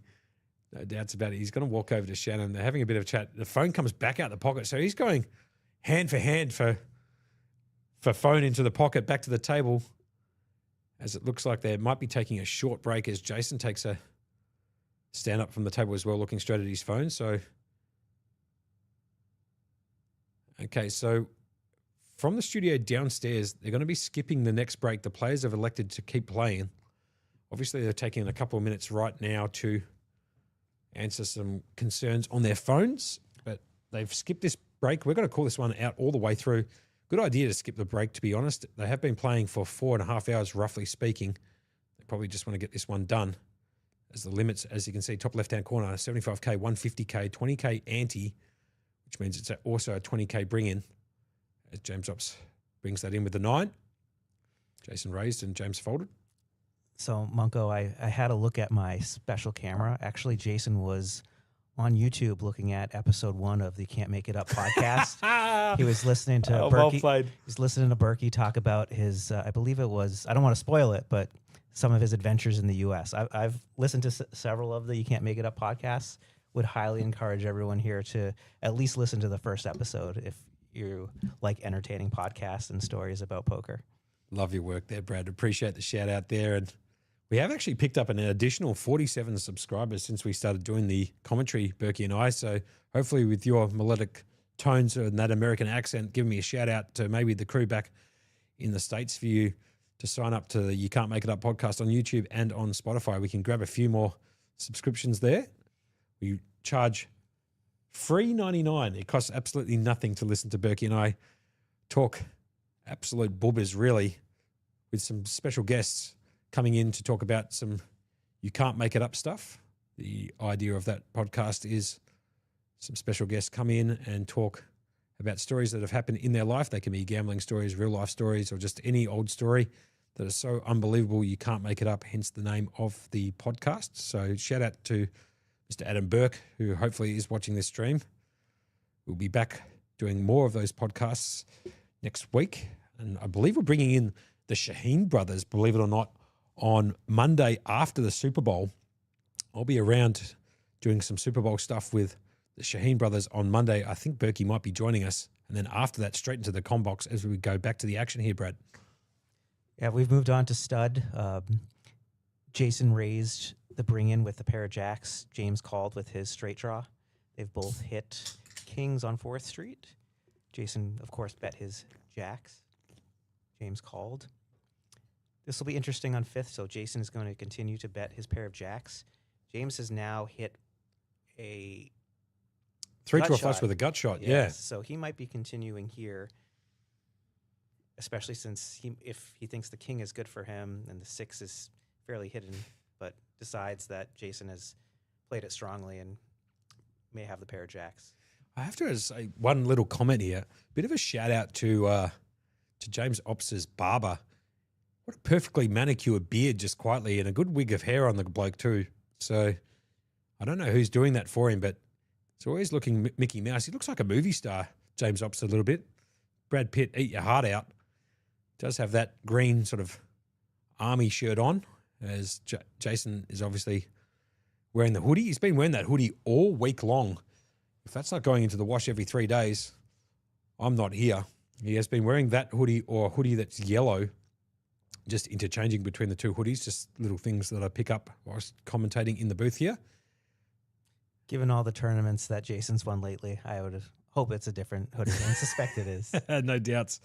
He does have a few of them, but it's a very nice hoodie nonetheless. And he'll be able to buy a few more hoodies regardless of what position he finishes in this tournament. 68,000 up top for first and 42.5 for second. So they are playing for some decent cheese here. It is a 10K buy-in event, 17 entries, final 2 left. Both have some raggedy boards, so they've been checking through. This might get interesting now. James and Jason both showing 3 to a straight. Ops is just going to bet it, and Jason's going to fold. So back to almost a 2-1 chip lead again now for James Ops, as it's been swinging all over the shop all afternoon. Kids' playground type material with the swing there, going back and forth and back and forth. But kind of the nature of the game at these limits, and especially heads up there, Brad. Absolutely. This match could be over in 10 minutes, or we could go another 4 or 5 hours. Well, hopefully it doesn't go for 4 or 5 more hours, because I might want to jump into that split mix Yeah. or that time tournament on the outer table. You don't trust me to lead the reins here on my own? No, absolutely I do. You've been killing it in the combox, so shout outs to Brad, American Brad, joining me in the combox. I do appreciate you spending some time up here and helping me out with the stream. It's always good to have a partner in crime in the commentary box calling the action with me. Well, thanks for having me here. I've been enjoying it very much. Absolute pleasure. James Ops completing. He's got the 4s in the hole with the ace showing. And, Jason got 4s in the hole with the ace showing. He completed. James Ops here facing a better 75K. He's going to fold. Definitely excited to watch that. You can't make it up with Simon, and also heard rumors that at some point, even though he knocked me out, I can't be mad at him, the Maharaja, Ash Gupta. Yeah, look, we've got a few known faces in the poker community coming out to want to be part of the podcast. Believe it or not, I've put the bat signal, I should say, out to a few of my friends in the poker industry to talk about some can't make it up stuff. Frenchie and Foddy, Ash Gupta, and Joe Sandev, actually from Adelaide, who's coming in at the end of next week, I believe, for something. So at the end of this particular week, he's coming back in.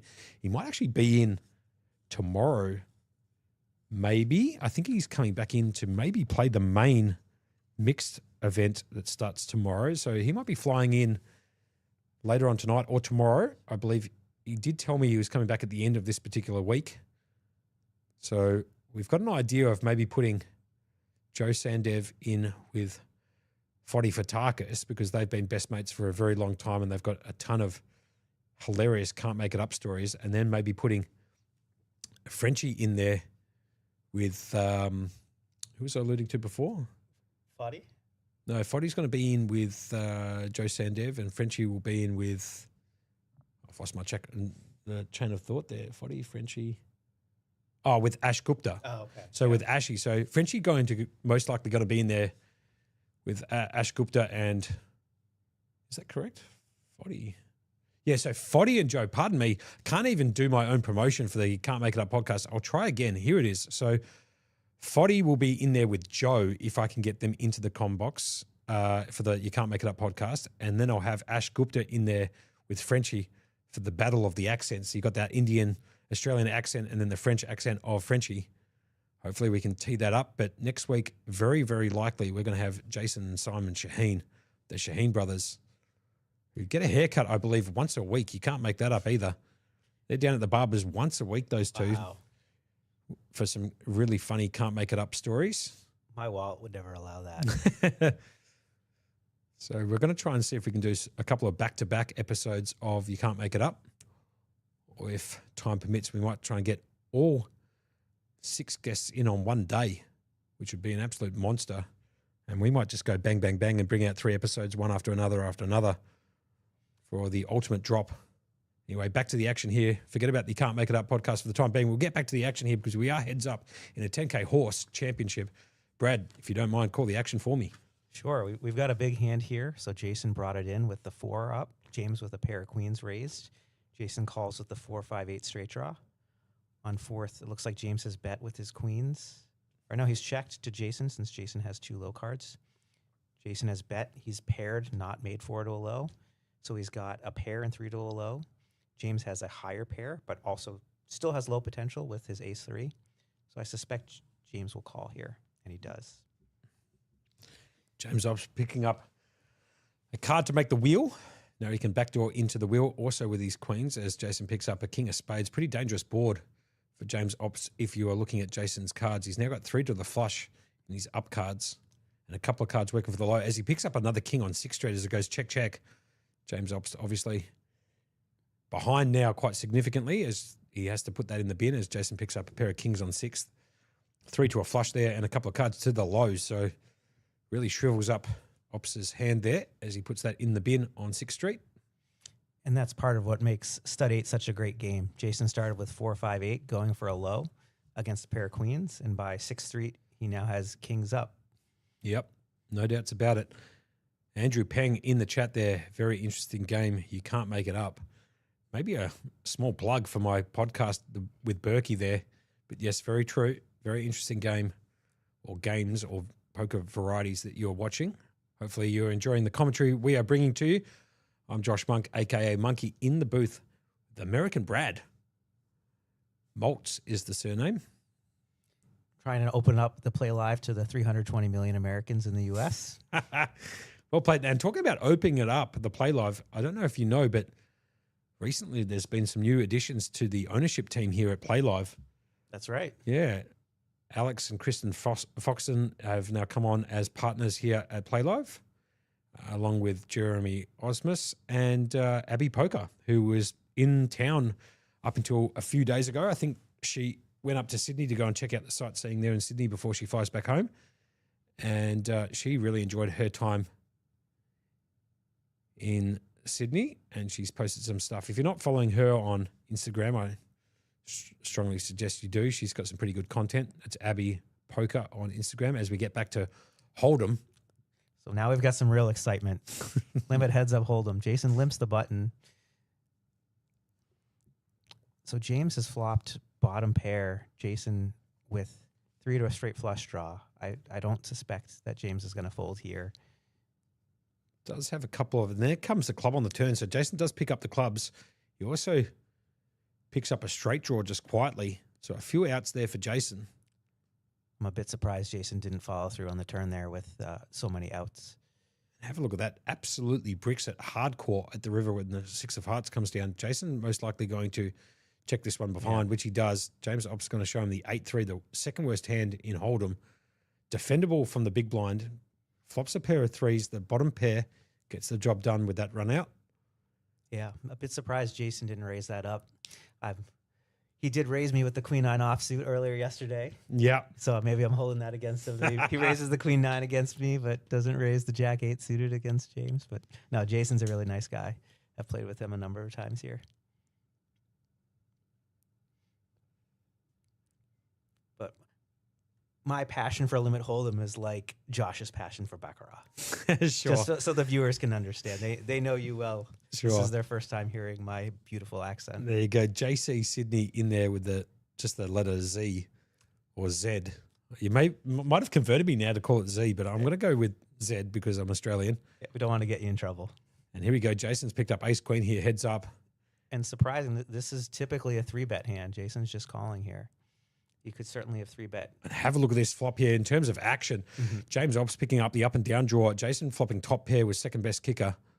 And I wouldn't be surprised if he just calls here. Bet from Jason. Call Probably from. try to put in the check raise on the And have a look at the 3. Oh, wow. James Ops just absolutely drilling the nut straight on the turn. And I wouldn't be shocked if it goes bet, check raise, 3-bet here. Sure, as good shout out to you, James Ops with the check mark next to his name. Cannot lose the hand. He did turn the nut straight with 6-5. Jason can't go anywhere with ace queen. He's going to call. The river card brings in the spades. Might slow James Ops down a little bit, but to be honest with you, he is a seasoned professional and he's probably going to find a bet here. It's very unlikely that Jason does have a flush here. So I'd imagine he's just going to bet his equity, which he does. You can see the bet right there. Yeah. And it looks like, Check, bet, call. yeah, check, bet, call is correct. Wait. And he's turned it over. I think Jason probably thought he had the best hand. No doubt.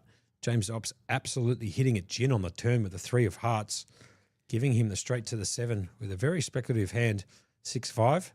What an action flop there, just quietly. Jason saved himself quite a bit of money there. I would have lost several more bets on that hand with top pair, great kicker, heads up. So great play by Jason to minimize the damage there. Agreed. You were thinking he might go raise, maybe put in the 3-bet there too, doesn't he? Just flats it on the turn. 8 of spades comes off. He should Check be bet. ecstatic. Yeah, absolutely. Saved a few bets, like he said. Great shout from Brad in the com box with me. But what a flop just quietly. Ace 7-4 up and down for James Opston. Top pair with second best kicker for Jason. And he just spikes the three, pardon me, on the turn to make the nut straight. As Jason now picks up jacks. So he's gone ace queen into jacks. James Opst here with king 7 off. Doesn't hit the board as the board comes down. Queen 6 deuce. He's going to check his option. Jason's going to continue. Does James Opst peel one off here with king high? He might. He might. I think you have to. I think, yeah, in limit hold'em. Yeah, peels one off. Here comes the turn down and dirty. Brings the 8 of clubs in. No help to James Opst. Jason miles out in front with 93% of 93% of equity. James Opst asking the dealer to put down one of those 3 kings at the river, but I don't think it's going to get there. He does fold. And Jason's going to win that pot. Back off James Opst. So back to back to back to back. As you can see, a 2-1 chip lead here for James Opst against Jason, but Jason nowhere near out of it. This is top level elite mixed game poker you are watching. And it's anyone's game at this point. Who's your pick here? I mean, I know I've asked you before. I think you said just due to the nature of James Opps being such a specialist in poker and has been around the circuit for such a long time, you would have taken him as your pick, I would imagine. Yeah, I think with the 2-1 chip advantage and the experience advantage, James is in a pretty good position to win. I would agree, but Jason now picking up 3, so he's gone ace, queen, jacks into 3s. So Jason picking up a few hands, heads up in this hold'em variant as the flop comes down 7-7-9.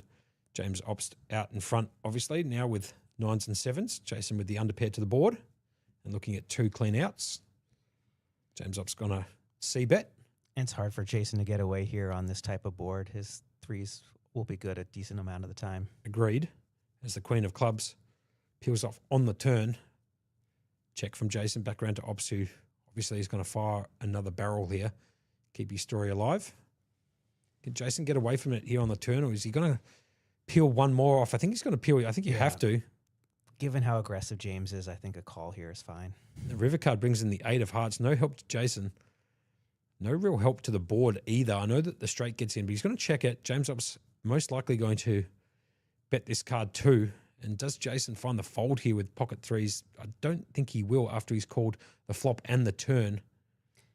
James obviously going the 3 barrels here. Could be doing this with an ace high. So Jason might put him on like an ace 4, ace 5, something that hasn't connected. He does call with his pocket 3s. He's going to be shown the bad news here as James Opts shows a natural 9. King 9 for 9s and 7s as Jason chucks his 3s into the muck there. So Jason all of a sudden down to basically 3.5, 4 bigs. In a bit of hurt here, Bradley. Yeah, it's tough to get away there. He's got 2 pair. James is certainly barreling away with missed diamonds. Yep. Even a king high, ace Yep. high, a lot of hands that do not connect with that board. But unfortunately for Jason, he had it that time with the king 9. It's like the old saying, it's hard to make a pair. So it's tough to fold a pair in the hole there. Well, I believe the actual odds of 2 random cards hitting the board is only 18%. Okay. So Wow. for those people who are just interested in hold'em, if you do not start with a pair and you've got 2 random cards in your hand, I believe the chances of you hitting the board, not just the flop, but the board is only 18%. So pair quite strong, as you can imagine. Hence probably the reason for why Jason decided to call with the underpair as the flop comes down. Jack, deuce, deuce. Jason out, miles out with the lead at the moment with 3 of a kind deuces, but James Opps with 3 cards flushing, 4 cards in his hand flushing with a flush draw. He's also picked up a 7 low draw. So on the Jason, turn. sorry, Monk. Go ahead, man. Jason's played this hand really well. He flopped 3 deuces, checked it on the turn. That gave James the low draw, which allows Jason to get some value here with 3 deuces. So pretty sharp play of him there to let James get himself in a bit of trouble on the turn.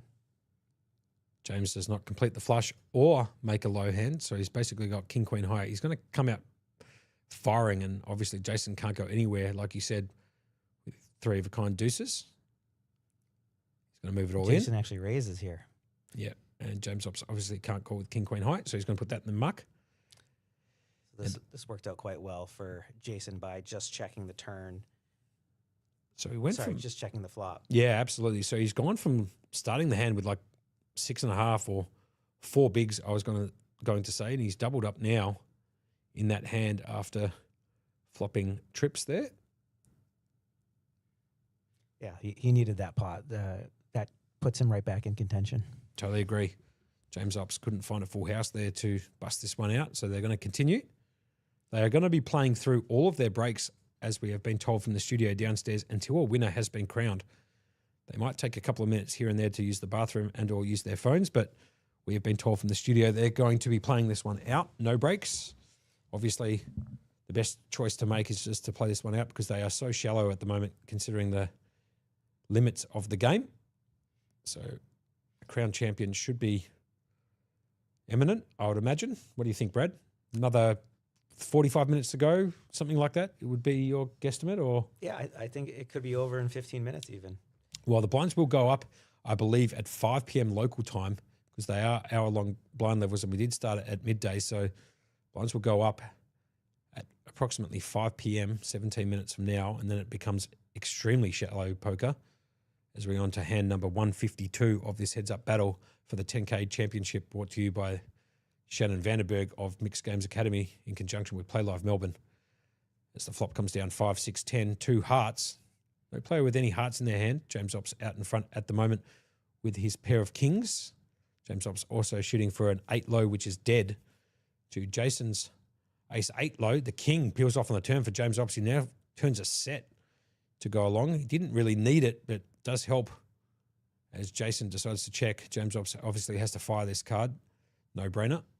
As he bets out 150k on the turn. Jason looking at an ace 8 low. Just a pair of fives, going to put that in the bin.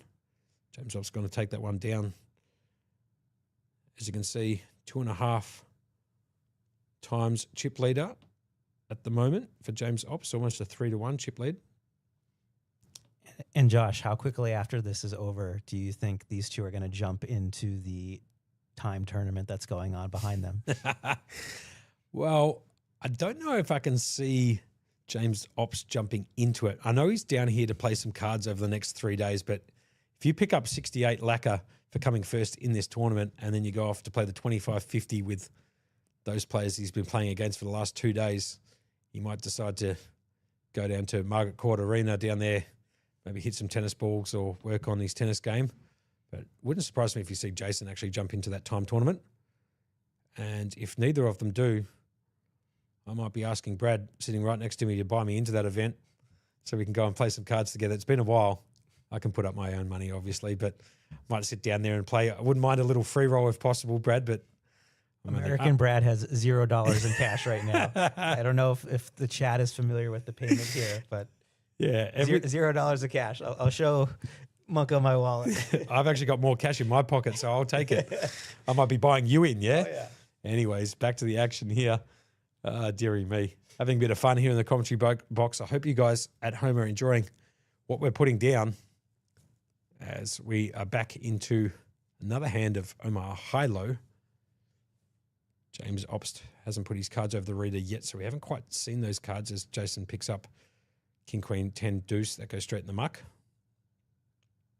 Doesn't really make a difference what James Ops has in that hand, considering it was mucked by Jason Pre.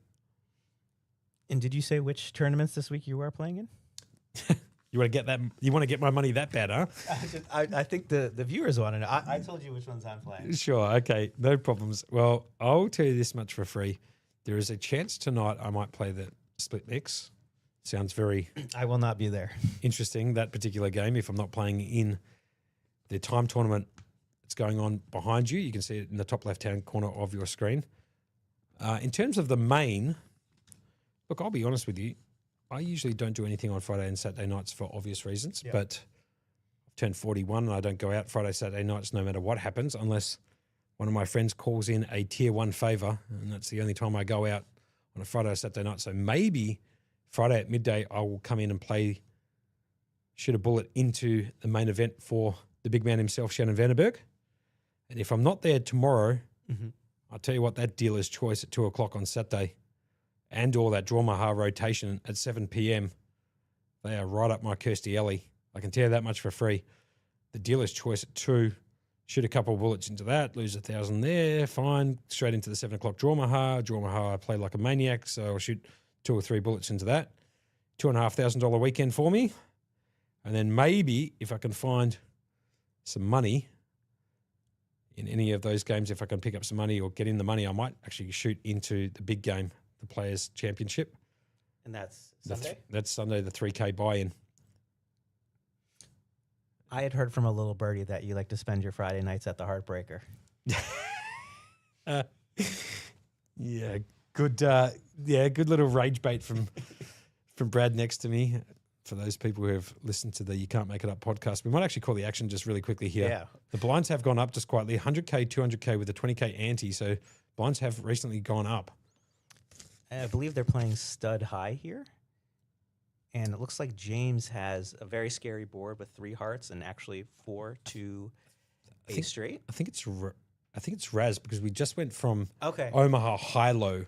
So Omaha Hi-Lo goes into Razz. So I'm pretty sure this is Razz right now. I do apologize for cutting you off there. So pretty No sure worries. this is Razz.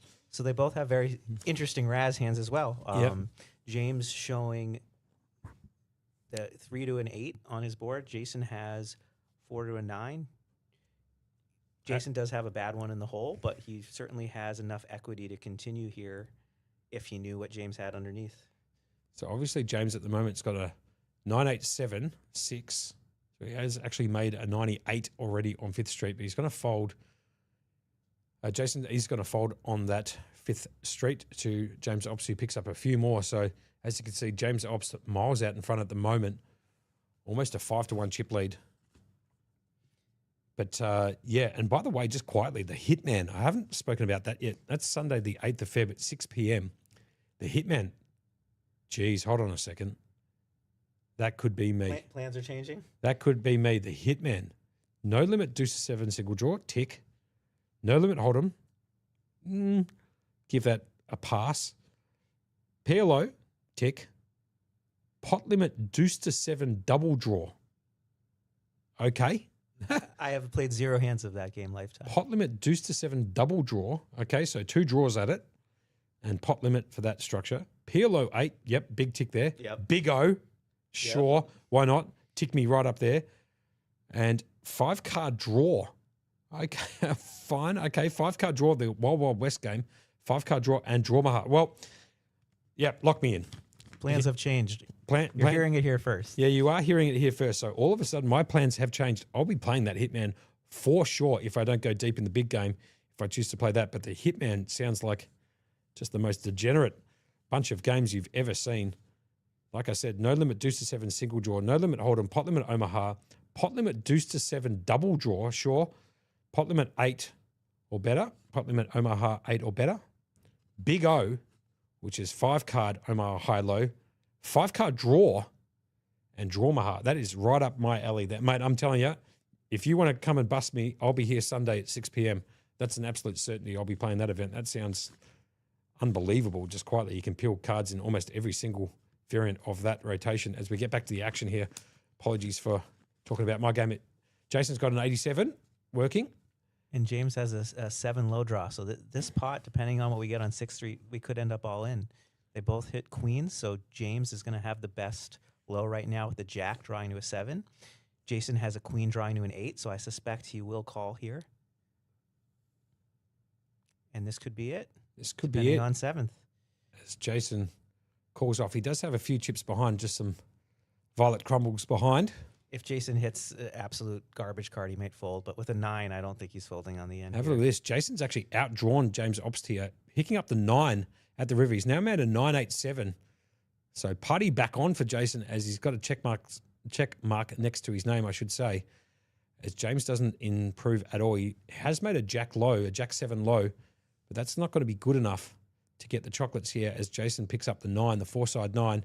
He has to call it off with the 987, 5 deuce, which is good. He calls and he's going to see the good news here. Well, James has checked, so Jason is a bet. We'll see if James pays him off. Sure, okay, pardon me. Good pick up there from you, Brad. Can James Obst here find a fold? It's less than the size It's only 85K to call. Obviously, the big bet here is 200,000, so it's costing him less than half of a bet. James giving it quite a bit of consideration, showing how thoughtful he is about the game, even though it's less than half a big bet. He wants to make sure he makes the right decision, and wouldn't be shocked if he ends up throwing it away. What will be interesting is he's wondering, would Jason be betting on the end with a worse jack?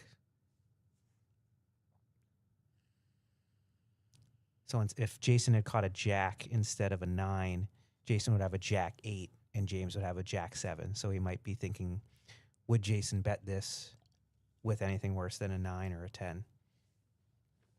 Well said. There's only also one ace showing on either of their boards in James Ops' hand, so there's a possibility Jason could have an ace underneath as well. There's no 4s out there outside of the whole cards of James as well, so there's a few hand combinations here that James Ops can't beat. Yeah, a lot of the cards in the that down cards for Jason, yeah. As Monk is alluding to, a lot of the cards that Jason would need to make a low, James has. James has an ace that Jason needs. James has A 2 four- 3s, a yeah. 4, a Yeah. 7.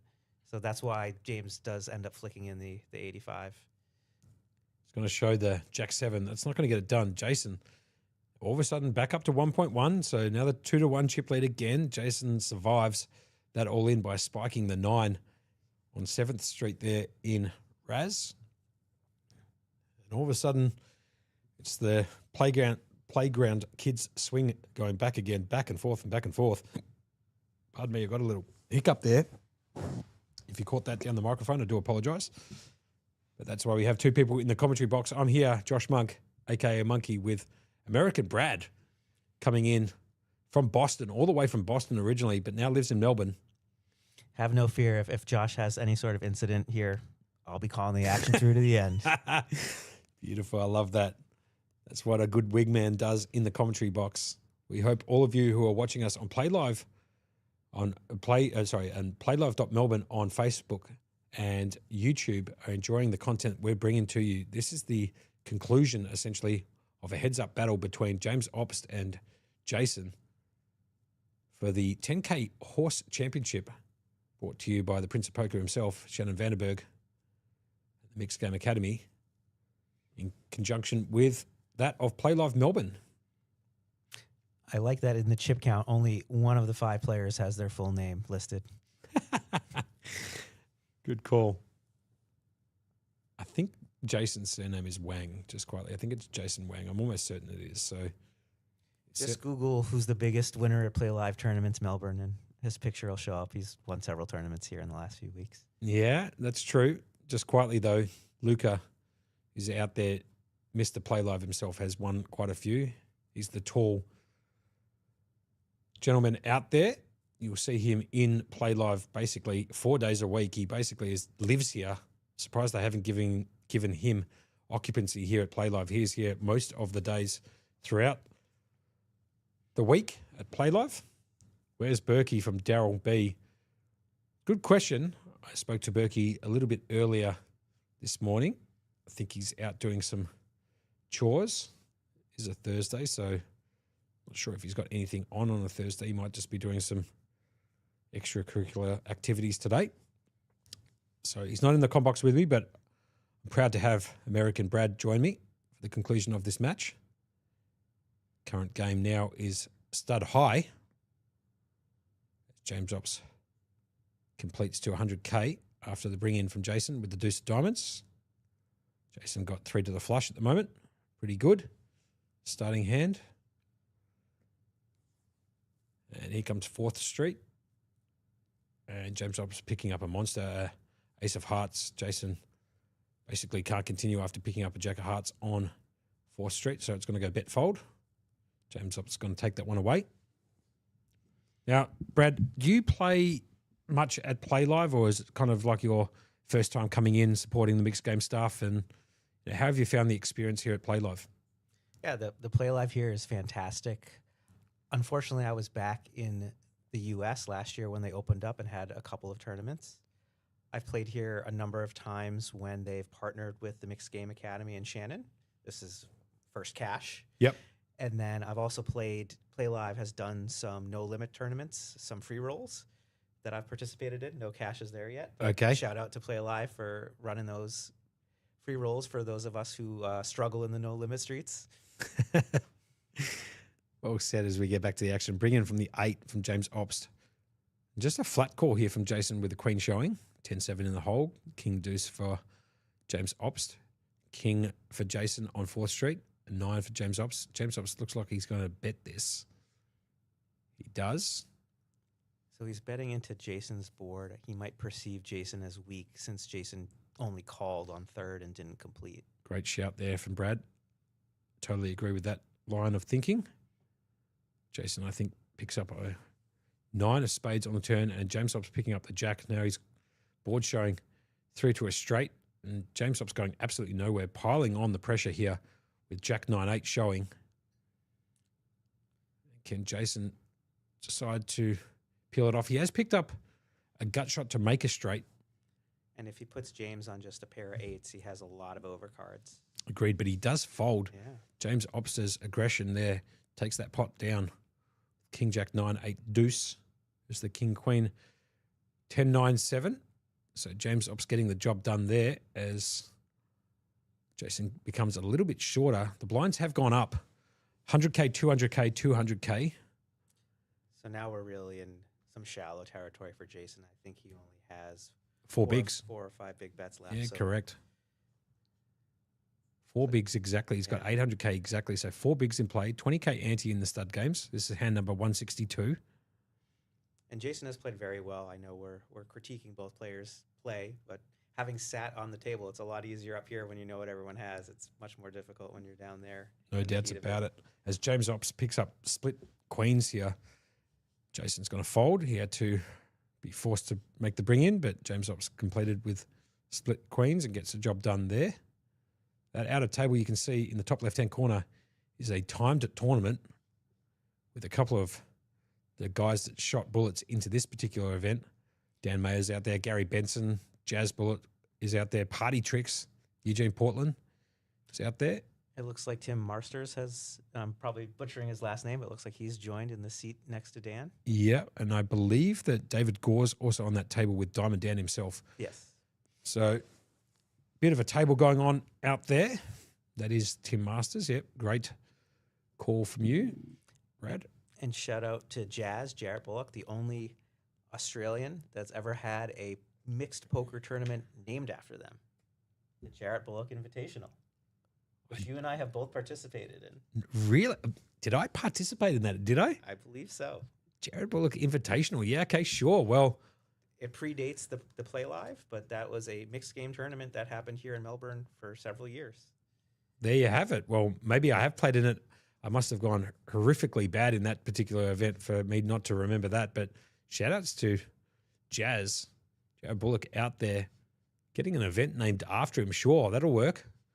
As we get back to the action here on the feature table, we are heads up playing for the 10K Horse Championship, brought to you by Shannon Vanderberg from the Mixed Game Academy in conjunction with PlayLive Melbourne, 129 York Street, South Melbourne. I reckon I've said that address at least 150 times for those people who are just tuning in who don't know where PlayLive is. Wait, it's not in South Yarra? No, it's not in South Yarra. I knew you were going to make that play at some point. South Melbourne is the address here, 129 York Street, South Melbourne. But shout out to South Yarra. Great part of the city, great restaurants, botanical gardens. Yeah, very good. Lovely spot. Actually, as a matter of fact, my favorite place to go and have some food and have a drink, because I don't mind having a beverage now and then, is a place that's in South Yarra. It's called Leonard's House of Love. It's one of the best places in Melbourne. If you haven't gone there and you live in Melbourne, strongly suggest it. As we get back round to Hold'em now, change of game. Jason picking up the ace-jack. James Ops with a pair of fours. So pair of fours versus ace-jack, heads-up poker. James Ops going to raise. Jason here with a decision to make on the button with ace-jack. Yeah, I'm not sure if the action is right here. I suspect Jason would have raised rather than called, but It did say just call, believe it Okay. or not. So interesting. trying to trick it up a little bit as the flop comes down. 5-6-6. James out with the lead at the moment. Jason needing to find a 5 to counterfeit James's 4s or an ace or a jack. Pretty good flop for 4s, the 5-6-6. Jason's going to continue. You can't make up what's going on in the commentary booth. I'm going to let you know, this might be on the podcast. I swear you can't make up what's just happened here in the commentary box. If you can hear a bird, I'm going to tell you in a second what's going on here. It's absolutely incredible. But we'll get back to the hand here, considering this could be game, set, match. Yeah, it's all going in here. James is not folding a pair of 4s here. No chance in God's green earth as Jason puts in a raise on the turn. James opts with these pocket 4s and the best hand here on the turn, also drawing to a straight. He's 4s miles out in front. Yeah, he's thinking for a while, which is surprising. Maybe he really puts Jason on a 6 or a 5, but he's just about to put it in. He's going to put it all in. They're going to run for it. So James Op's out in the lead. Jason needs to hit an ace jack or a 5. Can he hit it? Otherwise, James Ops will be your winner of the 10K Horse Championship here. So all in for Jason with ace jack at risk against James Ops's 4s. Board is 5-6-6 deuce. Here comes the river card down and dirty. And the 4 comes in. And James Ops makes a full house. That's game, set, match. Absolute showers for Jason, who goes out in second position, picking up some pretty big money for second. I think it was 42.5. Is that correct? 42.5, something like that? Yeah, I think that's exactly right. 42.5 for Jason, who came second there. James Ops taking it down for $68,000. And he will be your winner of the 10K Horse Championship, brought to you by the Mixed Games Academy. Shannon Vandenberg on screen at the moment. Congratulations to James Ops, who took that one down. And that is the end of this event. Thank you so much for joining us. Thank you very much for joining me in the booth here, Brad. I very much appreciate you being my co-pilot to see this one out. Thank you, Josh. Congrats to James Opst on winning the 10K Horse Championship. I know the Melbourne mixed game community is thrilled that he's just won $68,000. They're never going to see a dime of that. That was all she wrote here at the PlayLive Melbourne headquarters at 129 York Street. That was the conclusion of the 10K Horse Championship, brought to you by the Prince of Poker himself, Shannon Vandenberg. That is all she wrote. Until next time, thank you very much for watching and listening.